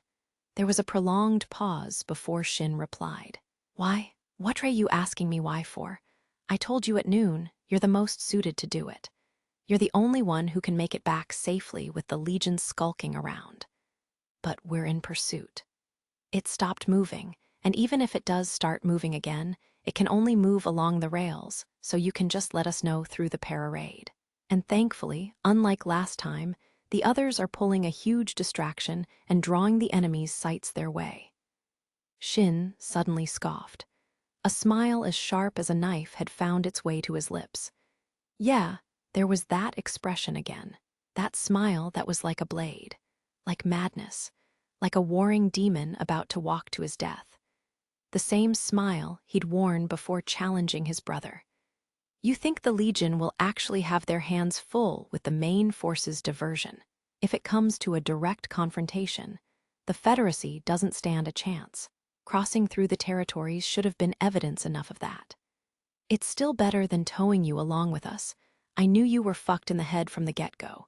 But recently, it's gotten even worse, and that last fight we had settles it. Fighting like he was walking the razor's edge between life and death, with a savagery that bordered on foolhardiness, was par for the course for Shin.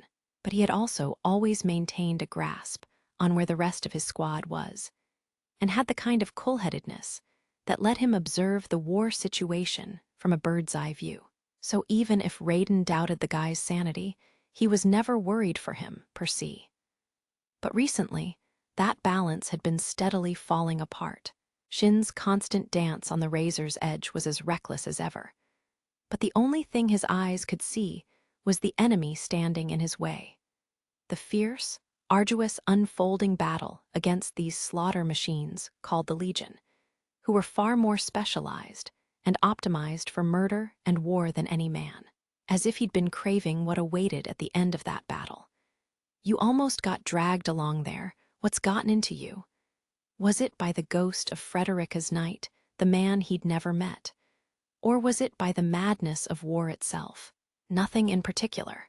Raiden clicked his tongue. He didn't want to believe it, but, you really think I'll believe that, you moron? Or maybe Shin really didn't notice what had been wavering unsteadily beneath that stone face of his, the conflicted feelings that had been tormenting him for some time now. What's not to believe? Unfortunately for me, I've known you for a long time.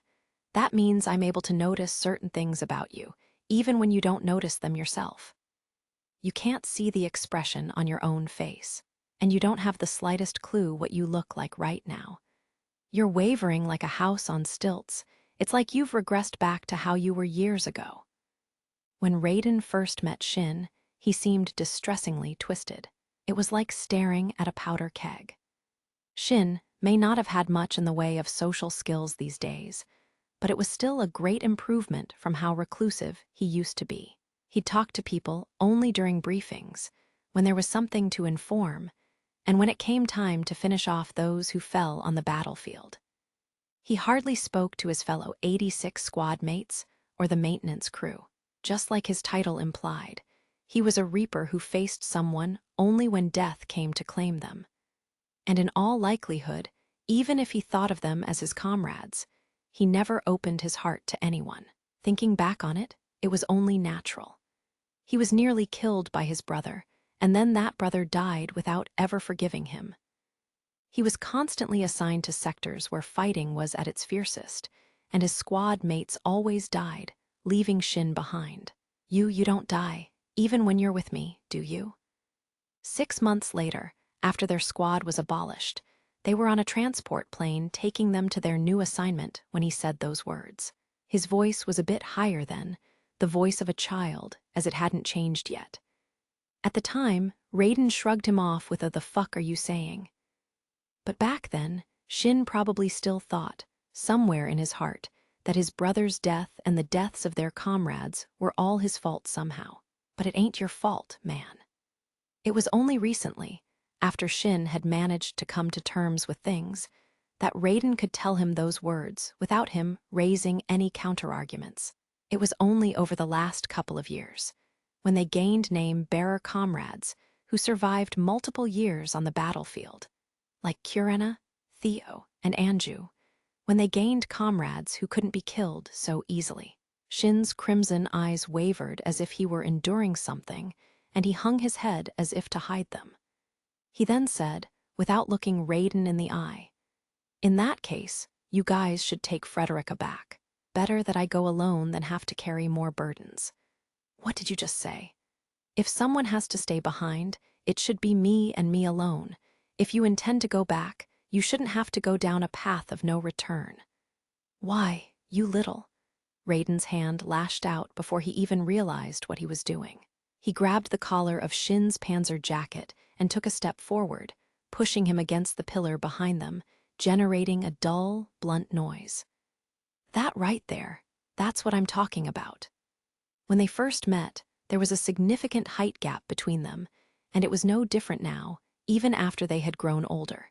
He glared down into those red eyes all the same, the words spilling from between his clenched teeth. Stop thinking that sacrificing yourself will make everything better. If someone has to stay behind, stop talking like you're not coming back from this. I don't intend to die. Yeah, I bet you don't. But you're not fully invested in the idea of coming back alive, either, are you? If you intend to go back, he'd said, like it was none of his business. Like it would be fine if he died. As if to say that if he alone died, no one would be hurt by it. And it wasn't something new. It had happened almost a year ago, at the last battle of their special reconnaissance mission, when he'd tried to act as a decoy. And even before that, at their final battle in the 86th sector, when he'd finally faced off against his brother's ghost. The fact that Shin honestly believed it would be fine if everything ended right then, and there was painfully obvious. Why did you even take down your brother? Wasn't it so that you could move on? You didn't live just so you could kill your brother, did you? Don't mix those two things up. In that case, his voice sounded like it was creaking, but at the same time, its tone was almost akin to a scream. In that case, what was the purpose of it all? What should I? Shin cut off the question, blurted out in what bordered on wrath, as if he was frightened. He fell silent, realizing that the moment he asked this question, he would have admitted he didn't know the answer himself. Yeah, that's right. I finally understand. This guy really is like a blade. He was forged for a single purpose, endlessly sharpened for that one objective. And by the time his objective had been completed, the blade had grown so brittle that it shattered and fell apart. That's the kind of fragile person he is.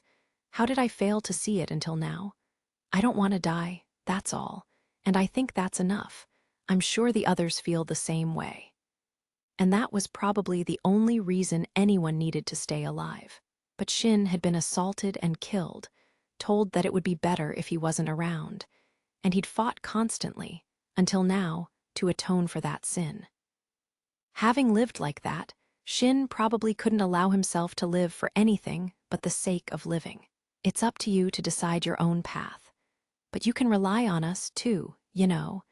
If you start feeling overwhelmed, we've got your back.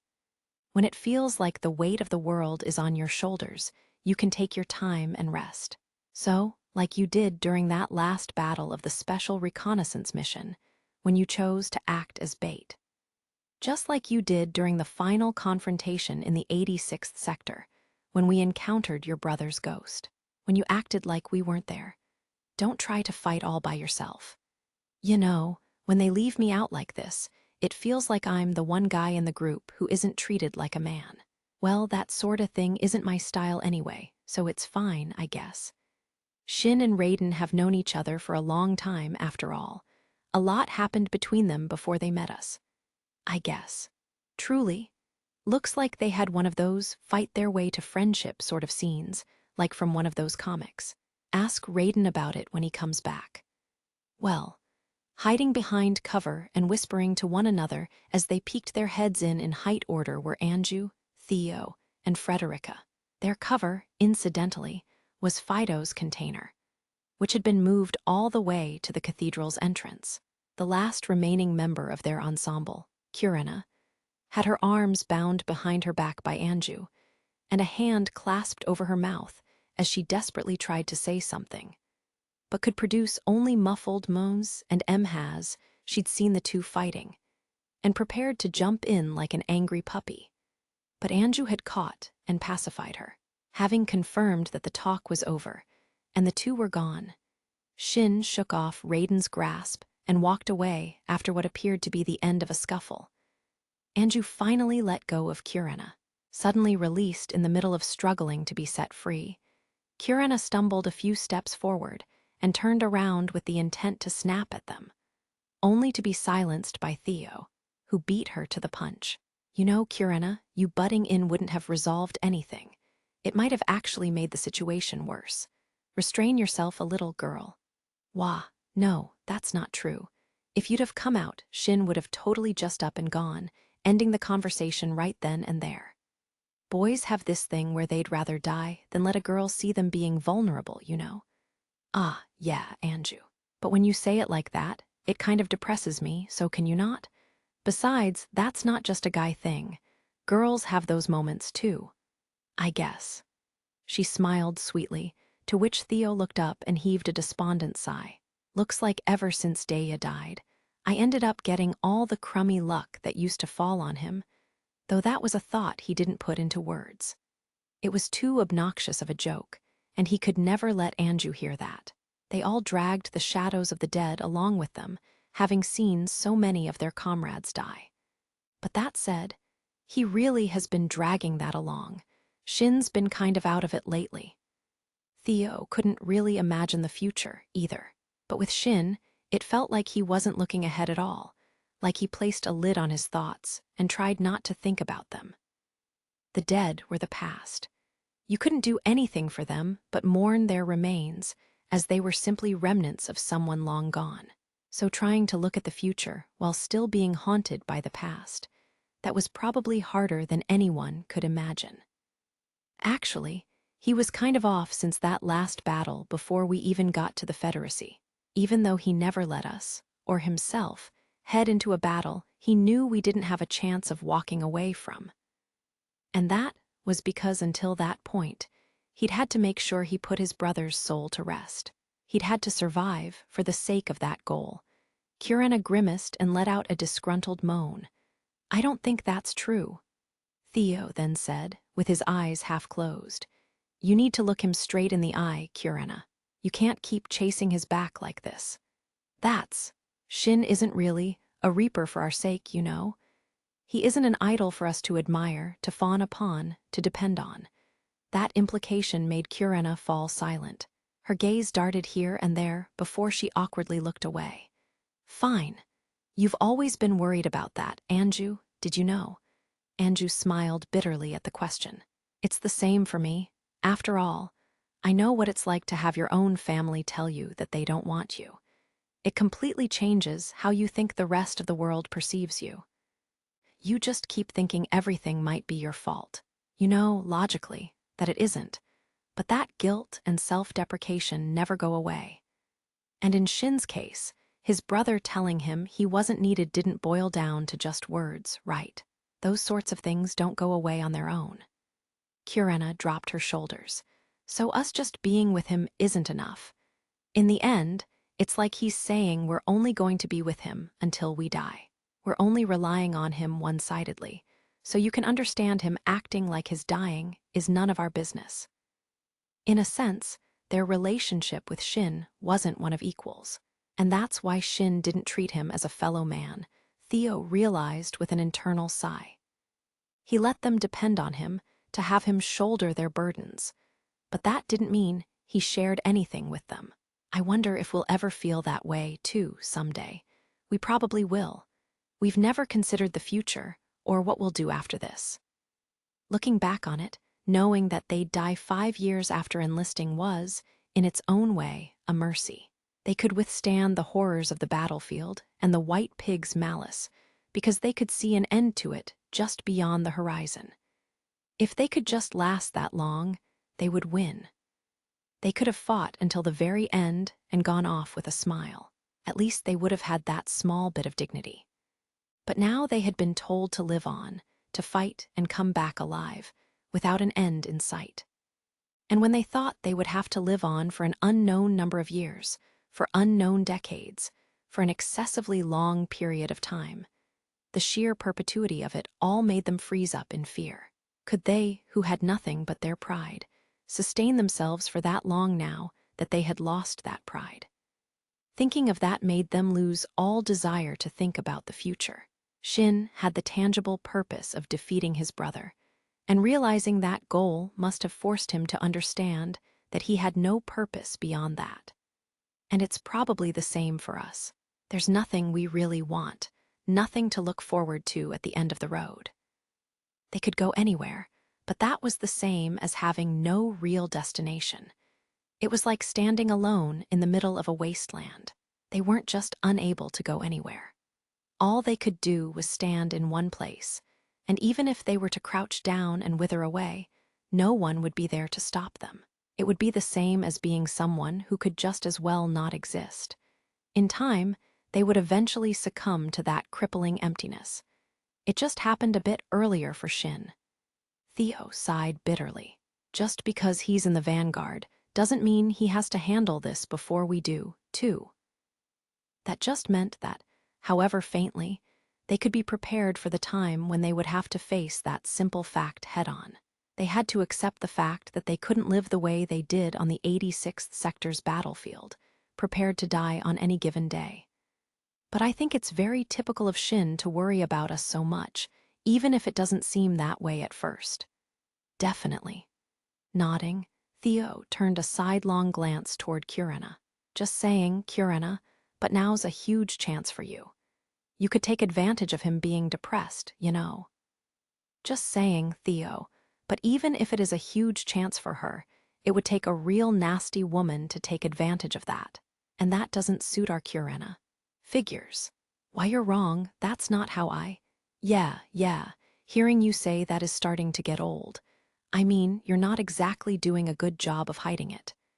Besides, you already admitted it yourself, Kurena. What's the point of saying that now? Kurena went red in an attempt to argue, but then suddenly blushed even harder. She then asked in the thinnest voice they'd ever heard, "Do you think he's noticed too?" Theo and Anju exchanged looks despite themselves. The answer to that question would be a terribly cruel one, enough to make them hesitate saying it to her face. I would presume he realized it a long time ago, but sees it as a, shall we say, childish longing and desire to monopolize of sorts. And someone just went and said it. He treats you as a younger sister, a difficult, troublesome sister at that. In all honesty, he probably does not even acknowledge you as a woman. Ah, did Kurena's soul just leave her body?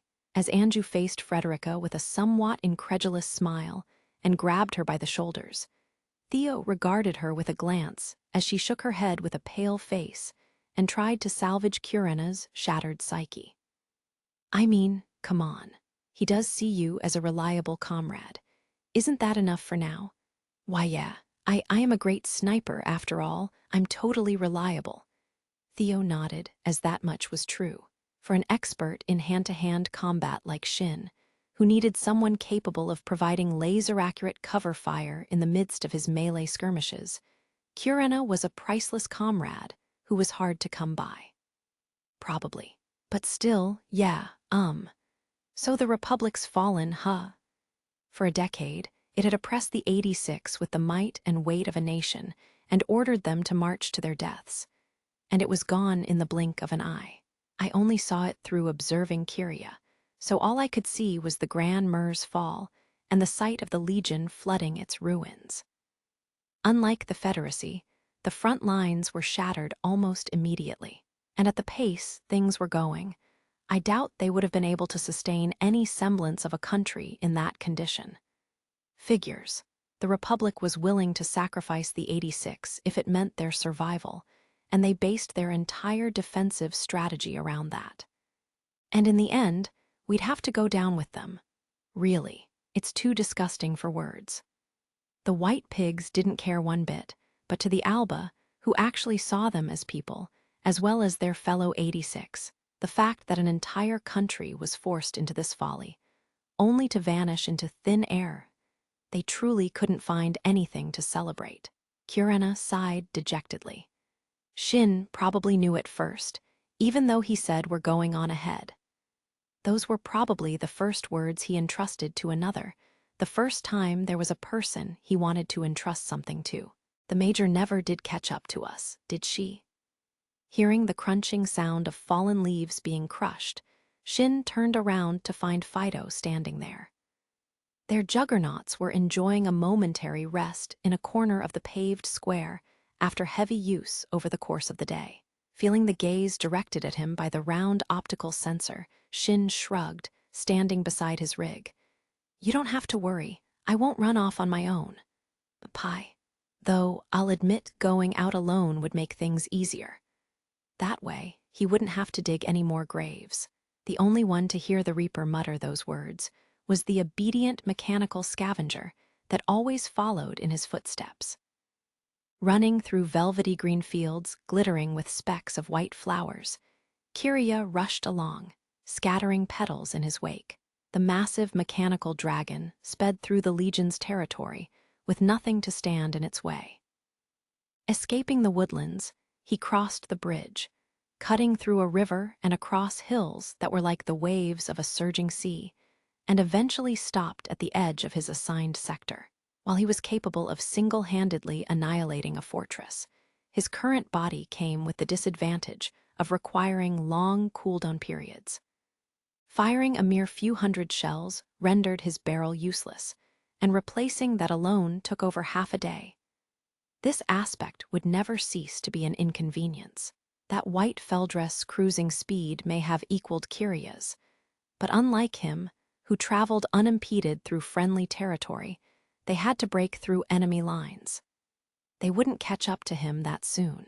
He spared a glance at the maintenance units beginning their work, then his gaze settled on the great gray shadow standing on the horizon. Pale rider to no face, reporting arrival at appointed sector. Bombardment will recommence after maintenance work is complete, 40 hours from now, at first light. Acknowledged.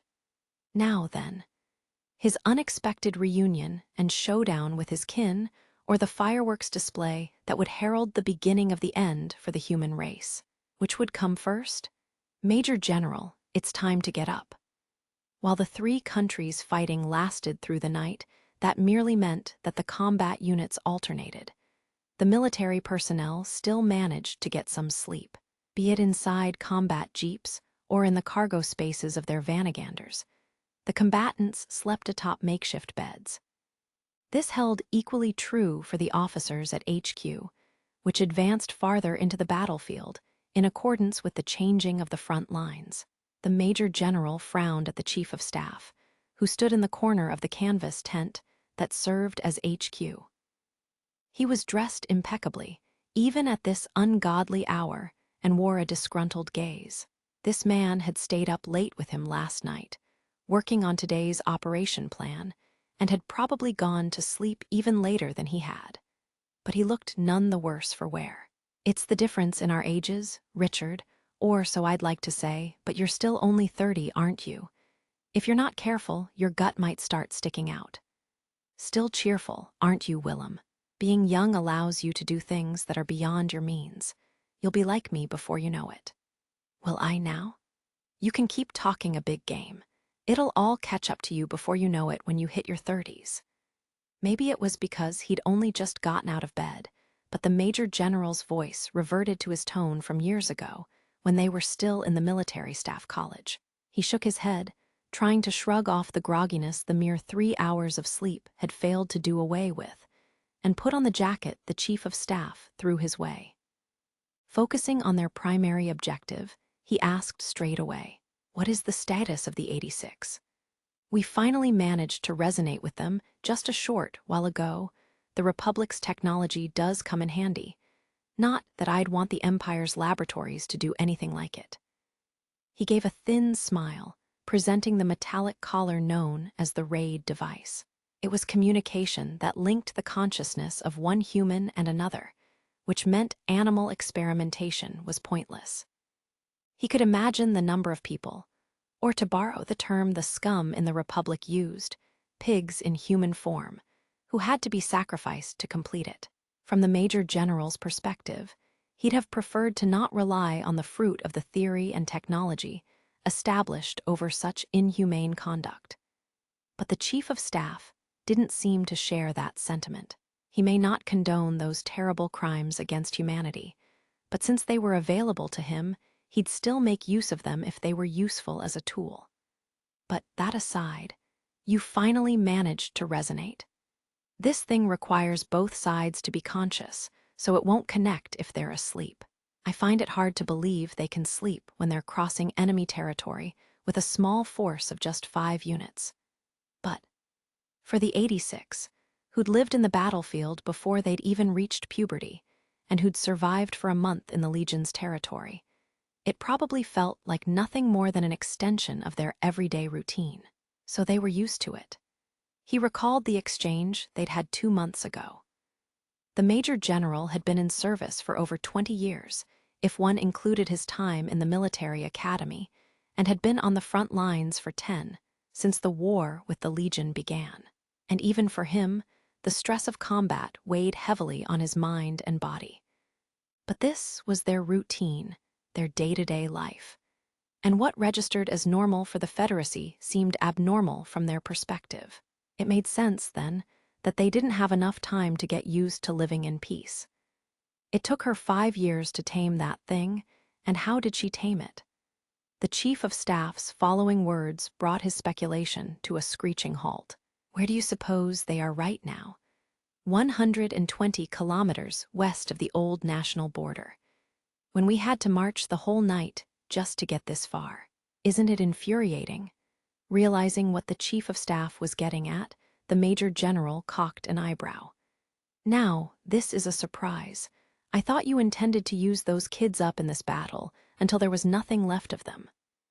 The Chief of Staff gave a detached shrug. You seem to be misunderstanding.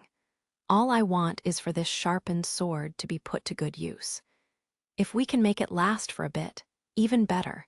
But if they end up being assimilated by the Legion, it'll be more than just trouble. We need them retrieved as soon as possible. Having spent so long running through the battlefield with their machines, first Vanaganders and then Reginlaves, waking up to a morning without either of those by their sides was off-putting for the Vargas. As they were preparing to set out again on their march, Bernhold sat in a circle with his comrades in the corner of the camp. His assault rifle, the sole thing he took back from his abandoned unit, sat by his side as he raised his head, noticing Gret's approach. We're setting out at second dawn, everyone. Are your preparations complete? Affirmative, Lieutenant Colonel. We're ready to go whenever, I mean. He brandished his stock, collapsible Feldrespilet assault rifle. We're traveling as light as possible here. It was a 7.62 assault rifle with enough punch to blow off an adult male's limb, depending on where it hit, but against the Legion, it was still insufficient. Gret smiled at the infantry, who still stood on the battlefield even if the most they could do was fight off the Amis or Grawolf. Are you worried for the first lieutenant, Sergeant? I'll be directing that question right back at you, Lieutenant Colonel. Are you worried about him? I've done everything I can. All that's left is to believe in them. Yeah, I'd say you did. You got the boys over at maintenance to bring spare Reginlafes and repair parts just in case. Yevon twisted the big bad Chief O staff's arm into letting you get that transport plane O yours ready. And she made that appeal with a desperation tantamount to unconditionally surrendering any impression of being a sharp, cool-headed officer. But you chose to stick around even though I allowed you to retreat to the rear, since there's not much more you can do here. Well, we've still gotta keep up appearances. If these kids come back from hunting that huge centipede, we can't let 'em see us geezers sitting on our asses gettin' drunk, can we?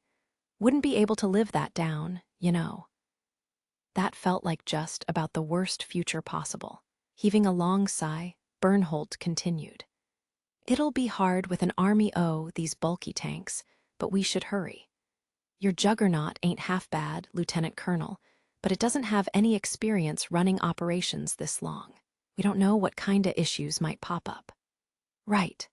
Not just the Reginlafe, but all Feldress required maintenance time equal to their operation time. They weren't so fragile that they'd stop functioning immediately due to lack of maintenance, but the Reginlafe was only recently deployed into live combat. There could still be some undiscovered defects. Gret nodded, and then she suddenly scowled. But it would seem even you lot call it the Juggernaut. Reginlafe's a name for a pretty Valkyrie.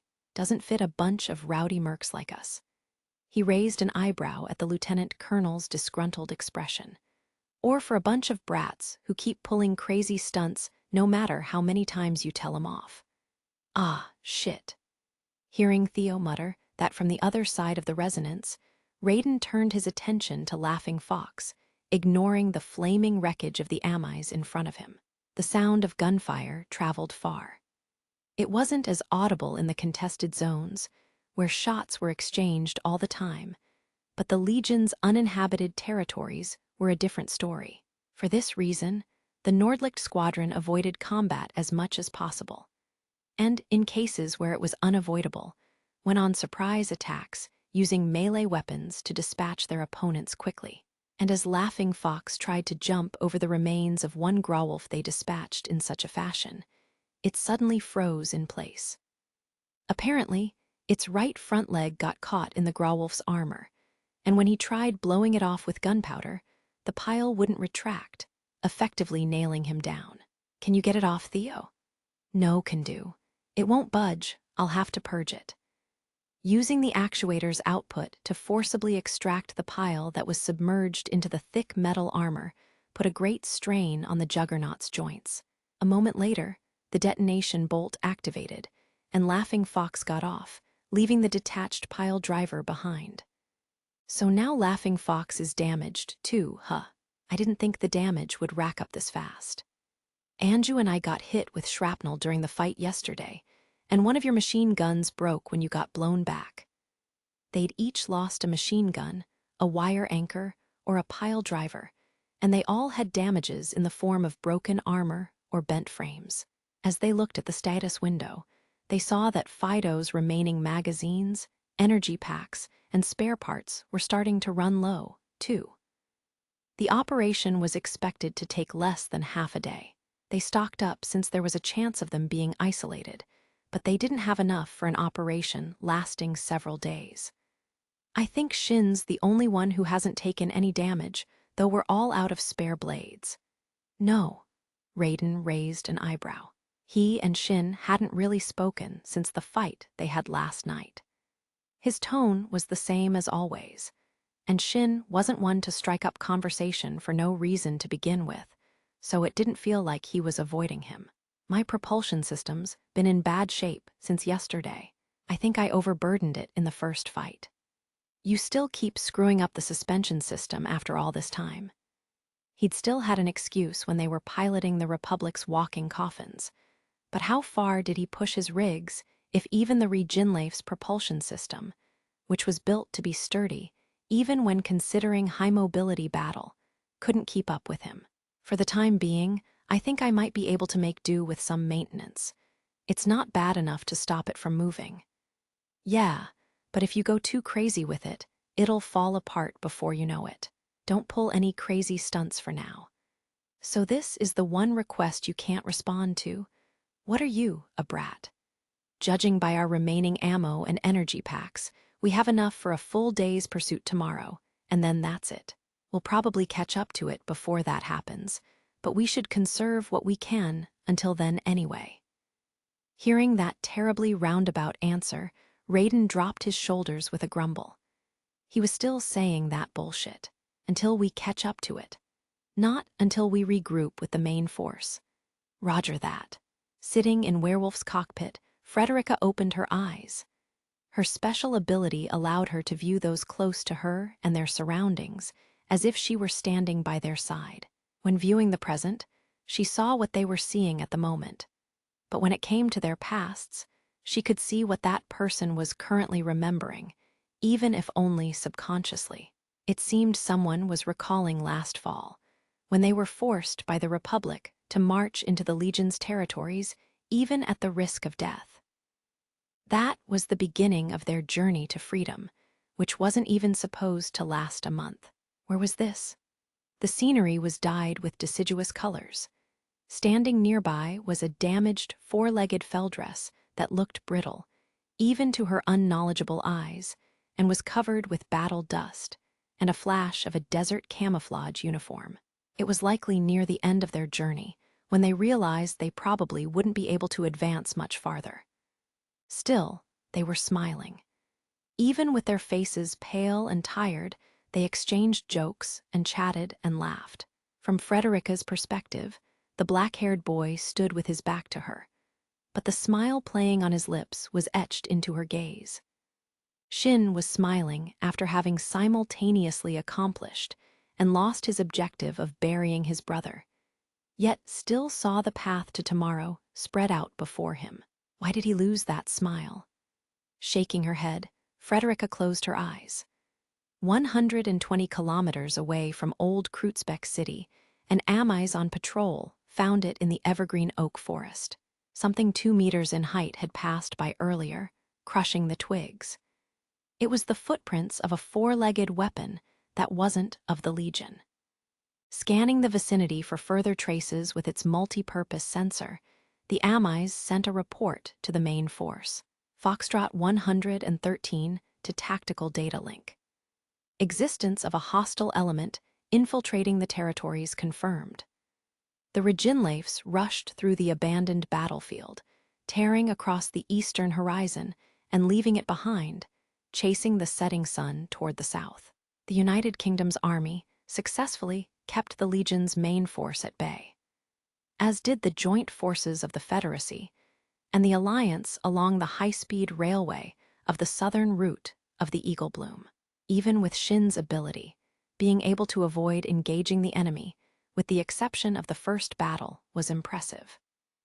Cruising through the oddly peaceful battlefield, Frederica found herself mesmerized time and again by the sights of the Legion's territories displayed on the optical screen.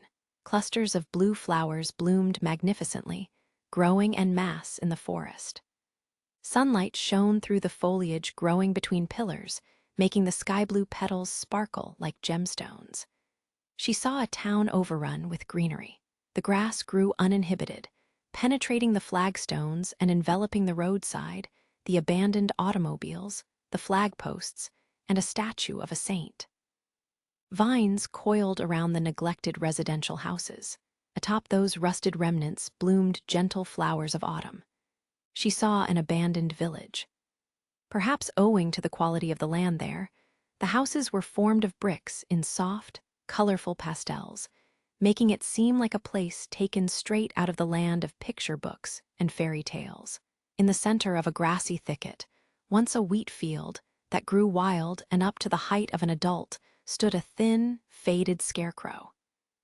There it remained, as if patiently awaiting someone's return. At noon, they look a long break in the ruins of an abandoned city. They chose to settle down in a church that seemed to be designed in the style of a Gothic cathedral. It was a grand, solemn sight. The subtly designed, stained glass that reached up to the ceiling sparkled in its transparency, casting a colorful shadow on this deserted sanctuary and granting its eternal blessing, even without anyone being there to receive it. By the time the sun reached its zenith, any forests and cities they could take cover in had all been left behind them, and they were forced to run along an open shore of a large lake despite the risk of detection. An abandoned castle loomed in the distance, casting the reflection of its white spires and ramparts into the water, alongside the blue sky as crimson petals soared overhead. The wind blew through the crumbling arrow slits, and the shadow of a black bird of prey soaring in the sky flew above them. Its wings seemed tattered even from afar, and yet this lone bird rode the winds to parts unknown. It was serene and beautiful. Frederica thought that maybe now she understood a bit why the 86's values were so detached from the Federacy's and even humankind's fate. If they could regularly witness such spectacles reclaiming the settlements people once inhabited, it would only be natural to feel that way. This world was a beautiful place. Even without the presence of humans, the world was serene and beautiful. There wasn't a single place in this world that required the presence of human beings to flourish.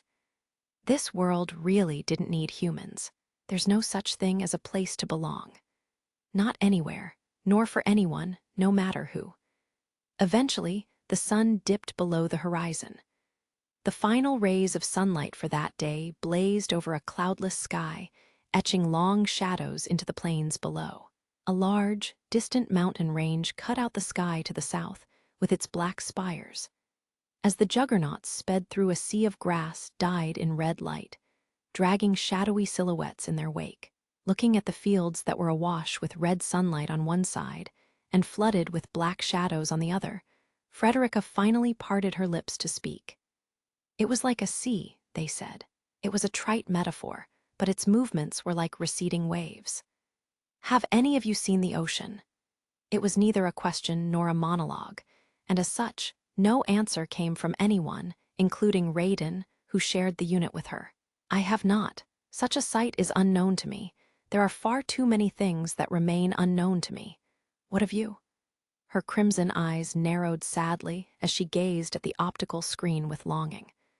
I wish to see the sea, and I would like to try swimming. Ernst showed me pictures of his honeymoon from some sea in the south. There were so many people, it was lovely, I'm sure. The Federacy didn't have an ocean in its borders. During the Empire's reign, it had a single connection to the sea, a naval port in the northern border.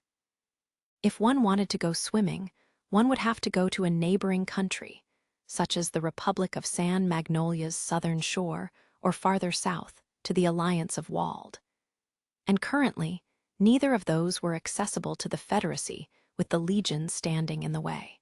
After a short pause, Curena said, "The sea, I never did get to see it. None of us really ventured too far from where we lived. Being taken to the internment camp was probably my first time traveling. I think I saw the sea one time when they took me to a new sector on a transport plane, but looking back on it, maybe I'm remembering wrong. It wasn't a beach, but they did let us play around in a nearby lake once when I was little. It was fun, I guess. Lots of good people came from all over. I think elementary schools had an event like that every few years, but then the war started, and that was that. Never seen the sea myself." Shin could feel a small, almost childish chuckle come from the resonance. He couldn't tell who it was. "The ocean, huh?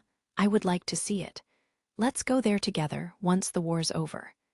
If we're on the topic, a southern island sounds like a nice idea. You know, white sands, coral reefs, palm trees, the whole shebang. Or we could go to the north. See the frozen sea, maybe. I hear that when it gets really cold, you can walk over the ice.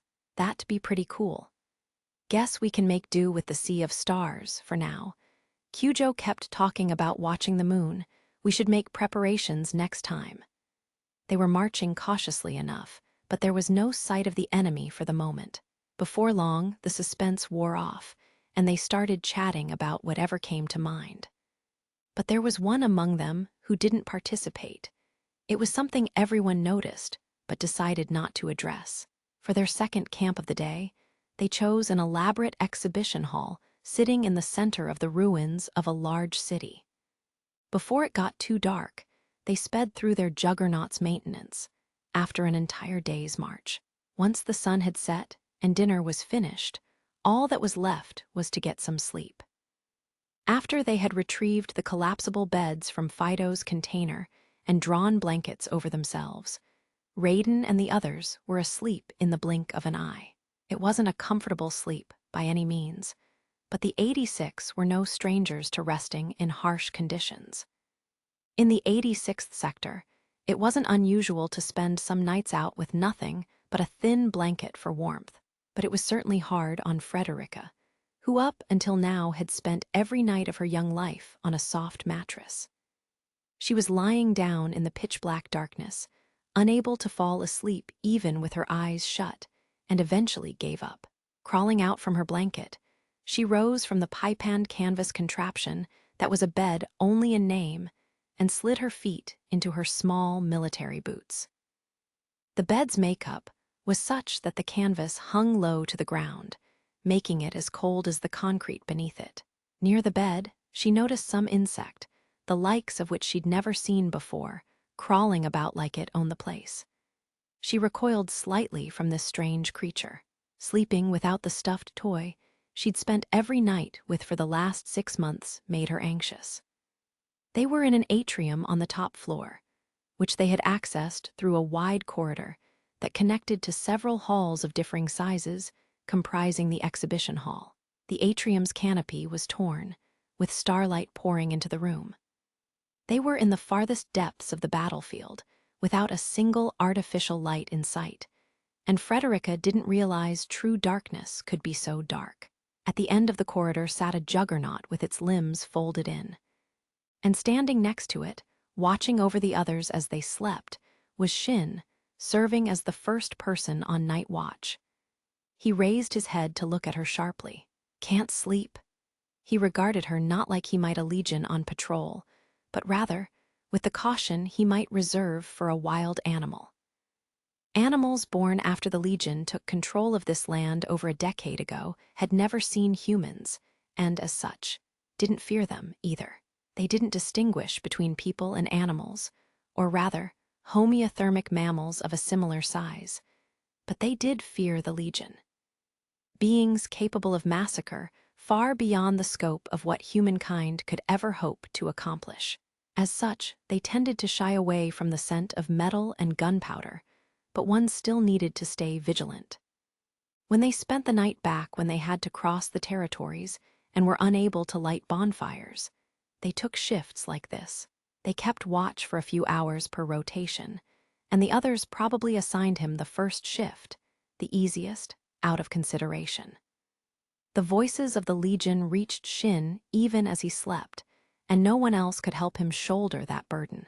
So if nothing else, they wanted to let him sleep the longest. Forgive me, I'm here despite not having been appointed to the sleepless vigil like you. I simply cannot fall asleep." Receiving a mug of instant coffee, she sat down next to him on his collapsible bed, which served as a makeshift chair. Their combat rations came with enough solid fuel to boil instant coffee. They'd boiled it earlier during dinner, so it was now only lukewarm, and sweet due to all the sugar they mixed in to compensate for the calories they burned during battle. Frederica gulped it down. "Don't let it bother you. If we were going to let someone who can't hold a rifle handle night watch, we'd be better off letting Fido do it." Fido, didn't I tell you to stay in standby mode until we woke you up tomorrow, because staying activated eats up your energy pack charge? Fine, do whatever you want. Its optical sensor flickering as if to signify a nod, Fido made no sign of moving. It probably intended to stay there until Shin's shift was over and he could go to sleep. Seeing Shin sigh at it, following him around like a faithful, if stubborn, attendant made Frederica crack a smile and, then suddenly frown. It was probably due to them being on the battlefield, but the 86, Shin included, of course, often tended to stand close to their juggernauts. The other 4 slept as if snuggling up to their rigs. Shin, meanwhile, entrusted his back to Undertaker as it was bathed in starlight, standing on night watch with his assault rifle propped against his shoulder. Like a child afraid of going to sleep without his favorite stuffed animal, the warped circumstances in which they grew up, between the threat of the Legion on one side and the persecution at the hands of the Republic on the other, attributed to them living like this. Their only true home was a battlefield where tomorrow wasn't guaranteed, and they were unable to look away from the deaths staring them in the face.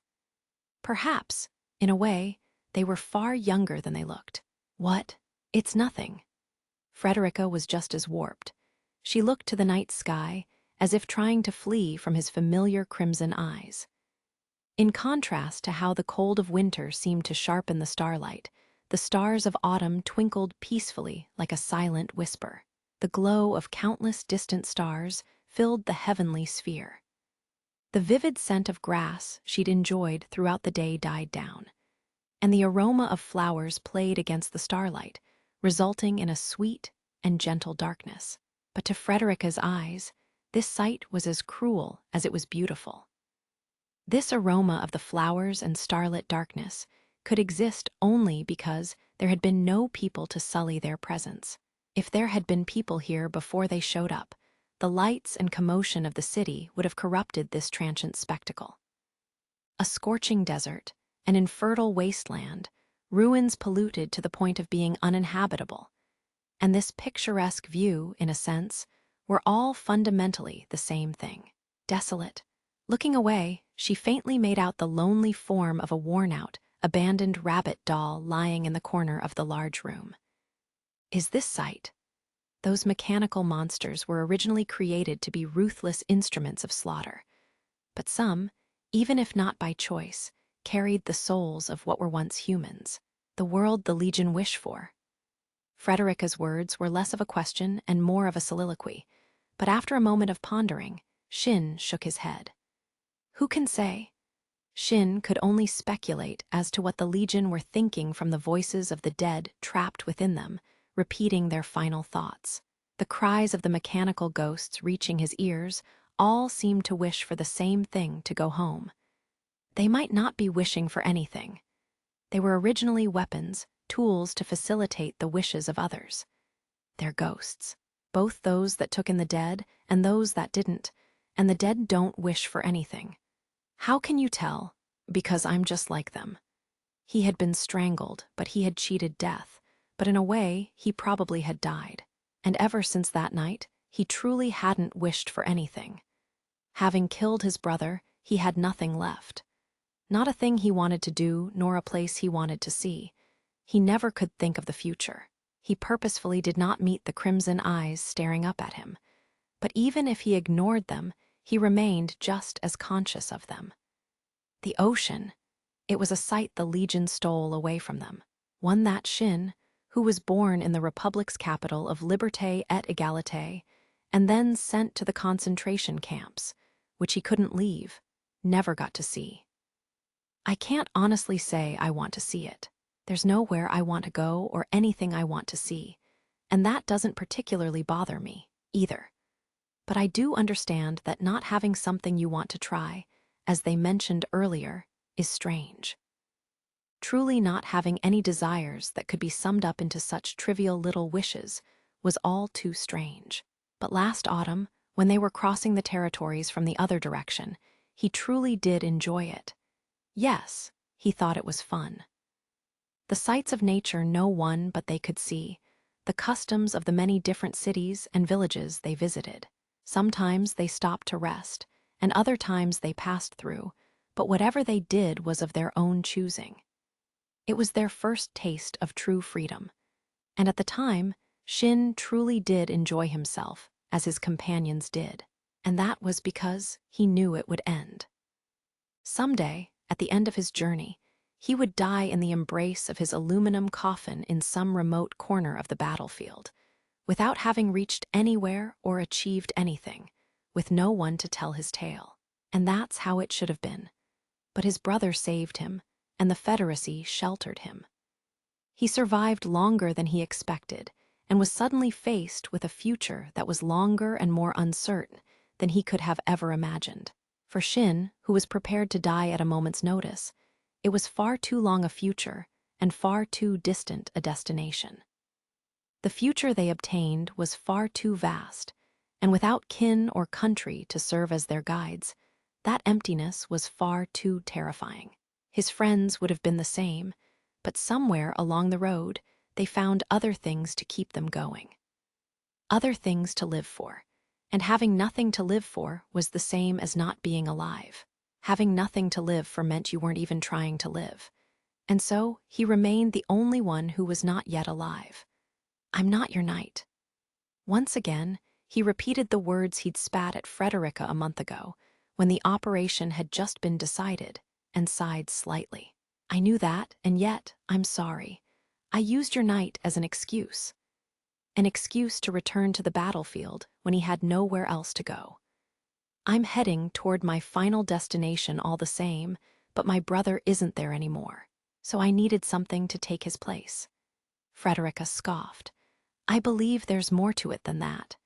You should be aware that the way you observe your reflection in the mirror is wrong. You are not as cold-hearted nor as cruel as you might believe yourself to be. You would even cast aside salvation if it meant bringing peace to another. Even for a mere ghost, you truly are a kind-hearted reaper." Staring far into the distance, she whispered, "If nothing else, thanks to you obliging my request, I will set Kiri free." Shin turned his attention to the far horizon, where her knight continued to wail. "I pitied him, trapped as he is in the battlefield, lamenting his fate for eternity. I wanted to set him free. I wanted to set myself free from his anguish. What of you? No." He may have wished to soften the voices crying out from the depths of the battlefield, but not once did he wish to silence them completely. "Even I," at that moment, Frederica smiled, looking to be on the verge of tears, "am afraid of ending Kiri." She was afraid of losing anyone else. "I am an unwanted child in this federacy. Now that it has become a federal republic, my being alive could become the spark that ignites turmoil. I am a child of calamity. My absence would only benefit everyone." The Federacy had gone from a dictatorship to a federal republic, but some of the former nobles, who had once held power and monopolized all authority, still maintained some latent political influence. Even Shin, who had only been in the Federacy for less than a year and spent the majority of that time in the military, noticed that fact. Once he examined things more closely, he noticed those in the higher ranks were almost exclusively those of pureblood noble birth. The majority of the generals were either onyxes or pyropes. If those among them with ambition were to learn that an empress, a just cause to subvert the government, still lived. And yet, I lived on, believing that I would one day have to put an end to my knight. But once I do end Kiri, I will have lost that reason, and that frightens me. And yet, if she didn't bury him, if she didn't make things right, she wouldn't be able to move on. The reason the way forward makes you shudder so much is because you're properly looking to the future, because you realized you're walking an untrodden path. There's no shame in that, and even in such times of doubt, you should rely on those walking by your side for support. That is why comrades exist. That is why people stick together. Raiden told me that too. But cold thoughts stabbed their icy daggers into his heart. Even if they're with me now, at this moment, even those who call me our Reaper will one day, certainly, leave you behind. Never mind. The seemingly ambiguous statement was left at that, and it faded into the darkness of night. It was first light. The sun peeked out over the horizon in the wee hours of morning. Detecting the first rays of light, just barely illuminating the surrounding area, Kyria awakened from standby mode. Like swords serving as grave markers stuck into the ground, countless bent and burnt-out cannon barrels littered the battlefield as dawn broke. His countless extensions, having covered the ground like a filament, also awoke and rose into the air with a flutter of their wings. It was time to begin the sweeping operation. The Eintagsfliege that had helped keep him under the cover of night retreated, and the legion under his command began moving from several dozen kilometers away. There were no signs of movement from the enemy forces yet. Attacking at dawn was a relic of past eras when radar and night vision devices didn't exist. But such tactics were still effective against an enemy who could employ neither. The Amise's observational data transmission arrived. Using this, he observed the armor-plated concrete structure in his optical sensors. Capable of seeing only a few dozen meters ahead, he could just barely make out the summits of the horizon. Pale rider to no face, commencing sweeping operation. The unsleeping combat machine's reply arrived immediately. No face, acknowledged, a transmission arrived from the wide area network. Traces of an enemy unit that had infiltrated the territories were discovered. Given the situation, it is hypothesized they are in pursuit of you. As such, commence search activities in sectors adjacent to your location. Acknowledged. So you did come after me, kinsman.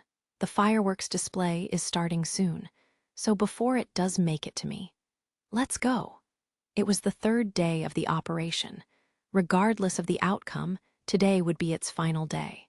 Within the blue darkness of dawn, the juggernaut slipped through city ruins, moving in a modified platoon wedge formation. They moved through a main street, where a faded, tattered, five-hued flag flapped noisily. They rushed over the shards of glass littering the pavement and passed over the fallen statue of a woman. Suddenly, the skies to the west flashed, and the sound of impact echoed from afar. As concentrated fire rained from the sky, a thick cloud of dust rose up in the horizon. That's not the Morpho. This is Scorpion fire. They're pretty much off the mark, though. That's not where the Federacy's main force is. What are they trying to shoot at?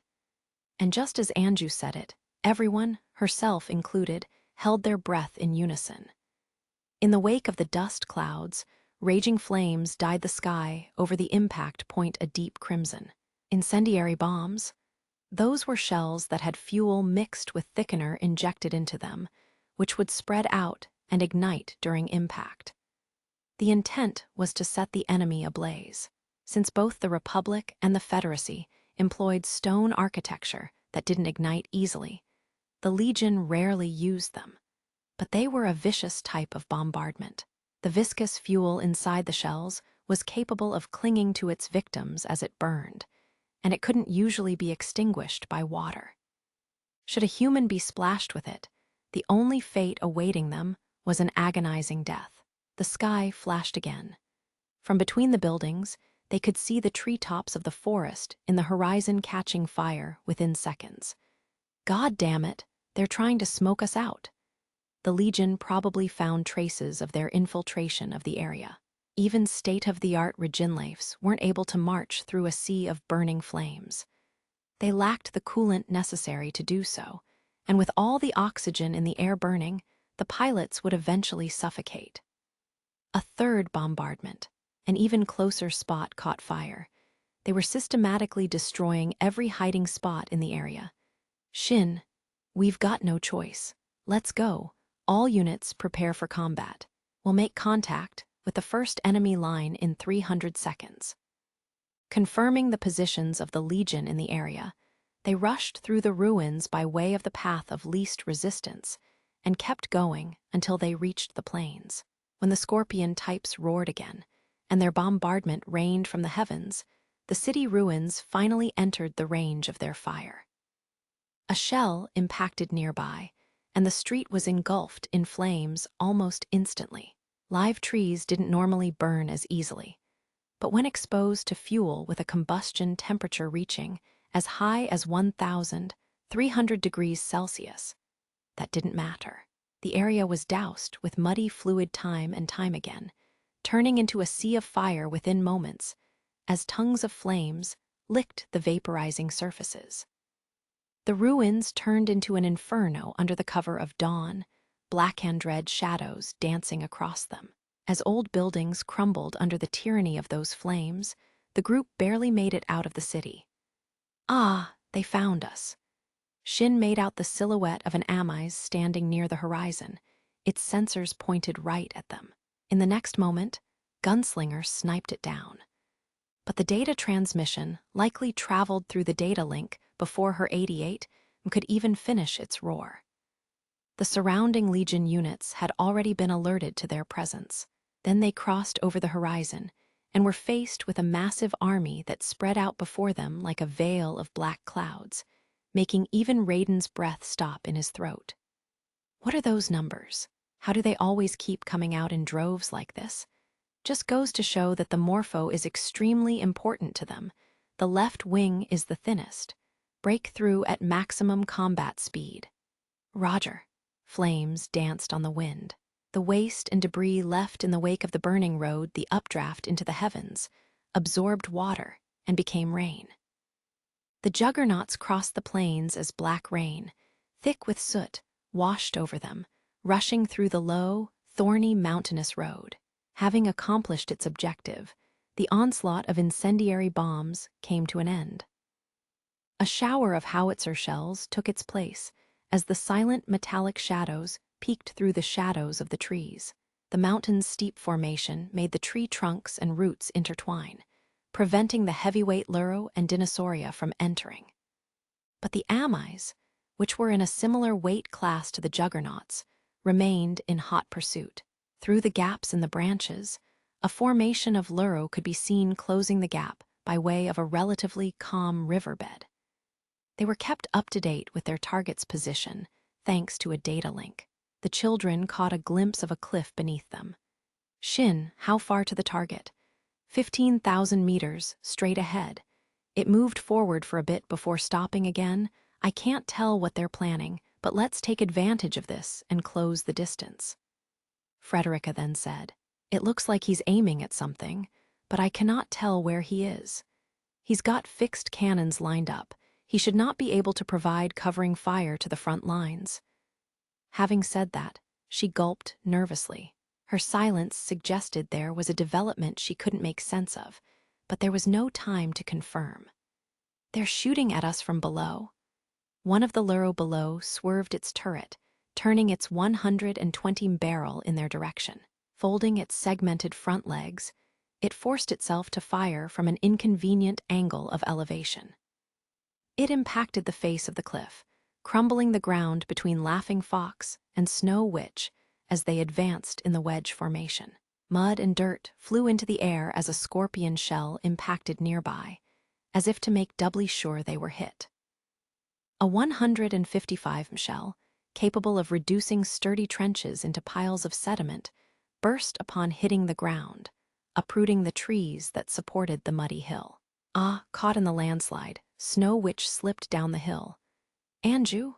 NNG, I'm fine. The unit isn't damaged either."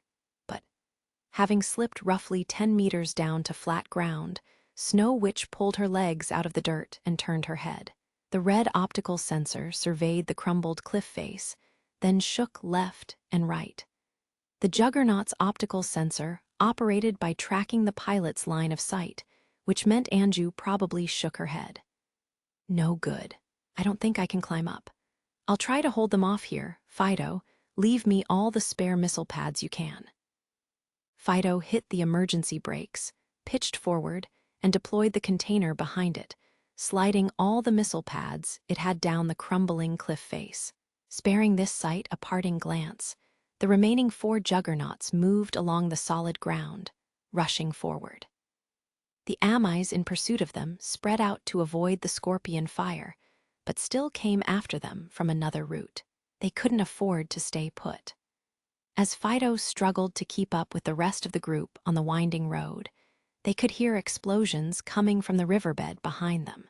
They fired anti-armor explosive shells into the air, their fuses going off as they crashed down onto the Luro, specifically the weak points on their upper armor. They heard roars echoing a second and third time, from different directions, but the juggernauts, traveling at a cruising speed of over 100 kilometers per hour, even on the unsteady mountain road, left those explosions behind them before long. The Amis, despite not comparing in terms of cruising speed, could move along the road just as easily. But having the benefit of a data link led them to drop the pursuit and request that another unit take over. Shin could sense the Legion patrolling several kilometers ahead of their current position switch directions, moving to block their expected path. Hearing the same voices through the sensory resonance, Theo scoffed. They're still coming, the persistent bastards. Only 10,000 meters till we reach the target. If they cling to us like this, they'll get in our way while we're fighting the Morpho. Escaping the clouds of ink-black rain, they got off the mountain by skidding down an incline. They dug their feet into the steep foothills as they slid and rushed toward the stone structures of the small city ahead. As soon as they entered the main street, Laughing Fox moved to the rear and turned its bearing. It fired a wire anchor into a building as it turned in a half circle, and then mowed it down with another revolution of its fuselage. The building collapsed with a crash, 9 years of exposure to the elements taking their toll, on top of having its supporting pillar destroyed with pinpoint precision. The rubble collapsed, as if to cut Laughing Fox, who stood at the rear of the formation, away from the remaining 3 juggernauts.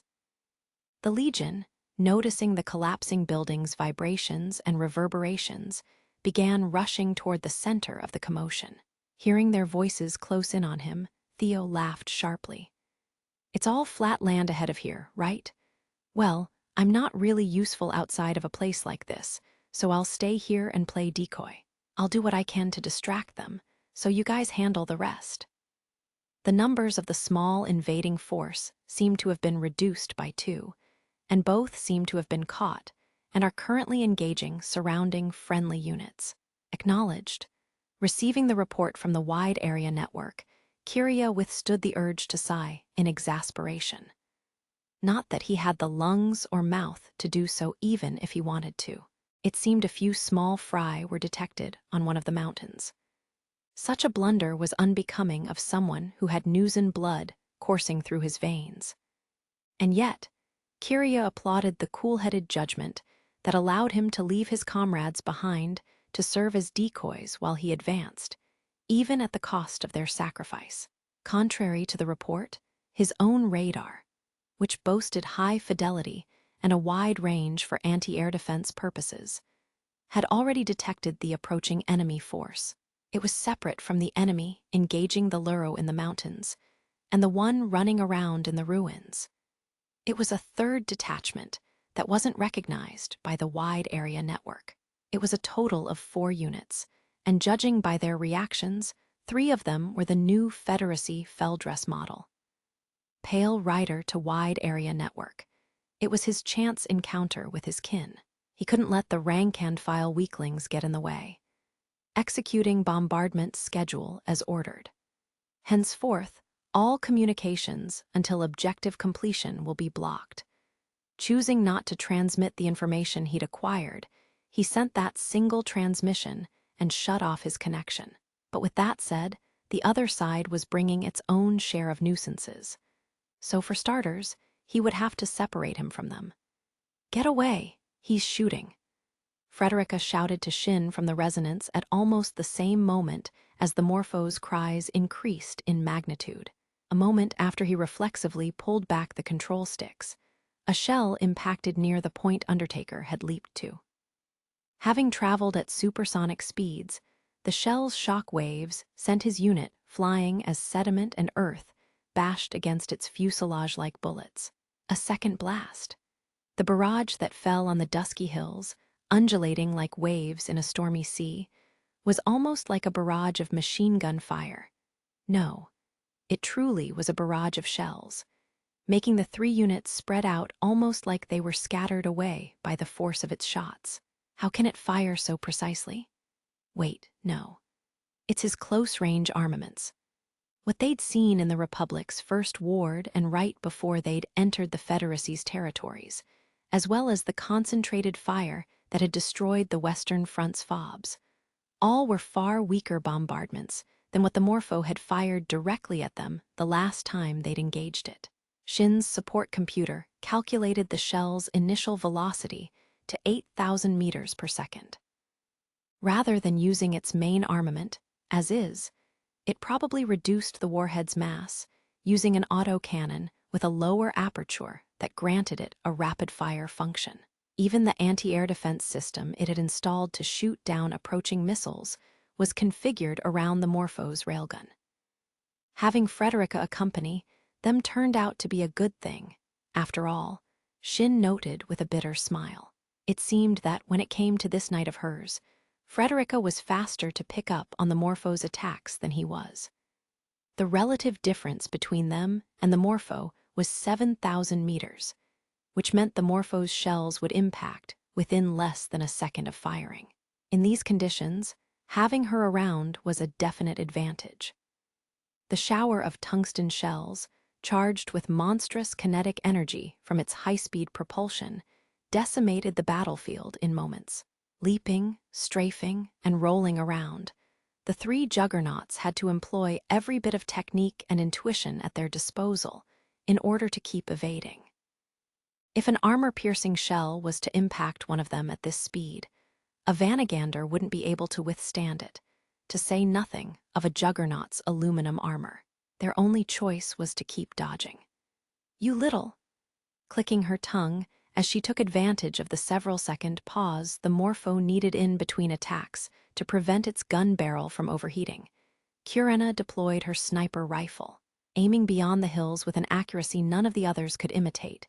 She fired, forcing the target to flinch and pause its attack. "I'll distract it, so go." It was a buckshot, so it didn't do much damage.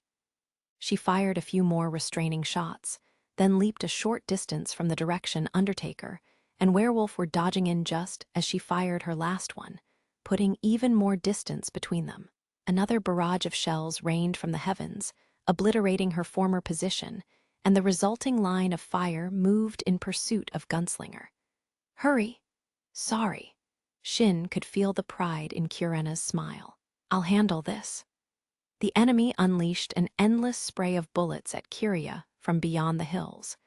It seemed to be coming from a single unit. It disappeared from his radar once it took cover in the hills, but there were still 4 units in the position it was last sighted.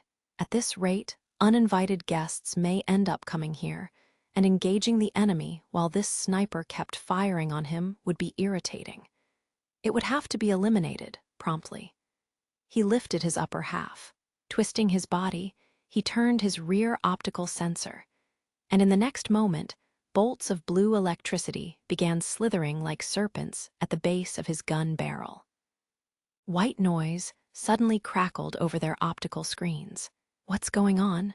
"This isn't electronic jamming. It looks like it's just some electromagnetic waves in the air." And as soon as he said it, he realized. A railgun was a projectile weapon that employed vast amounts of electricity to accelerate and launch spherical projectiles. So whenever it attacked, it scattered powerful electromagnetic waves in its vicinity. The Morpho's roar intensified. "Kurena, that's enough. Get away from there." A bright light flashed from beyond the hills, and a thunderous roar echoed overhead before landing behind Undertaker and Werewolf. "Kurena, ah!" They could hear the sound of something slicing the wind, like the fragments of a massive shell that exploded in midair and violently rained shrapnel. And then the sound of impact. Gunslinger's blip disappeared, and Kurena's pararade shut down. For a moment, both of their minds ground to a halt. Taking advantage of this momentary pause, the Morpho resumed firing its close-range armaments. A fan-shaped firing line ravaged the earth. The arrow of metal traveling at supersonic speed painted the blue skies over with the color of metal for a moment before the shower rained down on them diagonally. They didn't have the presence of mind to dodge. The most they could do was crouch and reduce the surface area exposed to the shells. And still, the bombardment grazed against the side of Shin's unit, blowing off Undertaker's front left leg. "Raiden!" That moan of subdued pain and Frederica's scream made Undertaker freeze in place, halfway through its attempt to get up. Looking onward, he saw that Werewolf was also crouching on the ground, unable to get up. "You're injured." It wasn't a question, but a confirmation. His pararade was still connected, but the damage to his rig was severe. Both of its right legs were blown off, and the cracks in its armor clearly extended all the way to the cockpit. And from the looks of things, the ones sitting inside couldn't have gotten away unscathed. "Why you covered for me? It ain't bad enough to kill me, but sorry, this is where I'll be dropping out of the race." Multi-legged units had the advantage compared to treadmill units in that they were able to keep moving to some extent even after taking damage. But with all legs of one of his sides gone, that was impossible. A thought occurred to Shin. I guess that would still be better than leaving her with Werewolf, now that it's completely incapable of fighting. "Fido, let Frederica ride you." Fido approached with a clatter. Because it kept a certain distance away from them, it wasn't exposed to the shelling, but there was still a wobble to its gait. Its legs had probably gotten damaged by shell fragments or the shock wave. Shin realized that in this condition, his order was too much for the unarmed, scrap-collecting robot. "If I don't make it, take Frederica and retreat. Don't bother recovering the others either. Bring her back to the Federacy no matter what." "Pi. Shine-eye?" Fido beeped back in what felt like a solemn nod, and Frederica cried out in protest. Shin continued, ignoring her voice. "You're afraid of losing him, but you still want to save him, right? Then live on so that you can accomplish that." He could feel Frederica nodding as she bit her lip. Werewolf's canopy flung open, and a small shadow climbed out of it and then ran into Fido's opened container. Shin nodded at the tall shadow, raising a hand to him from the cockpit, despite knowing he couldn't see it. "Don't die on us?" "Yeah." Whispering under his breath, Undertaker, the last remaining unit, rushed onward. Only 3,000 meters remained. He sped around the final hill, and a layer of pure, boundless blue spread out before him. Chapter 9, VENI, VENI. Emmanuel the azure spectacle before him was the product of countless blue butterflies. They spread their metallic wings, the color of lapis lazuli, as they blanketed the fields as far as the eye could see. They were similar to the Eintagsfliege, and just like the Admiral, which they served under, the wings of these Legion units served as solar panels. The generator extension type, Edelfalter, the kaleidoscope of mechanical butterflies, looked like fragments of the sky had frozen and flaked away. They kept their forms folded under the darkness of early dawn, but suddenly spread their wings out all at once and flew away, as if fleeing from the white metallic spider creeping into their territory. Countless gun barrels were planted into the ground like headstones, perhaps the remains of past battles. The shards of lapis lazuli fluttered through the air like flower petals. On the other side of this field, on top of an 8-track railway, a Legion unit stood like an evil dragon of legend, boasting an incredibly long, menacing body, and carrying a gun barrel exceeding 30 meters on its back. Being the greatest weapon employed in the final war against humankind, this railway artillery could be described only as majestic. Its black armor modules were like a dragon's scales, and the rails that comprised its barrels were like 2 spears, turning their backs on the sky. There was a blue optical sensor, where one would expect its head to be, glowing ominously like a will-o'-the-wisp. Its 6 close-range armaments, its 40 6-barreled revolving autocannon, wavered in a heat haze generated by its previous shots, dwarfing even the Dinosauria, the largest of the mass-produced Legion, with an overall height of 110 meters and a total length of over 40 meters. The massive butterfly towered high into the morning sky. Its wings, that seemed to be woven of silver threads, probably the components in charge of cooling it down, sprinkled what looked like stardust into the heavens. This was the Morpho. The moment Undertaker leaped over the hill, its optical sensor and Vulcan cannon fixed onto it immediately. It had probably lain in wait even after losing Undertaker's signal, and its movements were efficient and swift. But it wasn't enough. Undertaker jumped again and stopped suddenly as it landed. Its actuator, which was designed to be sturdy in anticipation of high-maneuver combat, creaked in effort. The Vulcan cannon, which deployed in the direction it should have moved in order to lock its sights on it, couldn't respond to this sudden action in time. At the very moment it felt like their gazes intersected, Shin had already locked Undertaker's sights on it and pulled the trigger of his 88 cannon. Those movements. From the other side of the blue glow emitted by the Edelfalter, Kyria was faced with the sight of the enemy unit maneuvering with the keen agility of a predator on the hunt. He was left astonished. The enemy made a low, diagonal jump to the back, performing a somersault in midair and landing while changing his bearing, then executing a sudden brake as he landed. To boot, even Kyria, who'd piloted his family's exclusive fell dress as a descendant to a line of warriors during his lifetime, found it hard to believe there was a human pilot behind those death-defying maneuvers. And in spite of it all, the sights of its 88 cannon remained fixed on him the entire time. The deformed fell dress moved like lightning, like a white nightmare, like a skeletal corpse prowling in search of its lost head. Below its canopy was the personal mark of a headless skeleton carrying a shovel. Maddened ecstasy mingled with his ice-cold thoughts, and alongside them was a hint of relief. You made it. You truly were worthy of appearing before me. I expected nothing less. Kyria could feel him pulling the trigger. They were separated by 2 layers of armor and a relative distance of 3,000 meters, but Kyria could sense it vividly. Anything less than this wouldn't be interesting. Still too shallow, Shin whispered, staring at the black smoke issuing from one of the Morpho's armor modules. The shot hadn't fully penetrated it, and there was too much black smoke resulting from that impact. Explosive reactive armor. It was a unique type of armor that reacted to an anti-tank warhead's explosion by setting off explosives on the armor's surface. It used the blast to disperse the metal jet generated by the warhead and therefore prevent penetration. The Legion treasured the Morpho.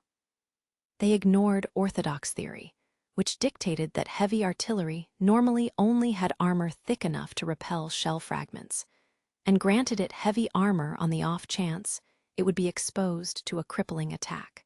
Anti-tank warheads were no good then, which meant high-speed armor-piercing shells wouldn't be effective at their usual range, either. And yet, this was no different from when he had to face off against Luru or Dinosauria in that walking aluminum coffin. The enemy's gaze and malice bore into him. It turned its massive body, which was too heavy to move off the rails, in his direction, while its 6 autocannons rotated toward him as if they had a will of their own. It was going to shoot. He maneuvered his unit left, with movements so reflexive they didn't travel through his mind as thoughts. A muzzle flash followed immediately after, and machine gun bullets flicked off the ground to Undertaker's right, sparing it a fleeting look as he repeated the procedure. He dodged a second volley and then jumped away as a third one came hot on his tracks. The 6-barreled Vulcan cannon revolved as it fired. While it was capable of unloading a heavy barrage, this rapidly depleted its bullets and caused it to overheat easily. In other words, it couldn't maintain this rate of fire for long. Undertaker advanced through the momentary lulls in its barrage in a mixture of small, intermittent leaps and emergency brakes that was astounding to behold. Shin's calm crimson eyes never wavered even as the heavy roars of the cannons echoed down to his core, and the whistling of shells cutting through the wind tore into his eardrums. They simply reflected the faint light of his hollow screen, that steady, artificial glow. The Republic cast the 86 out onto the battlefield, and the experience they gained there molded them into readily adaptable, hyper-efficient, battle-hardened warriors, albeit with the occasional quirk. So in the midst of combat, any notion of humanity within these children was dampened. Ironically enough, this made them every bit the emotionless combat machines that the Legion were. Fearing their foes simply wasn't an option, and this was especially true for Shin, who specialized in hand-to-hand combat as a vanguard. In order to slip through the blades of his foes and evade their barrage of bullets. Shin required an extreme level of concentration, which made him lose all grip on his humanity. He suppressed all his conflicts, his anguish, his pain and regrets, along with all other unnecessary thoughts, and buried them at the bottom of his mind, leaving them to fade into oblivion. It was easier that way, so whispered a voice from some corner of his hardened heart. That way, he wouldn't have to think of anything pointless in the middle of battle. He could forget everything and anything. It was so terribly easy. Some part of him realized the reason behind the madness of this knight standing before him, whose face he'd never known, this ghost, driven crazy by war and slaughter. How easy would it be to become like that? Another lull in the barrage, and Shin changed his line of fire. The Morpho momentarily paused its fire to cool down its machine guns, and Shin shifted his gaze to its left rear autocannon. The Juggernaut system automatically traced his gaze's movements and locked onto its target, and he squeezed the trigger just as the reticle inverted into red. No matter how solid the Morpho's armor was, its autocannons couldn't have been fortified. Hit with an anti-tank warhead to their mechanical section, the Vulcan cannons dispersed. As black flames billowed forth, lightning streaked through the pale sky. The flock of Edelfalter took off, as if startled away, while Undertaker rushed through the blue flocks and the flames it created. Remaining distance, 2,000 meters. The enemy was within range of his main armament, his 88 cannon. At this distance, the battle was in no way different from fighting a Luro or a Dinosauria. The fact that there was no time to escape once they'd been locked onto held just as true for Undertaker's 16 0 meters per second cannon, as it did for the Morpho's 8,000 meters per second railgun. And once he'd gotten this close, the Vulcan's fire couldn't spread out. The Morpho lacked the destructive mobility the Luro had, and the absurd size of the turret it prided itself on made it that much easier of a target. Evading the persistent side-sweeping barrage, Shin closed in on it from the left. The Morpho had 3 cannons on each side, but if approached from one side, its own massive frame prevented it from shooting at the opposite side. With half of its autocannon sealed, it had to increase the rotation cycle to maintain the same rate of fire. One eventually stopped, apparently having run out of bullets, and another overheated, having not received sufficient time to cool down, and burst in a puff of black smoke. Relative distance, 1,000 meters. Even with the witch's blood running through his veins, he truly was worthy of being called an heir to the Newsen name, the last of their line. Watching the white felldress take advantage of those momentary lulls that could hardly be called pauses to slip through a near ceaseless barrage of quite literally hundreds of shots per second. Kyria couldn't hold back his admiration, the cool-headedness to dance upon the razor's edge that separated life from death, and the slyness to seal and shave away Kyria's own weapons. And there wasn't a hint, not even a sliver of fear clouding any of those actions. If he'd been in the Empire, together with him by his mistress's side, his homeland may have remained as brilliant as it had been in the days of their forefathers. The strategic decision to capture and utilize this performance by placing it in a commander unit crept into his mind, but Kyria scoffed at the idea. Capturing a target alive was much harder than burying it, and was that much harder when the opponent was as menacing as this. The relative distance between them was 1,012 meters. He was moving even closer. His judgment was correct. His 88 cannon, smaller than the standardized 120 caliber, was incapable of penetrating his armor even at this distance. And yet, the reckless way he approached him, it was almost as if he was rushing to his death. It wasn't brave, it was foolhardy. Sitting inside Fido's container, hidden behind a large hill, Frederica watched over the battle with her special ability. When she was in the Empire's fortress, she saw the Imperial Guard's battles many times, and aside from Kyria, there were several others among them from the Newsen clan. But even compared to them all, Shin was exceptional. The latent prowess passed down through his bloodline, and the talent he was born with. 5 years struggling against death polished those skills to make him into one of the most skilled warriors in his clan's history, if not the strongest of them all. Had Kirya still been alive, even with the 4-year gap between them, Shin would have probably still been better. But Kirya was not human anymore. He was a weapon, equipped with a powerful 4,000-barrel, armor much thicker than the Juggernauts, and Vulcan cannons. And for Undertaker, who specialized in close-quarters combat, he was the worst possible opponent. Undertaker closed their distance, almost literally slipping through the endless curtain of bullets. A single error in judgment, even one maneuver incorrectly executed, would decide the result of this duel. Just watching it made her heart ache with concern. Pie. The container rattled as Fido wobbled nervously. Perhaps the faithful scavenger wished to rush out and help its master in his clash with the giant metallic dragon.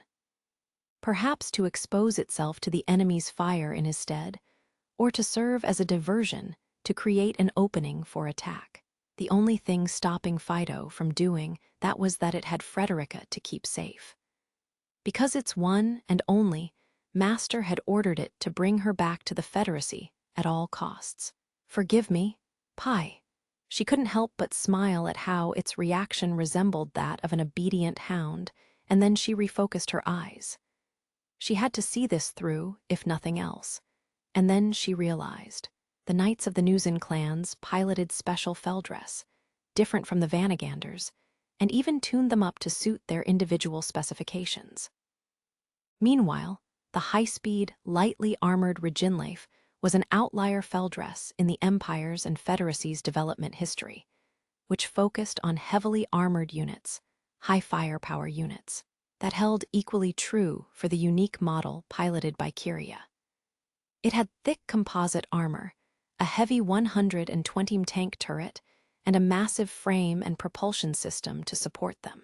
Kirya's fighting style was based on employing this heavyweight frame with its high-output power packs to trample his opponents. And she recalled what the boy who died the day she'd met him, Shin's comrade, had told her. Do you know about Shin's legendary zero-point failure? He tried to get a Vanagander to jump in a mock battle during combat maneuvers practice. Got himself disqualified immediately for risky piloting. But despite it being such an amazing feat of piloting capability, Frederica wasn't surprised to hear of it. Because she already knew someone capable of it, she leaned forward inadvertently, trying to focus on Kirya's figure reflected in her mind's eye. Thick armor, capable of blocking the penetration of an 88 cannon. A massive 800 caliber cannon, an elongated frame capable of supporting them, reminiscent of the form of a dragon.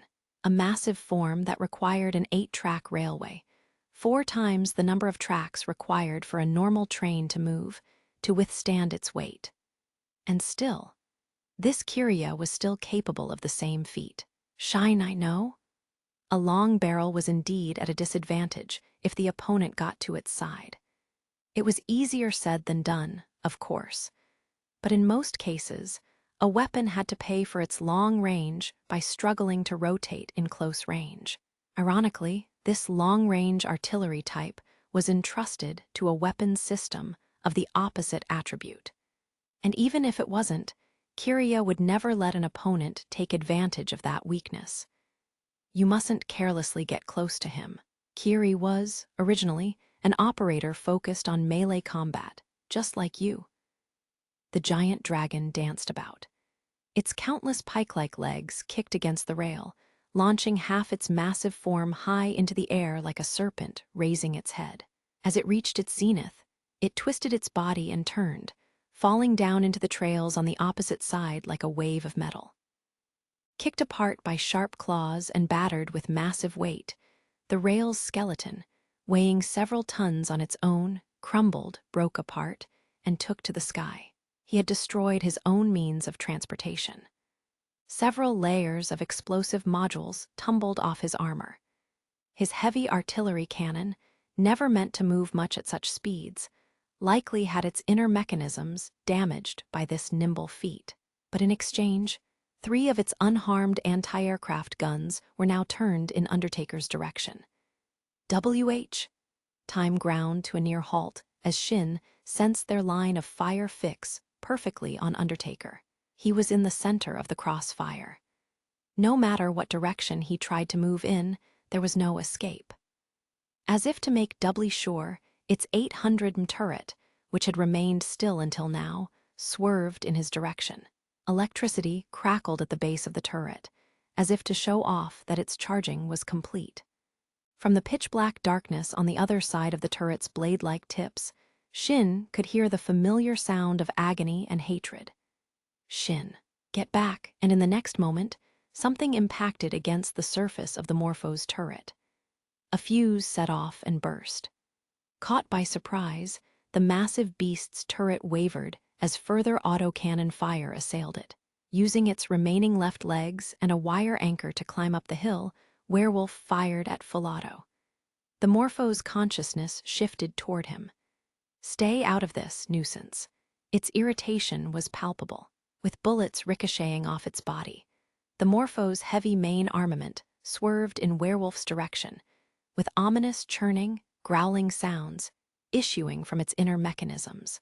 Having finished revolving, the turret belched fire in what wasn't so much a roar as it was a sheer shock wave.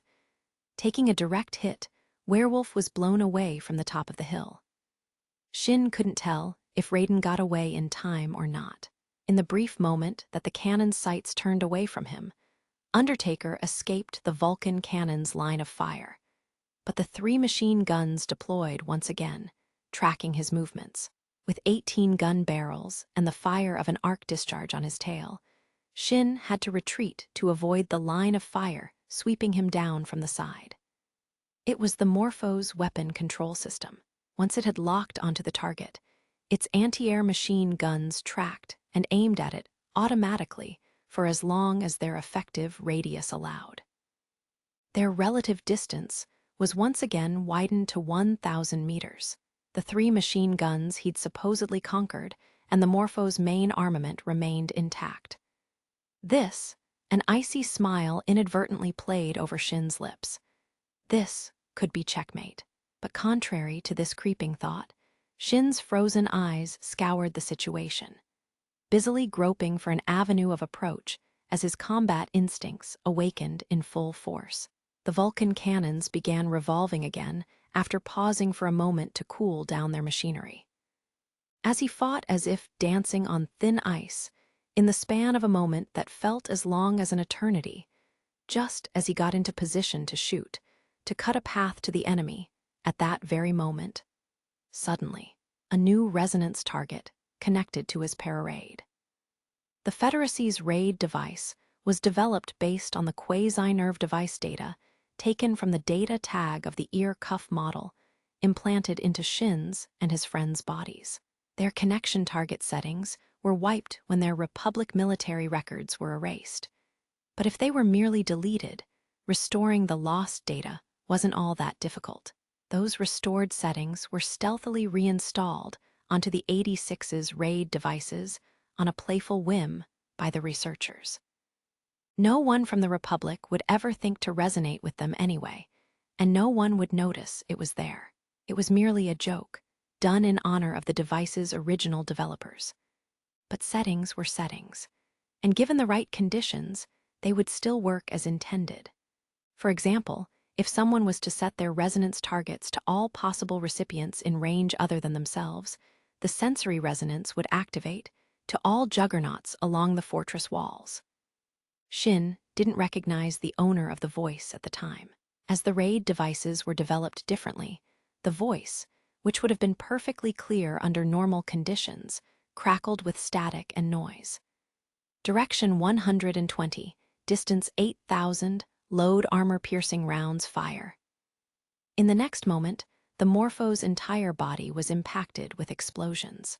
It wasn't the destructive blasts of 155 and 203 artillery fire, which would peel away light armor and destroy with just their shock waves. These impacts came from smaller, weaker, low-caliber rounds. But the sheer number of firing lines was astounding. How many cannons did whoever ordered this deploy to shoot such a barrage of concentrated fire?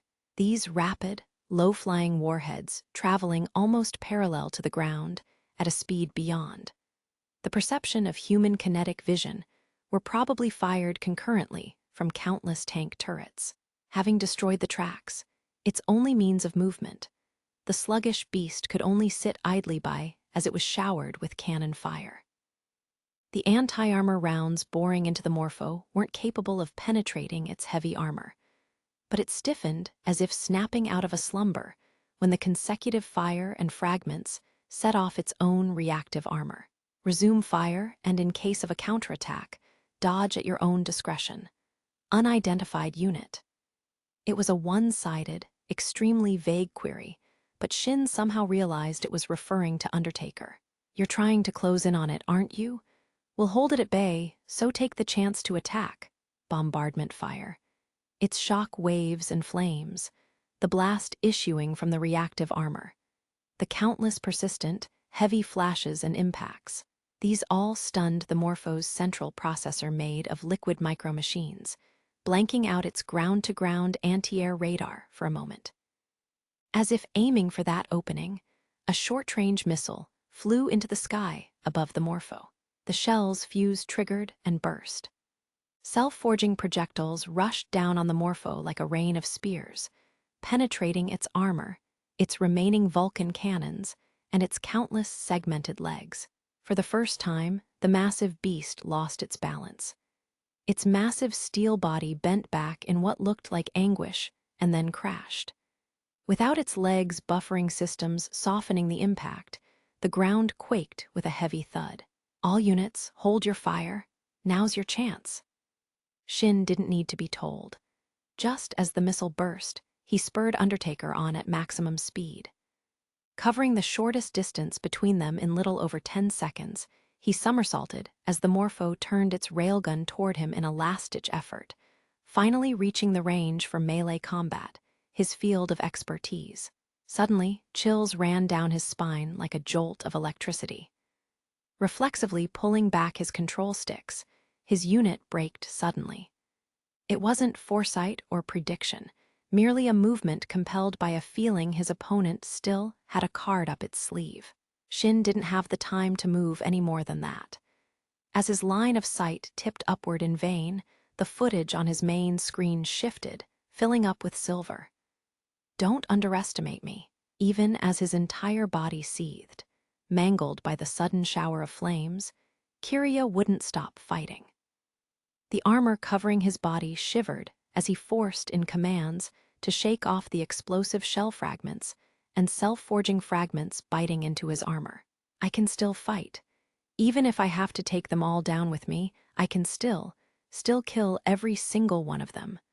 Why? An oddly calm voice drifted into his consciousness. It was Kiria's own voice from 4 years ago, when he still had a body capable of maturing. From when, while it had already deepened a long time ago, his voice was still higher than a full-grown adult's. His voice from 4 years ago, perfectly unchanged. Why do you go this far? Why do you fight so much? Why do you try to slaughter everyone like that? Even your last remaining kinsman, who you've never met. Kiria laughed, even without lips to curl upward or a throat to produce sound. Isn't it obvious? It's because fighting is all I have left. The only thing available to me is to throw myself headfirst into this burning battlefield. Nothing else remains to quell the emptiness in my core, in what might be called my soul, but the flames of war and endless conflict. Catching sight of the enemy reflected on his optical sensor, Kiria swung toward its cockpit. As a countless flurry of side blows, that would no doubt make a saner person flinch, assaulted his flank, he struck at his last kinsman recklessly, as if to say nothing else mattered anymore. Not even his own life. If it'll make you. Those unconscious words bubbled out suddenly, from beyond his seething thoughts. You, who have nothing just like me, if it makes you into what I am, "I'll do anything." The source of the silvery deluge was the snapping of countless wires. The Morpho's 4 wings spread open, their wires reaching out like a silver torrent that rushed forward at lightning speed. From the massive dragon's perspective, they were strands of hair, but each of the cables was as thick as a child's arm. Whipping down, they gouged deep into the ground, perhaps drilling into it with their pointed tips. The dirt flew into the air, skimming the area right before Undertaker, which braked suddenly as it all began to transpire. Mud splashed from the ground, clinging to his right pile driver. And then, after a purple light flashed before his eyes, shocks ran through Shin's body. Every single optical screen, hollow window, and gauge in Undertaker whited out. Undertaker was thrown back, staggered by electricity traveling through the ground, and Shin barely managed to prevent the machine from toppling over. His main screen flickered back to life, and several gauges likewise returned to normal. But the hollow windows wouldn't recover, and some of the gauges still displayed random figures, their alert lamps lighting up. And as the scent of some of the parts burning up filled his sealed cockpit, he looked up to find the Morpho's countless extended wires creeping in from all directions, with the main body hidden between them. These were wires for close-quarters combat. The Legion were so wary of losing the Morpho, they'd equipped it with countermeasures for every possible scenario. A tank turret, developed and designed with the intent of concentrating its power to a minimal point in order to penetrate the enemy's thick armor, was a bad option to blow away the countless wires at once. The uneven grid of wires piercing the ground seemed to possess an irregular pattern, but it actually didn't have a single gap large enough for the Juggernaut to slip through. And any attempt to tear through them would likely result only in them coiling tightly around him. Capacitor overload confirmed. Those are conduction wires. What an ugly weapon. The voice on the other side of the line was thick with tension and anxiety. It looked like they hadn't anticipated this either. Avoid contact with the wires. They're coursing with the electricity powering that gigantic thing and its railgun. Your weapon and propulsion systems likely won't be able to take it. This isn't an obstacle someone like you, who's focused on close-quarters combat, can conquer. Then, what am I supposed to do? He didn't actually put that question into words, but it seemed the person on the other side nodded. In which case, at that moment, the owner of the voice on the other side of the lines seemed to have narrowed their eyes coldly, as a tinge of true, awe-inspiring fighting spirit, as sharp as a blade, filled their voice. "We'll do something about this." Just then, another missile sailed into the air. Several wires bended and warped like whips, slapping the approaching projectile away from the side. Attacked from both sides, the missile was cut into round slices. But what spilled from within it weren't solid explosives or rocket fuel, but large amounts of a muddy, highly viscous liquid. As the liquid dispersed into the air, gravity took effect, causing it to rain down on the Morpho. The Morpho's black armor and wires were drenched in brown as the liquid clung to them stubbornly. And then, 5 seconds to 1 ignition. A timed fuse activated. The combustible liquid caught fire within seconds and flared up. A silent scream shook the air as well as the Morpho's own body as the flames began consuming it. It was almost like an odd sort of revenge for the Legion's previous tactic of smoking them out using fire earlier, a bombardment by way of incendiary bombs. The Morpho writhed, unable to move with its rails destroyed and its legs lost. Its remaining jointed legs missed the tracks and stomped into the ground, sinking into the quagmire beneath as it was incapable of supporting its weight of over 1,000 tons. Unlike humans, who burned to death after being exposed to flames of a few hundred degrees Celsius, the Legion's body consisted of metal capable of withstanding even this inferno of 1,300 degrees. The thick armor prevented the heat from penetrating the machine's internal mechanisms, and it didn't have pilots who would choke from the oxygen burning away. And still, The human instincts that remained within the metallic dragon made it tremble in fear of the fire. As it burned within the combustible fluid's flames, the electricity running through the wires petered out. Its circuitry went into emergency shutdown due to exposure to high temperatures, and the sudden exposure to the heat lowered the metal wires' conductivity. Having lost their ability to conduct electricity, the wires were reduced to nothing but thin cords. Retracted as the dragon writhed and roared soundlessly, the wires were ejected from the ground one after another, flicking into the air. The flames hungrily lapped at the bluish-purple dawn, reducing everything to chaos. And as that happened, Shin pushed his control sticks forward. The Morpho's blue optical sensor swerved in Undertaker's direction as it leaped toward it as if being launched. Focusing on it, all the wires bore down on it at once. Their talon-like tips curved toward their prey as they bore down on it with an arc. Shin looked up to the heavens for a single moment before the wires swung down. They were the same wires that had cut down a guided missile like butter a moment ago. He could hear someone call for him from the wireless. "It's still moving. That's no good. Please dodge it." No. Shin's crimson eyes perceived each wire as the storm of slashes crashed down on him, each from a different angle and launched at a slightly different time. His concentration reached its peak in a moment that seemed to last forever. He was aware of which wires would stand in the route he would make toward the Morpho, and how to avoid or cut through them. The wires were still burning, their conductivity still lost, and that made them nothing more than a slightly agile enemy. He took a low, sharp leap forward. The first slash bore down on the silvery felldress. They intersected, and the blade it swung at the last second cut through the wire horizontally. The momentum of his landing kept him flying straight forward, allowing him to evade the second slash and cut through it as he did.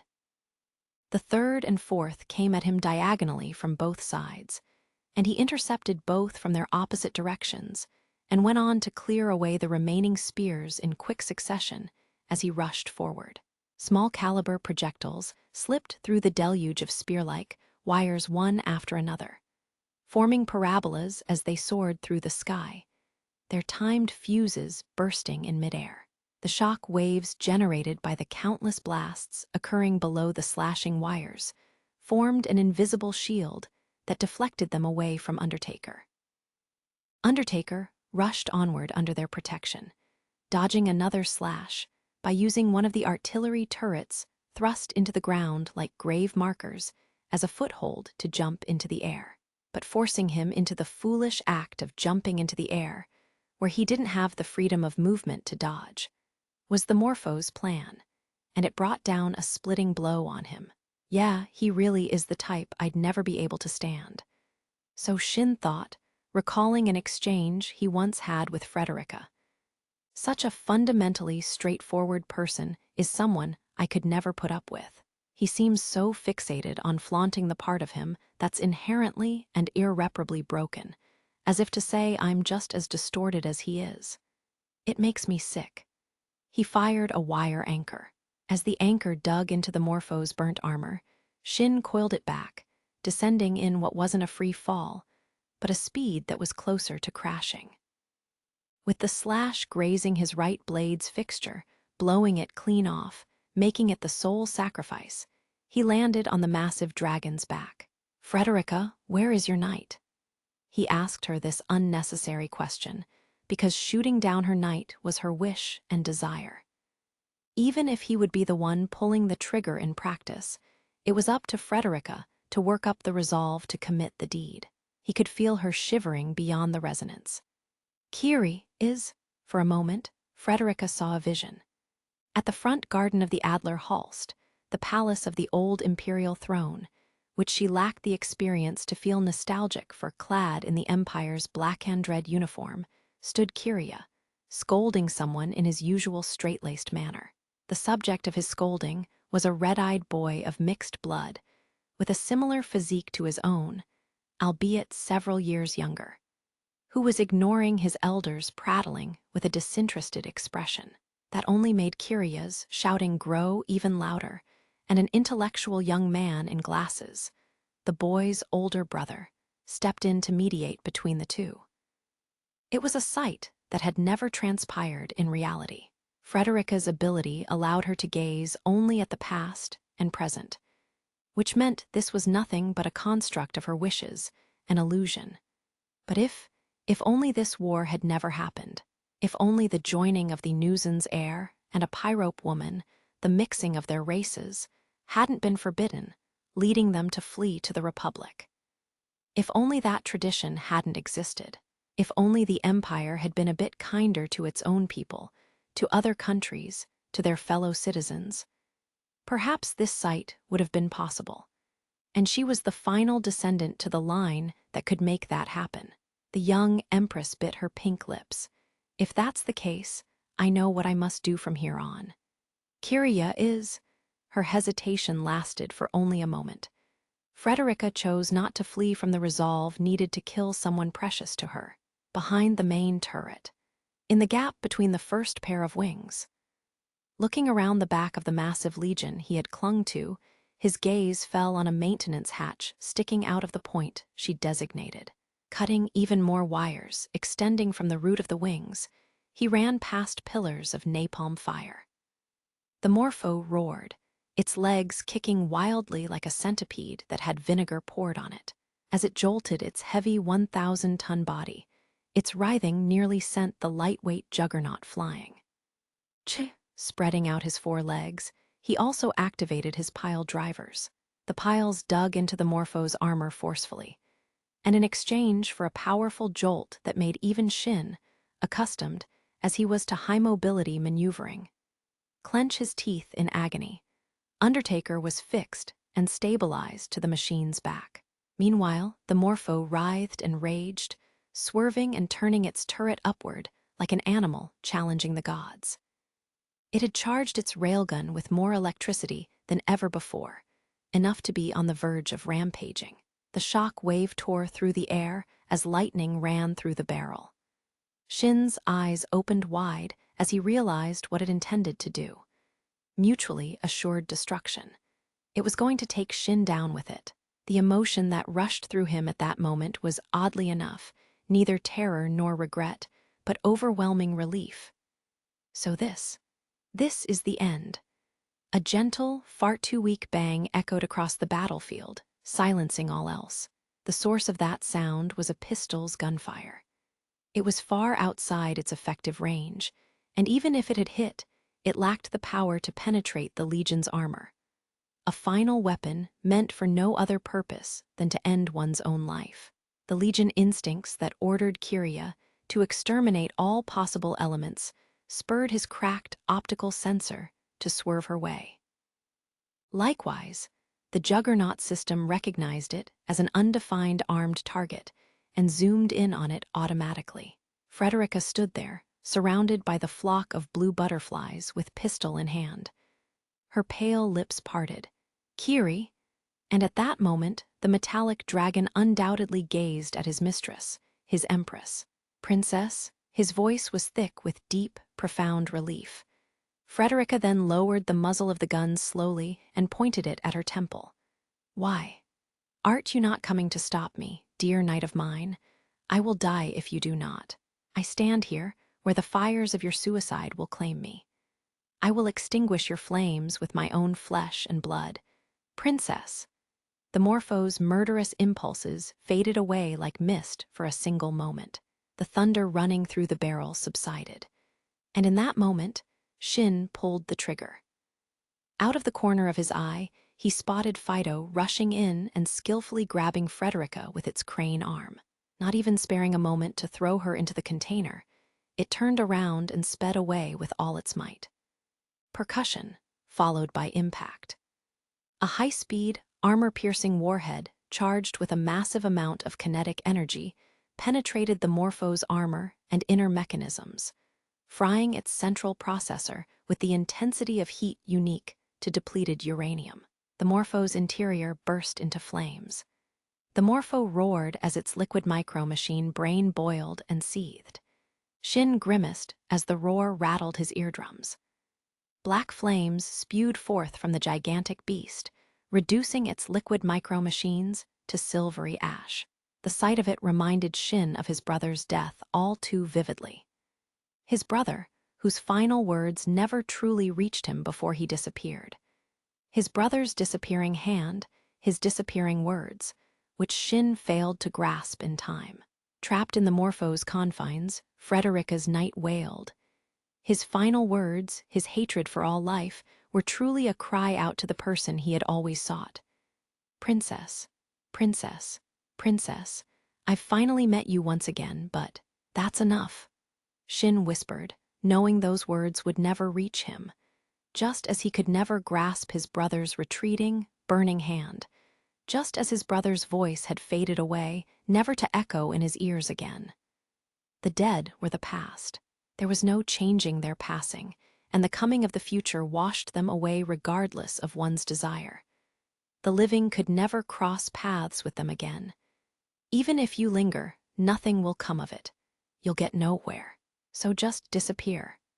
At that moment, Shin felt black eyes on him, and the gaze was somehow full of pity. That's just as true for you. You, who, like me, has nothing. No, it's even truer for you. After all, didn't you just try to die along with me? When Shin came to, that was standing right in front of him. A chill ran through his body. They had the same face.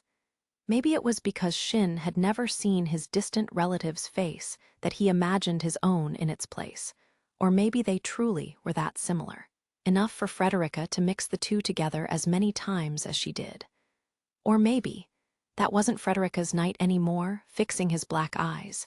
The only thing that set the two apart, on Shin, he sneered cruelly. The color of a new moon. The same color as his brother's eyes on that fateful night long ago. Right, you have nothing. Nothing to protect. Nowhere to return to. Nothing to aspire to or live for. No one to call for in your final hour. Not a one. Not a single reason to live. The phantom extending its hands gripped his neck. They weren't his brother's arms, but they probably weren't Kiria's either. Those fingers, which were hard from the use of firearms and piloting an armored weapon, were Shin's own. The hand gripping his throat stabbed its nails into the scar his brother had carved into it. The only thing he had left of him, the sole proof of his brother's existence. The black eyes sneered. Didn't you cheat death just to gun him down? Weren't you kept alive for that sole purpose? So now that you've accomplished that, you're unnecessary. You have no reason to stay alive, no matter where you are. So why? Why are you still alive? They sneered. You hoped everything would end once you killed it, didn't you? You were so sure it would. And in the end, once again, you're all alone. A vision flashed before his eyes. He saw his brothers retreating back clad in a camouflage uniform, a juggernaut blown away, and the final expressions of the countless comrades he'd had to shoot dead, since there was no saving them anymore. Why? Why does everyone always die? And leave me behind? The Legion abhorred the idea of secret information leaking in the event of their capture, and so they took many countermeasures to prevent that, such as powerful encryption and blow-off panels.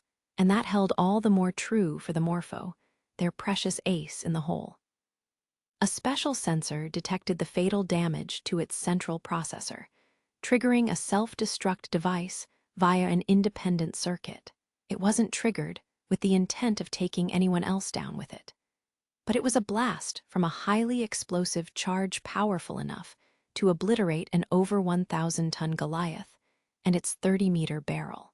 It burned down the flock of butterflies fluttering nearby, scorched the top of Fido's container as it leaned over Frederica to shield the girl it carried from the blast, and Blue Undertaker, still on top of the machine, away like a leaf playing in the wind. Apparently, he'd lost consciousness for only a brief moment. When he opened his eyes, he could see the dawn sky displayed over his cracked optical screen. Looking up made an odd sense of claustrophobia wash over him, prompting him to push the canopy's release lever down. He knew there was nothing out there to threaten him, and even if there was, he didn't much care right now. Perhaps the frame was bent out of shape, because the canopy was stuck a bit before popping open, but the blue sky that spread out before him felt just as oppressive and heavy as the one he saw through the corrected image displayed through the computer. A shining azure that felt like it could come crashing down at any second, crushing everything under its weight. Shin heaved a deep sigh and leaned his head against the headrest, closing his eyes. For some reason, he felt awfully tired. To keep moving forward was his pride. To fight on until their dying breath was the 86's chosen identity, and that was what had carried him this far. But maybe he was simply wandering the First Ward's battlefield, searching for the right place to die after burying his brother. He wished for the mechanical ghosts to put an end to him, a mere ghost who couldn't even die properly, the way his brother couldn't. If only you weren't around. That was what his brother had once told him, something countless people had since repeated. But still he lived, because he had the objective of putting his brother's ghost to rest. He could tolerate and forgive the fact that he lived on because he had to free his brother's soul. And once he'd lost that, there was no more reason for him to live. You still have a long life ahead of you. Those were the final words, the truly final words he'd heard his brother speak. The words of a posthumous separation that came far too late and truly never should have happened. Words that were a parting gift. His brother sincerely loathed to part with him and prayed his future would be a happy one from the bottom of his heart. But to Shin, that could not have been anything but a curse. Such a long time, such a long future he would have to suffer through. He'd never once wished for that. He had truly looked forward to the moment he would face his brother, and it would all end as they took each other out. And despite that, brother, why did you leave me behind again? Why couldn't you take me with you this time? If only you did that, I wouldn't have to feel this way. NNG. Something like a feral growl, like weeping, escaped his lips. He covered his eyes with a hand, feeling something hot coalesce behind his eyelids. But nothing came, Reaper. He'd never once thought that alias to be detestable. He would carry the memories of his departed comrades with him, and he never regretted making the promise to bring them along. But why? Why does everyone leave me behind? Why do they leave me all alone? Why does everyone, so easily, so arbitrarily, disappear? He thought he could hear someone cry out, asking to not be left behind. And if he could only say those words himself, would someone, anyone, stay by his side? He looked to the flaming wreckage of the Morpho, the final resting place of Frederica's knight, the man he'd never met in his lifetime, who'd been so much like Shin, but so unlike him as well. The remains of what had once been a ghost with no blood relations, with no land to call his home, who could exist only on the battlefield. And at the same time, the ultimate fate of a ghost who, despite having become Legion, always had someone to long for. If Shin were to become Legion, whose name would he call? He had no one to cry out to, and that felt all too hollow. Hearing the patter of light footsteps approaching, Shin looked up with annoyance. Running through the scattered fragments of lapis lazuli littering the area, Frederica rested her hands on the edge of his cockpit and peeked inside. You look like a cadaver in its casket. It's incredibly ominous. Shin scoffed weakly behind closed eyes. The sealed cockpit truly did feel like a casket, and the scattered remains of lapis lazuli were like burial flowers adorning it. Right. What manner of answer is that, you fool? When will you stop pushing yourself so hard? She tried to smile, but made no attempt to hide her red, swollen eyelids or the tear marks that trailed down her porcelain cheeks. Frederica's shoulders remained perked up for only a moment before she sighed, sagging them again. Forgive me, the handgun you entrusted me with. Looking down to her small, shivering hands, Shin noticed a large crack running down from the ejection port to the frame ahead of it. It was probably hit with shrapnel. The crack likely extended from the interior of the chamber to the barrel, fatal damage for a gun. Yeah. Even after coming as far as the Federacy, this pistol that buried his dying comrades was the one thing he never parted with. But oddly enough, he didn't feel any particular emotions wash over him now. He took it from her with one hand and chucked it into the distance. The lump of metal and reinforced resin made a dull sound as it landed between the remains of countless blue butterflies. Frederica's eyes traced its trajectory with surprise. Why you did not have to throw it away. The cylinder and barrel are cracked, and it's not a Federacy model, so I can't have it fixed. It was used by the old Republic ground forces, but its model was originally produced by one of the Alliance's weapon manufacturers. If he was to seriously search, perhaps he could find parts to have it repaired, but he wasn't that attached to it. Frederica nervously looked down at where Shin's pistol had fallen. Why? Was it not the pistol that put your dying comrades to rest?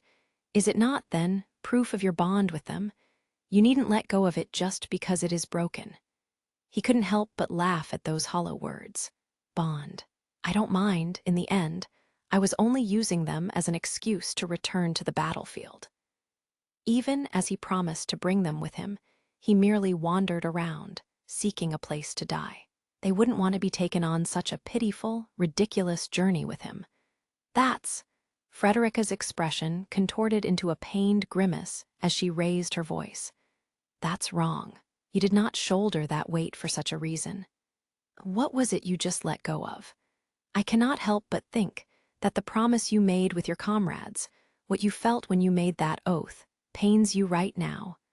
Transparent droplets trickled down her pale cheeks, reflecting the light of dawn. Your heart has frozen over so much. The heat of the emotions you feel for your comrades can only come across as pain. It hurts, but if the pain becomes too much to bear, you need only rely on others. You having no one to help shoulder your burdens is a thing of the past. He narrowed his eyes, hearing her speak as if she knew things he'd never mentioned to her.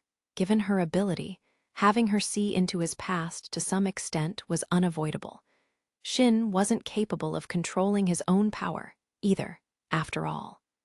But hearing her speak like she knew everything was unpleasant. Sneaking a peek again? Fool. It's because you keep thinking of the departed, you may claim to have let go of them, but you carry them with you still, which is why I can see them. There were so many, but you faced them head-on, never once turning away from any of them. How can you write them off as an excuse, you idiot? Wiping her eyes roughly with the knuckles of her clenched fist, she turned to face Fido, which was waiting on them a short distance away. Fido, go and retrieve the gun this fool threw away. I'll help you look, so surely the two of us will find it. Don't move, Fido. We don't have the time to waste on that. Fido's optical sensor flickered, as if its eyes were spinning from the conflicting orders. But after giving an inquiring beep, for some reason, it reached out to Frederica, grabbing her by the collar like a kitten and tossing her into the cockpit. WH, what are you doing? We're taking you back, obviously. With this much damage, if new enemies show up, we'll be in trouble. They were still far off, but he could feel Legion, who had noticed the disturbance, begin moving in their direction.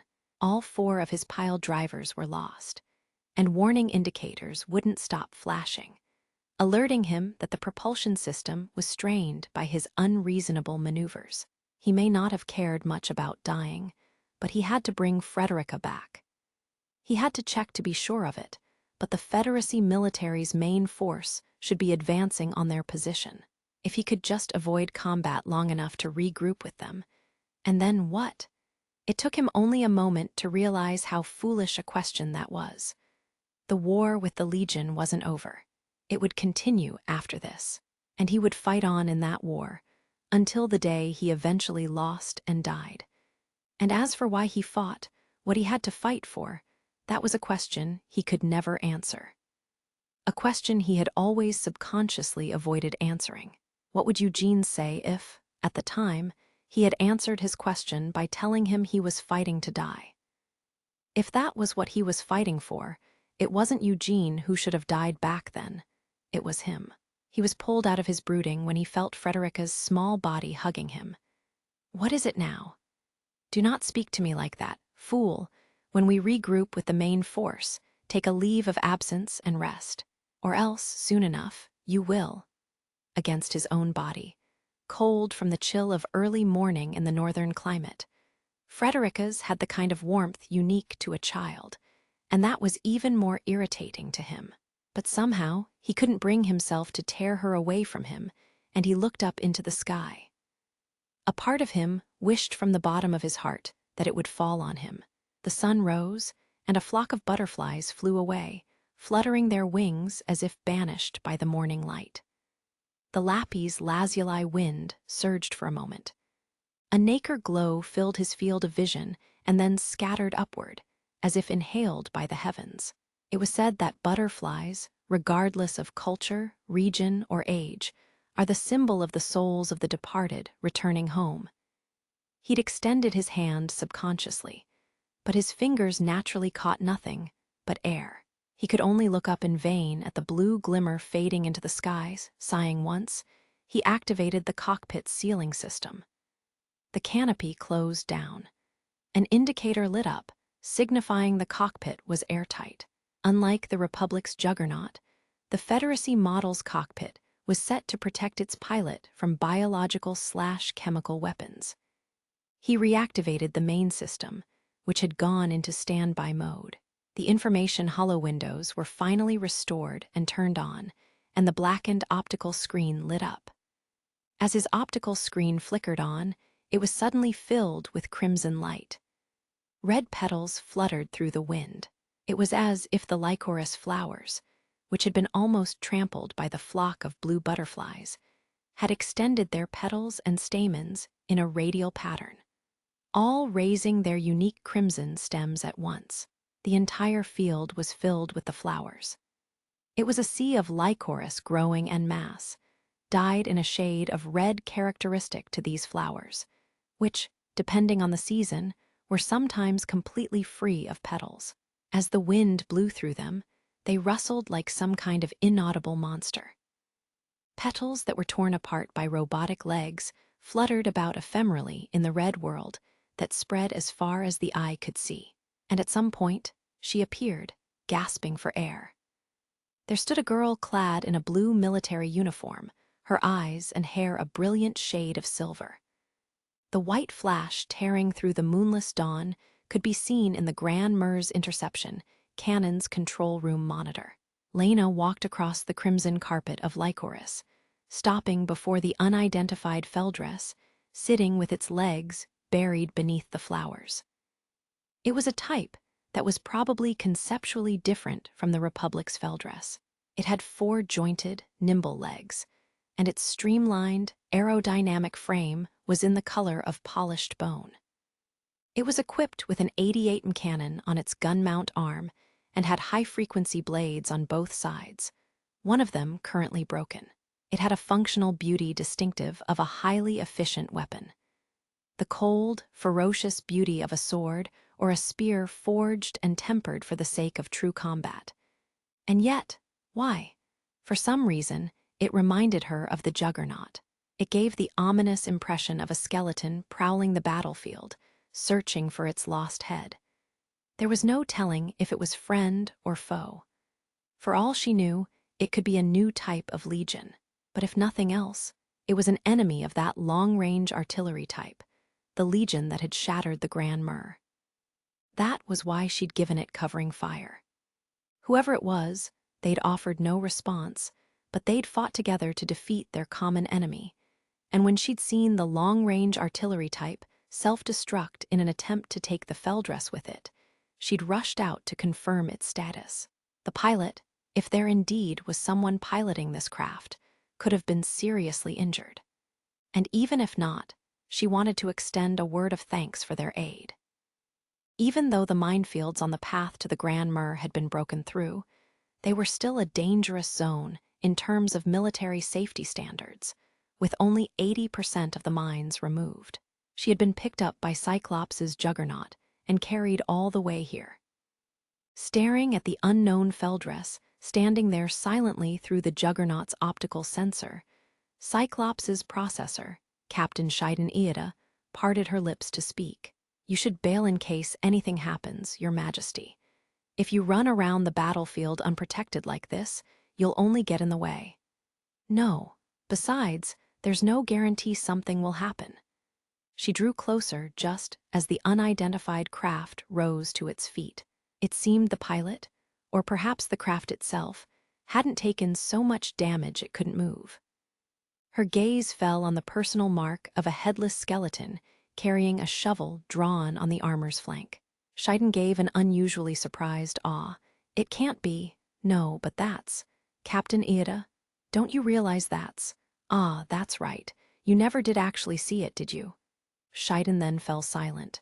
The unidentified craft's red optical sensor turned their way. A silver-haired girl stood in the sea of red flowers. The cuffs of her blue raised collar uniform were burnt and torn. A large, clumsy assault rifle dangled from her slender shoulder. Her eyes were the same silvery hue as her hair, now matted with soot. It was the appearance he'd seen plenty of times, despite not wanting to see it then or ever again. Once a month during air transports, on transfers to new posts. The Republic, the ones who drove the 86 out into the battlefield, transferred them to more severe battlefields if they survived, and eventually ordered them to die. That glittering hair fluttering in the gentle breeze. That lustrous appearance. Shin's breath caught in his throat as the young girl, whose face he couldn't quite make out, somehow overlapped with the appearance of a boy his age, clad in a steel-blue uniform. You should have died instead. Averting his eyes promptly, he held his breath once again when his gaze then fell on a black-armored juggernaut, the same kind of faulty aluminum coffin he'd once piloted in the 86th sector. And behind that, he made out the hazy outlines of a gray artificial concrete structure, the Grand Mur. A faint smile found its way to his lips. He'd intended to advance as far as he could, but apparently he'd been going around in circles and ended up back where it all began. Frederica stiffened as she looked up at him, and Shin pretended he wasn't aware of how pained his expression was when he opened the Feldress communications. May I assume you're a commander of the Republic of San Magnolia's military? Perhaps because of the damage it had sustained while fighting the long-range artillery type earlier, the audio of its outer speaker was cracked and hard to pick up. The pilot spoke with a curt, blunt, and dry tone. That is correct. And you are? I am a member of the Federal Republic of Jayad's 177th Armored Division. Contrary to its courteous statement, the tone of that voice felt terribly distant. If she was to take this person's affiliation to be truth, it would mean she inferred he was male from his voice, as distorted and broken as it was from the military personnel of Jayad, which was an enemy country of theirs a decade ago. There was probably some sort of political uprising that led to their changing the name of their country, and it seemed they were common enemies of the Legion. But that in and of itself didn't mean they would see a Republic military officer as an ally. He didn't give away his name or rank, probably to maintain military secrecy. The 86 didn't tell the Republic citizens their names unless explicitly asked, though, so she'd stopped seeing it as disrespectful. I've acted out this operation to eliminate the railgun-equipped Legion, in order to protect the Federacy's defensive line. I am grateful for your assistance in the operation. No thanks are necessary, but is it just you? You broke through the Legion's territory all on your own. Why were you ordered on such a terrible operation? The silence she got in return somehow felt terribly cold. Lena noticed Scheiden stifling a chuckle over the resonance and clicked her tongue. A solo mission, or perhaps a small group, advancing through Legion territories. The survivors of the first defensive wards of each front of the Republic were sent on such special reconnaissance missions at the end of their service terms, for the purpose of being exterminated. What right did she have to call something similar terrible? Your concern is appreciated, but the Western Front's main force is advancing on this position from behind. I should have no trouble regrouping with them. I see. That's Goo. Would you like to come with us? A. If it's only a small number of personnel, I believe the main force will be able to offer you protection. Contrary to the nature of his offer, the pilot's voice was extremely detached and businesslike. He spoke as if he could tell how, for over 2 months, the Republic had been in a state of constant turmoil, with its defensive line pushed back and its sphere of influence and military power diminishing greatly. And he asked them if they were willing to run away on their own. But his tone was a hollow one, without a shred of ridicule or insult. At the same time, he spoke to her as one would to a puzzled child they found, who had walked so long and so hard that they became exhausted and lost their way. And that annoyed her a little. As if he had arbitrarily decided that they wouldn't be willing to fight anyway and was mocking them for it. No, I cannot abandon this country and the comrades who fight under me. Even if we never win and only defeat awaits us, I will continue to fight. The Federacy officer chuckled faintly at Lena's declaration. Shin couldn't hold back a snicker at those excessive words. Fight. The Republic's military personnel, who shut themselves up behind their walls until their homeland came to ruin. No, there was an even more fundamental question here. What for? He was surprised there were any survivors, but the Republic was probably ruined all the same. The only things they could scrape together to attack a long-range tactical weapon were a scarce few interception cannons and the Juggernaut's low-range fire. And judging by her rank insignia, this girl was only a lieutenant, a junior on-site commander who wasn't even on a field officer's level. Whatever scarce fighting capability and manpower the Republic's military did have were reduced to almost nothing over these 2 months. If the Major survived, would she be here now? The thought crossed his mind, but he shook his head, telling himself there was no point in asking himself that. Whatever the case, they had neither reason nor need to fight, nor the power to do so. And still, this girl said they would fight? For what? Are you rushing to your deaths? If that's the case, you would have been better off not fighting back at all. He couldn't hold back a voiceless laugh of disdain as he spoke. Just who, exactly, was he directing those words to? If that's the case, you would have been better off not fighting back at all. Lena clenched her fists at the sound of that cold, blunt question that teetered between ridicule and self-deprecation. Even if we don't have the power to do it. Is he implying that the powerless shouldn't fight? That it's meaningless, and they mustn't try to cling to life? Impossible. Out of the corner of her eye, she caught sight of Cyclops, the Juggernaut standing all too brittle and weak in comparison to the Federacy's unit. There were people who fought to the bitter end, knowing they could never survive, with only their machines as their sole partners and final resting places. Those words stood as an affront to all they represented, and she would not let that insult go unaddressed. We will not give up and sit silently, waiting for death to claim us. We will fight to the very end, until even our final breath abandons us. There were people who lived by those words, and they believed I could be like them. And that's why we why. If one day you make it to our final destination, would you please leave flowers? To repay those words, to answer those feelings he'd entrusted her with.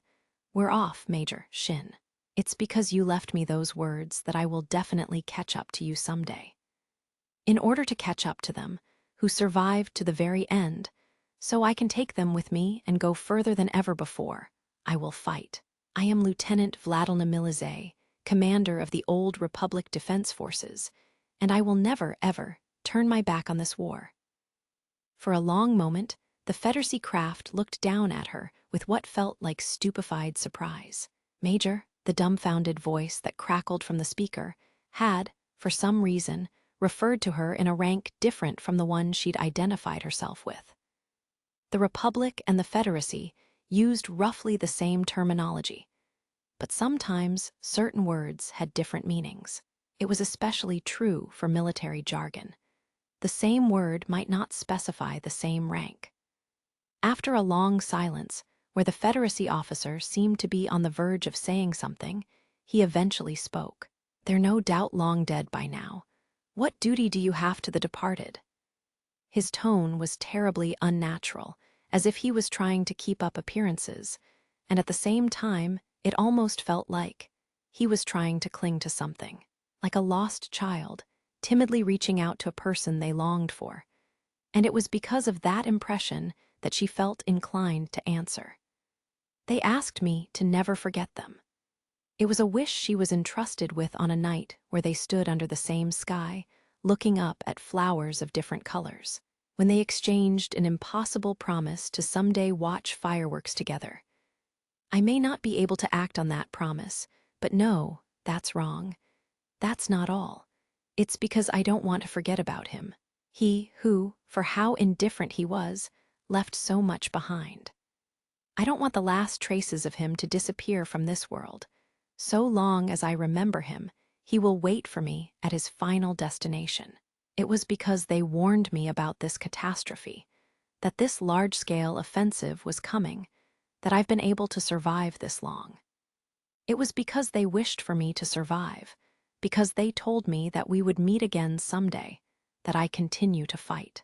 I'm alive here and now because he was there. And that's why I want to answer those feelings. They may be gone, but I still wish to reach their final destination, to reach where they ended up while they still lived, and this time together. Since I can no longer hope to live alongside them, I wish to fight together with them, to take them with me, beyond this battlefield. That answer made Shin let go of a long-held breath.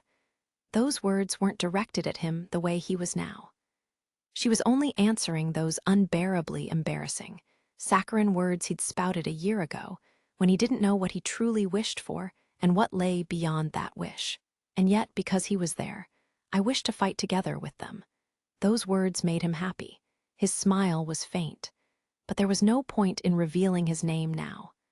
After she spent a year fighting alone, following in their footsteps, the sight that greeted her shouldn't be on this battlefield where he sat, paralyzed and defeated. "You're the same." Huh. It's as true for you as it was for him. It's because you fought to the bitter end, because you survived this far, that you're able to stand here today. The sun rose, and fresh sunlight illuminated her features from the front, and I think that's something you can take pride in. And in his first ever sight of her, through the cracked optical screen, she wore a gentle smile. The Federacy Craft's red optical sensor looked down at Lena in silence. It seemed somehow a little more sober to her, as if something that had possessed it until now was absent from its artificial gaze. Something that had hung over it like a shadow, like the dust of battle or exhaustion, was gone now. "Major." He parted his lips to speak with a hesitant awkwardness, wishing to say something, but unsure of what.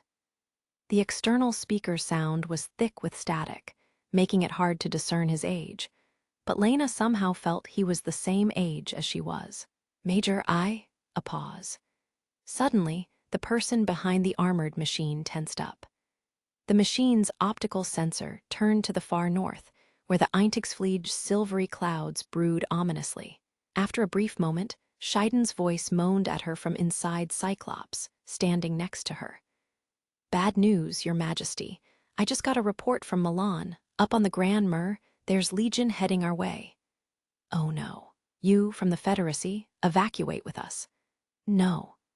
The voice that prickled her ears, mixed with heavy static, belonged to neither Scheiden nor the Federacy officer. A flock of air-to-air missiles rushed from the east into the northern skies, penetrating the silver clouds and blooming into flowers of flames. A second volley drew an arc and fell into the ground beneath the Eintagsflieg, into the legions swarming there. The angular silhouette of a combat helicopter flew in from over the ridgeline, its rotor thundering around them, accompanied by a formation of low-altitude flight utility helicopters and transport choppers. The voice of its pilot crackled from the helicopter's outer speaker, disturbing the crisp morning air. "A job well done, First Lieutenant. Leave the rest to us."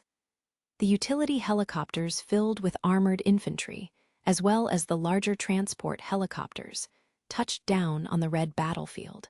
The petals were torn away and blown off by their intense downburst, drawing red patterns over the azure sky. Armored infantry equipped with heavy assault rifles ran around, deploying over the area.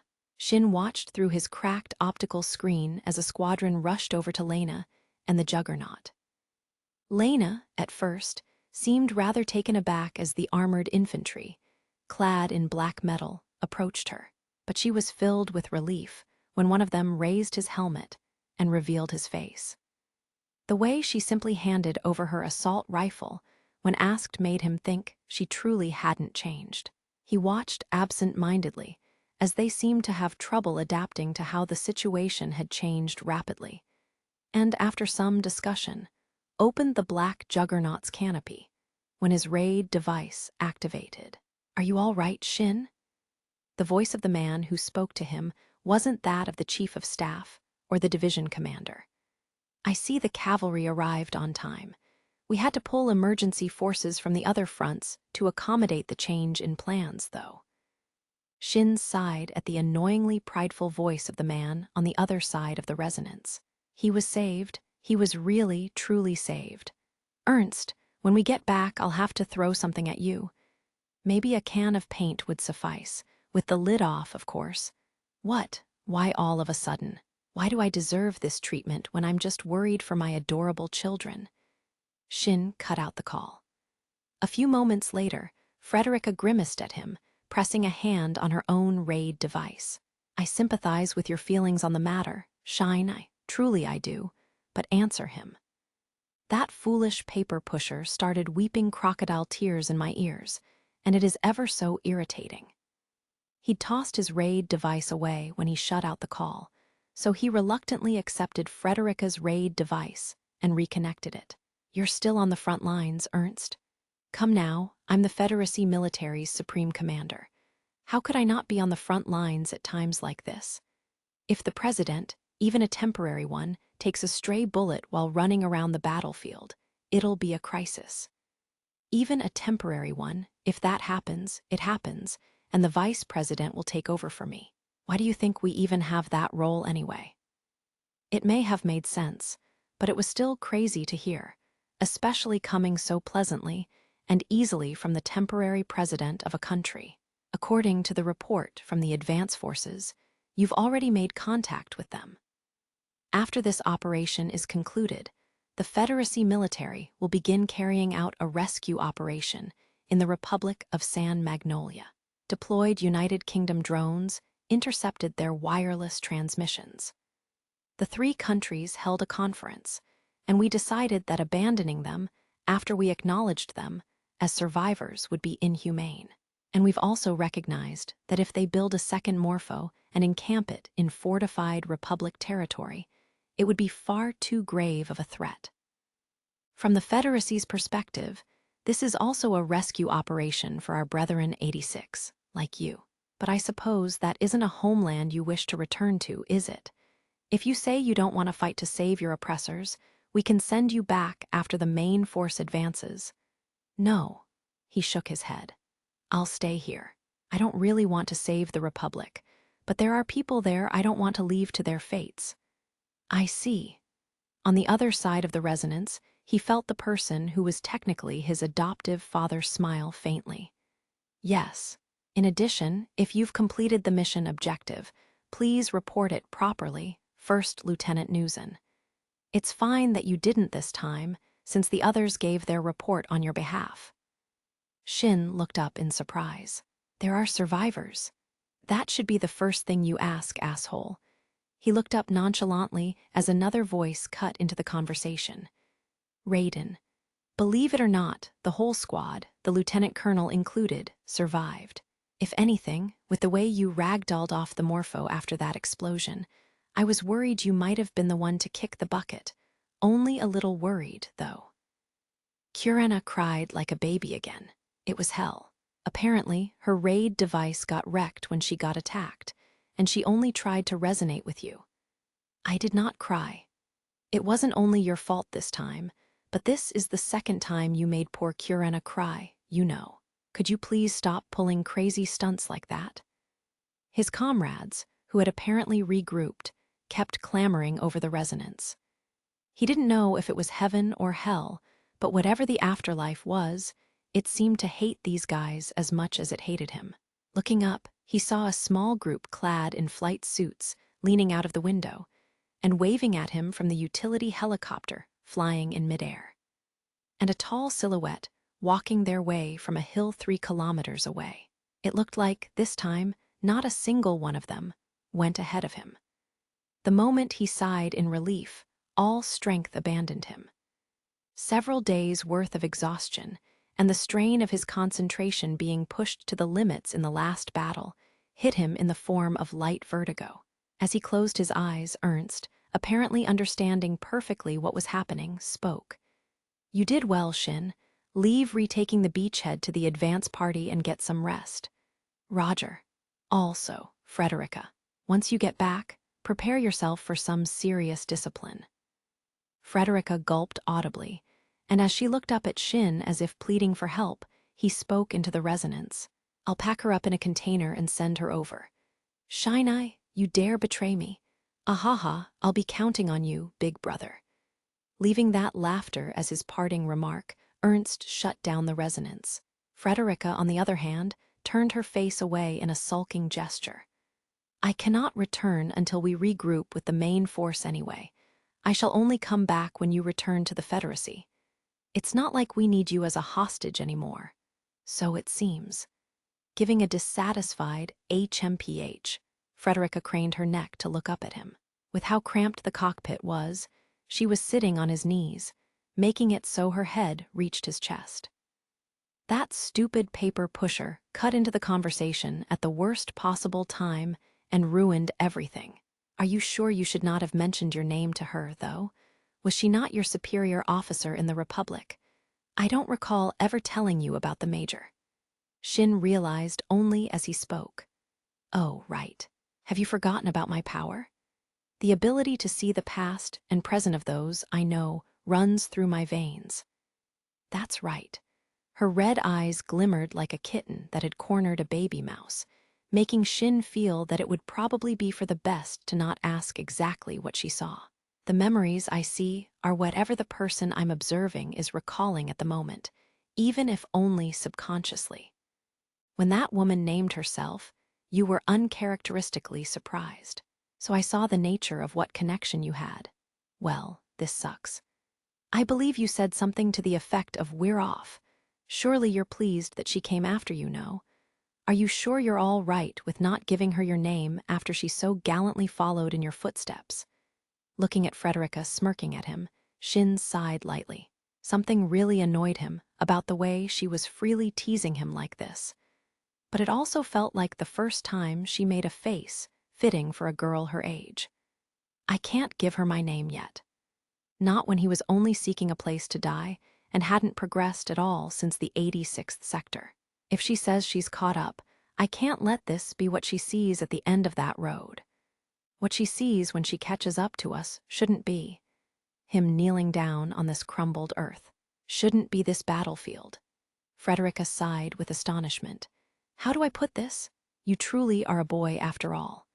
I am saying you are the kind of creature who puts on airs at the oddest of times." Leaving that exasperated remark, Frederica gave him a sidelong glance and cocked an eyebrow. "Incidentally, did you notice? What you just said was your answer." Frederica's eyes sparkled proudly for some reason at his surprised countenance. The final destination that girl reaches must be a grand spectacle that was worth the effort she expended in making it there. And the path she follows is the one you leave in your wake. Bearing this in mind, where is it that you should be headed? You've just found the answer to that question all by yourself. Those crimson eyes, so much like his own, looked back at him, smiling softly.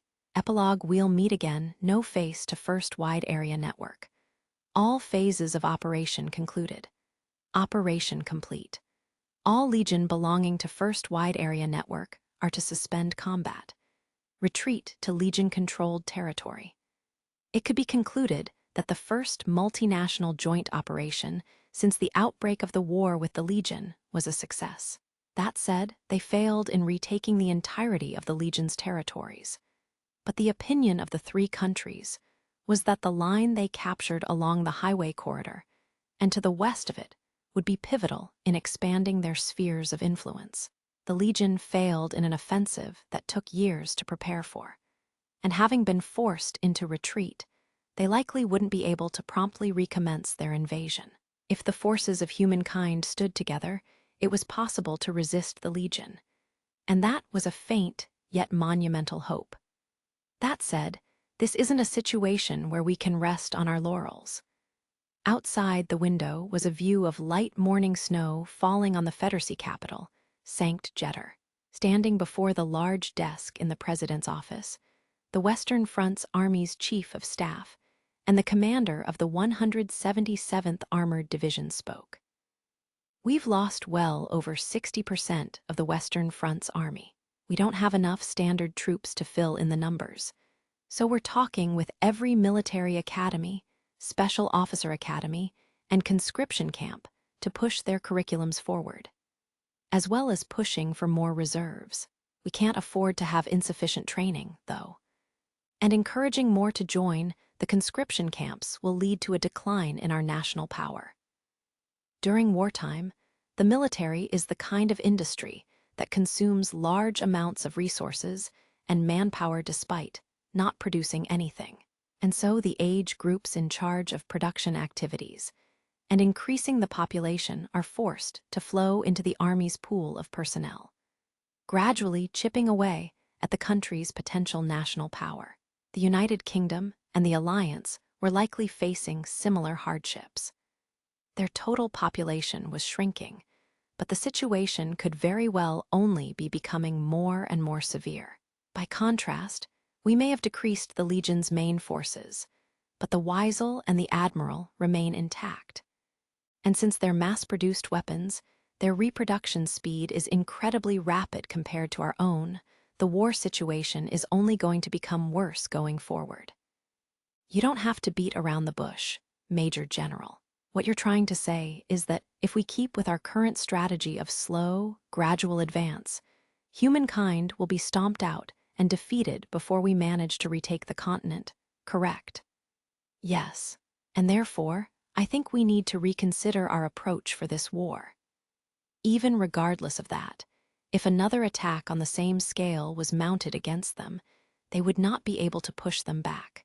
Such was the military's perspective after how, despite having achieved all their objectives during the large-scale offensive and the Morpho takedown operation, the Legion still had the initiative and led them by the nose, forcing them to suffer massive losses.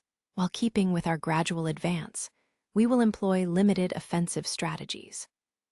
While we hold on to our defensive lines as before, we will establish and deploy a special, independent force focused on launching concentrated attacks on important strategic points for the Legion. And while they were the first candidates I nominated out of everyone on the Western Front, I was surprised to see you come up with the same suggestion, Your Excellency. They, who were without a doubt elites even within a militaristic country like the Confederacy, the 86. The young soldiers we've rescued from the former Republic's borders will make up the mobile strike force.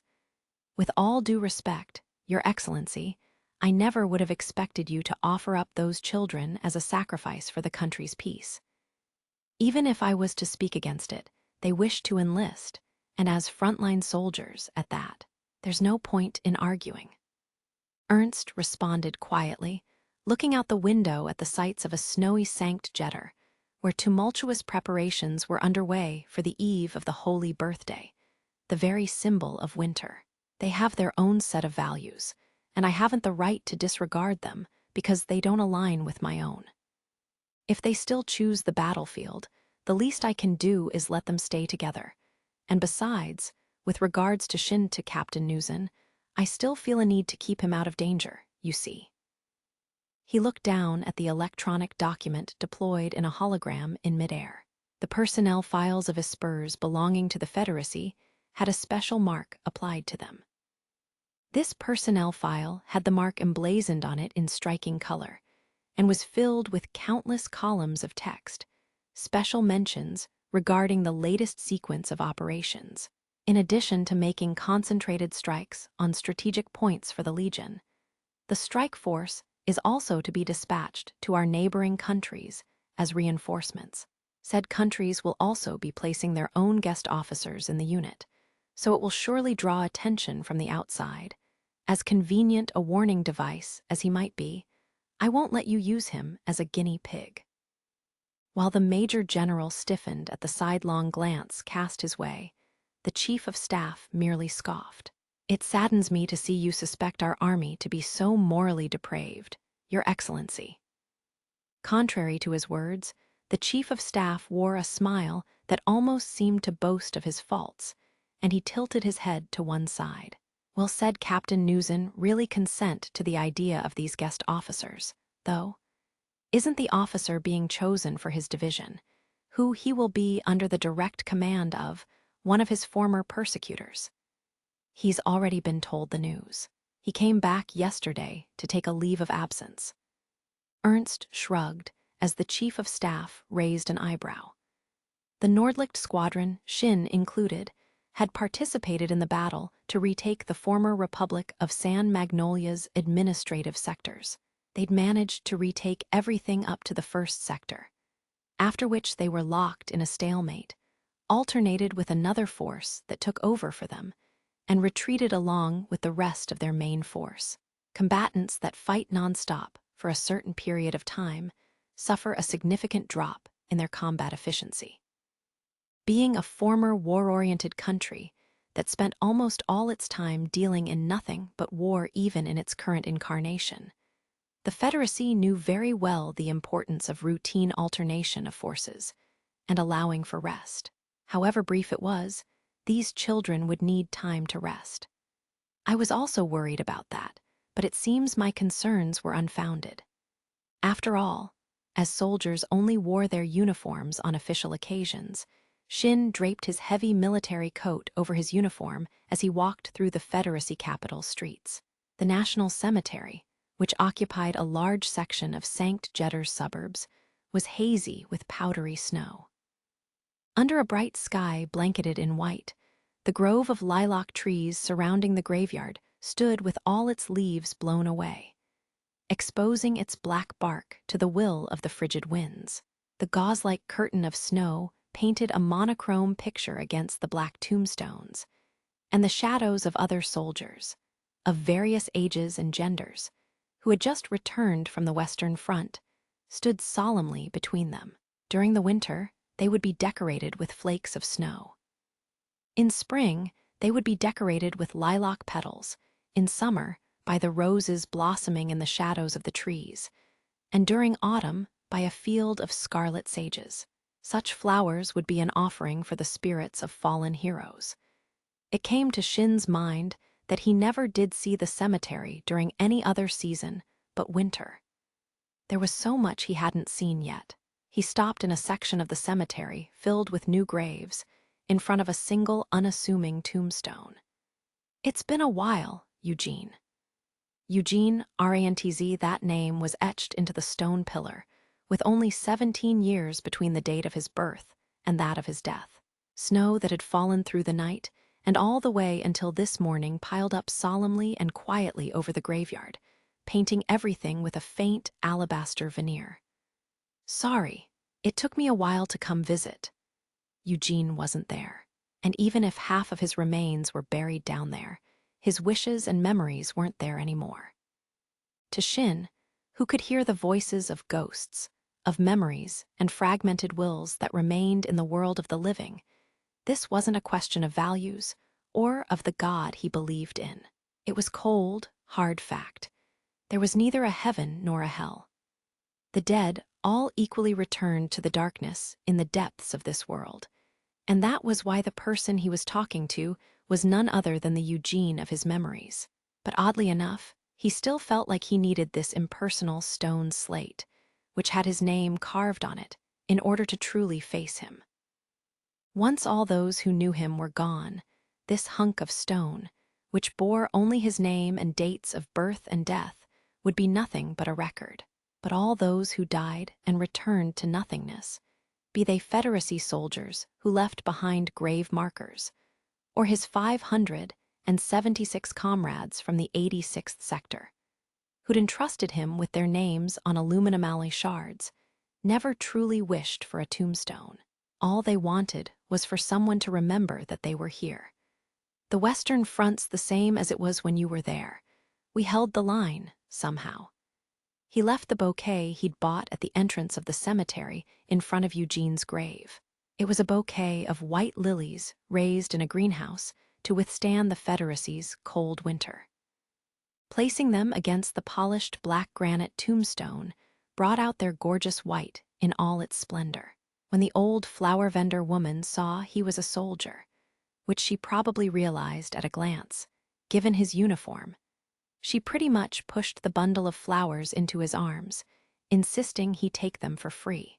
An old woman, standing in front of a national graveyard this early in the morning, running a flower stand. As if to say that was her mission, with her lips pursed and her back straightened. All the 86 who survived in the Republic were given shelter by the Confederacy, and now a new unit is being organized, with them as the core. A mobile unit specialized in operating juggernauts. Once my leave ends, I'll be assigned there too. The number of its ranks was only slightly under 10,000 troops, making it the size of a large brigade.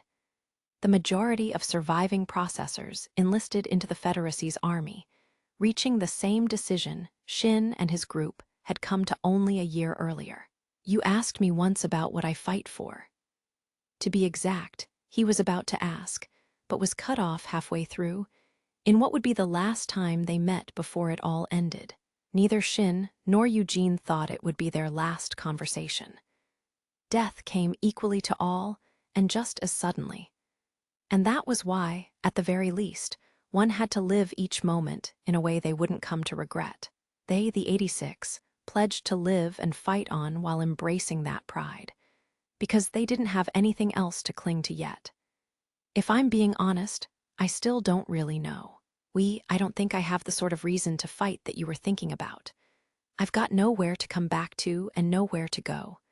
Nothing, and no one to defend. His family was gone, and he had no culture to draw on, as it was all within the memories of his homeland, which had been destroyed a long time ago.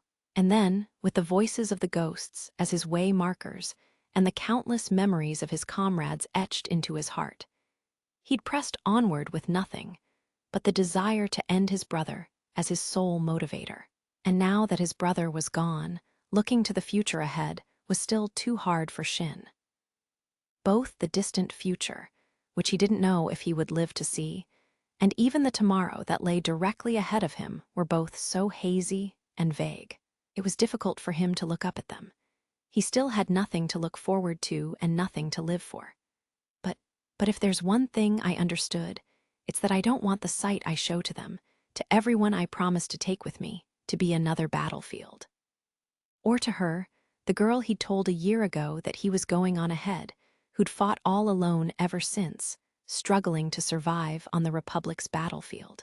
For the girl who tried so hard to catch up to them, showing her a battlefield where he lay beaten and defeated at the end of it, all would be far too cruel. He didn't leave her with those words on the final night before the special reconnaissance mission, with the possibility that help may come and the imploration to fight on until it did, because he wanted her to see this. And the sea. When was it that Eugene stood before him, saying he wanted to show his little sister, who had never seen the ocean, that scenery? Something she had never seen and never known. I still can't say I want to see it, really, but I do want to show it to others. To show others things they don't know, things they've never seen before. I think that's all the reason I need to fight for now. The legions stood in the way of that wish. It couldn't come true with the world as it currently was. Of course, the tombstone said nothing in reply. Eugene's ghost wasn't there, but he still thought he could hear his amiable, kind-hearted friend saying with a smile, "Sounds good enough to me. I'll come visit you again, and next time I'll bring you stories of places you've never seen before." The tombstone said nothing, and as if in its place, the bustling of the ghosts silently crept into his consciousness. the fragments of his dead comrade's consciousness that were still trapped on the battlefield, whispering their final moments as they sought release. I haven't forgotten about you guys, either. He turned on his heels silently when he saw a figure raising a hand to him from the distance. It looked like Eugene and his brother who had long since disappeared. And when he looked at it again, it turned into a silhouette of a long-haired girl who was disappearing into the snowy veil of winter. It looked like Kai, and at the same time, like the girl who had caught up to him before he knew it. Both the dead who had already passed on and those who still wandered the battlefield. Before Shin knew it, they stood shoulder to shoulder, pursuing the comrades who were not yet there. The countless heroes who slept there for eternity watched over the Reaper silently as he left the cemetery, covered in powdery snow. The old lady, always standing in front of the National Graveyard's entrance, asked if she came to visit her brother again, and gave her some flowers for free. Holding a bouquet of lilies that was too large for her small body to carry, Nina walked down the now familiar path to her brother's grave. Over the past 6 months or so, Nina finally realized that her brother dying meant he would never come back, and she would never see him again. That her brother was killed by someone and would never return because of that person. That was sad, painful, wholly unbearable. So she lashed out against that person in her letter, but no answer ever came. Maybe they were simply such an awful person that they wouldn't write back, or maybe they never got the letter at all. The war apparently became worse, and a lot of people died, so maybe that bad person died, too. Nina thought that if he went to heaven, he should tell Eugene he was really sorry. Eugene was nice, so he would definitely forgive him, and then they could be friends there. Hurting someone made her feel prickly and bad. It probably wasn't a good thing to do. She approached her brother's grave, only to find a shade of milky white different from the snow. Nina tottered over and picked it up. It was a bouquet of lilies. The snow hadn't piled over them yet, so they had probably just been placed by the grave. She saw a retreating figure walking quite a distance away in the walkway between the gravestones. It was a boy, a bit taller than Eugene, dressed in the same steel-blue uniform she last saw her brother wear. He looked familiar somehow, as if she'd seen him and Eugene laugh together at one point. She gave a faint utterance in spite of herself, which should not have reached beyond the curtain of snow. Was he coming here, for remembering? Or maybe, for not dying like Eugene did and coming back alive? Little Nina didn't know what spurred her to say the next words, and yet she felt compelled to say them all the same. Thank you very much.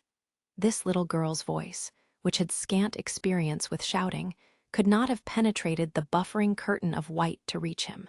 And despite that, she thought she saw the hazy figure on the other side of the snow turn to look at her. It was at that small spring garden where the Juggernauts and their faithful attendant at the end of their journey rested forever. A young Federacy officer, likely her age and clad in a steel-blue Federacy uniform, smiled at her peacefully. This isn't the first time we've met, although I suppose it is the first time we're meeting face to face. Lena still had no way of knowing the reason for the flood of emotions contained in that statement. It's been a while, Handler One. My name is Shinai Nuzin, a captain of the Federacy military and former leader of the Spearhead Squadron. Her expression turned utterly astonished, Lena's large silvery eyes widening in surprise. She looked up at the young man who presented himself to her. A boy roughly her age, barely old enough to have recently graduated from the Special Officer Academy, but already promoted twice to receive the captain's rank insignia on his collar. His black onyx hair and crimson pyrope eyes, his white, handsomely sculpted face. Lena never did know his face.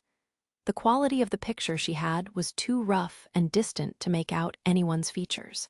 But his voice, that serene, gentle voice, which was somehow pleasant despite being so curt. Shin, sure enough, the boy broke into a wry smile. It's the first time you've called me by that name. Yes, it's me, Major Milizet. You're alive. I failed to die again. That cold tone, that blunt manner of speaking. The tears welled up in her eyes before she even knew it, but she restrained them with all her might. She didn't want to look away because of her tears. She felt that if she looked again, if she so much as blinked, he would disappear again. So instead, she smiled from the bottom of her heart. Her expression was probably terribly awkward, but she couldn't care less about that right now.